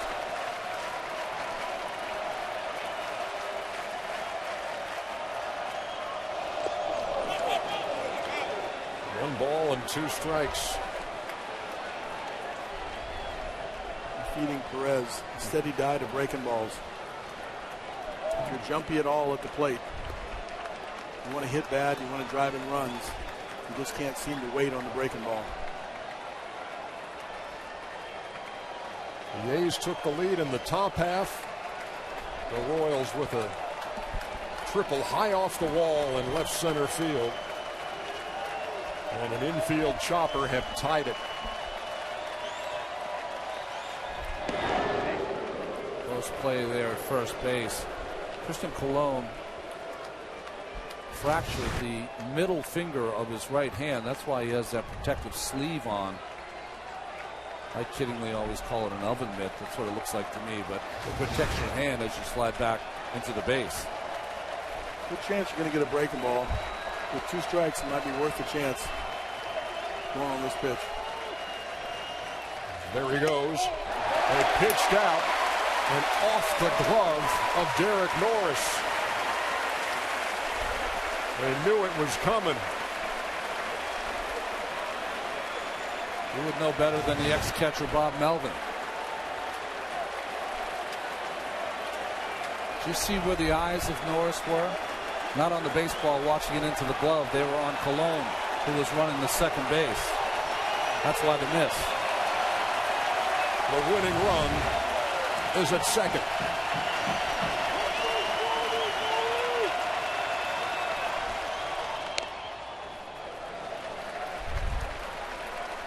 In a roster of 25, 7 different Royals have stolen a base.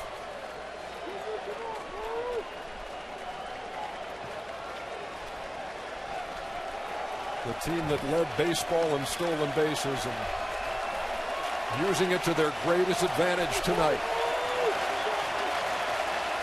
Now looking for a 2-out hit. Pass through into left field. The Kansas City Royals are walking off into the ALDS.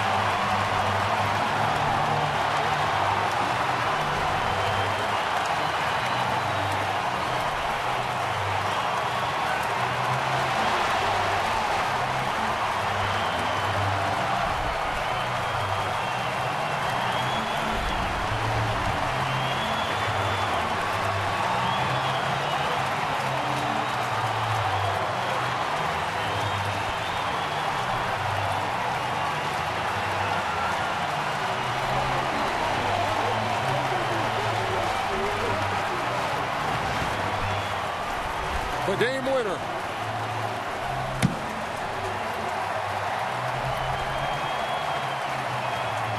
That close to the glove of Josh Donaldson. Another breaking ball. Gets this one a little over the plate. Perez just gets enough of it. Stays back just enough and is strong enough to hit the ball down the line. What a night here in Kansas City.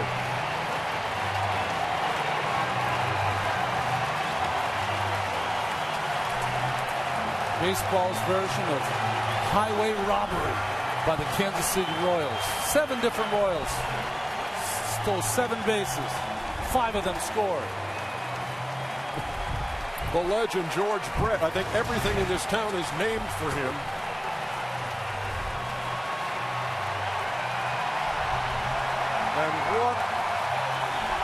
And what a moment. And these fans who have stuck here close to 5 hours of game time tonight, even when they were down 7-3, no matter, they battled back to win it in 12. Matt Weiner, go ahead. A lot of water there. Been a long game, long time coming for this Kansas City Royals team. 0 for 5 when you step to the plate. Take me through that. Now he's got plenty of water. And everything else. What were you thinking when you stepped up there? Hey, I say right now, I just want to bring Sissy. And they call it the pitch out, you know. No release the ball, he get it to second base. And that's my time. He said, I got 0 for 5 all game, you know. I need to do something with the team right now. And that's what I got. He threw me a slider, he leave a little up, and I hit in the front. 7 stolen bases for you guys. What kind of a weapon is that for this team? We got a lot of guys, you know, like to run, and they don't know run, you know. That's why P do, that's what I have to say, that's what P do. They get on base, they try to get a second, and all, yeah, you have to bring in. You ready for more of this? Let's go! Let's go! Let's go! There's your hero, Salvador Perez. Brett.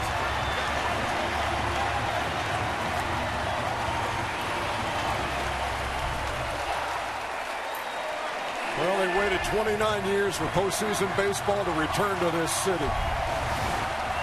And then they waited another almost 5 hours for a playoff win. And it came with that swing of the bat by Salvador Perez. He played in 146 games, a franchise record. He squatted for over 5,000 pitches, and he had enough still left for the big hit.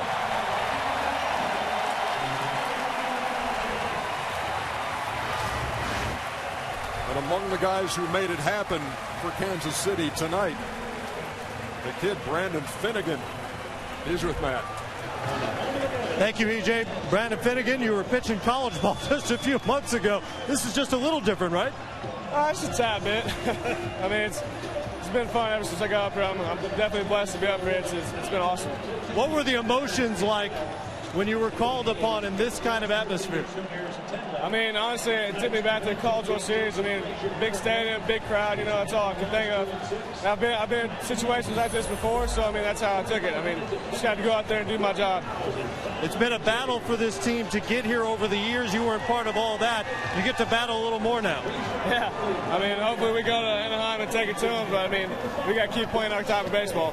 How about the stolen bases for this team tonight? It's been a weapon all season long, 7 of them. How effective, how much pressure does it put on the guys on the mound opposite you? Oh, it puts a ton. I mean, that just shows what kind of team we are. We're very aggressive on the base path. We got a lot of guys that can steal bags, so, I mean, it's awesome. But when you're a pitcher, that definitely puts a lot of you know, stuff on you, so it's hard to get through that, especially when a guy doesn't take over. I mean, we faced a good pitcher tonight, and luckily we got to him. We'll see you in Anaheim. Awesome. Sounds great. 21 years old, Brandon Finnegan.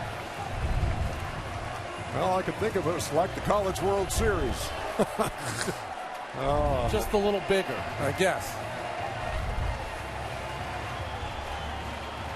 Matt Weiner, busy man down there. I think everybody wearing a Royals uniform would like to talk to Matt. And Eric Hosmer standing by with him.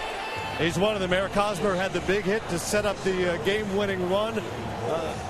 Triple to left field. What did you see? What did you hit?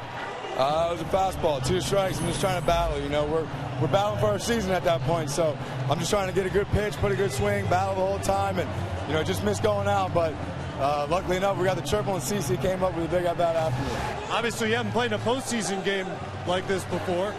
Have you played in any game at any level with all the ups and downs with the pressure going on here? No, this will go down as the craziest game I've ever played. You know, this team showed a lot of character. You know, no one believed in us before the game, no one believed in us before the season. But you know, we were down 4. We aren't going to quit until we're the last out. And you know, we really showed a lot of character tonight. And we showed a lot of fight in this team. Obviously, this team is not a home run team. You have to generate runs.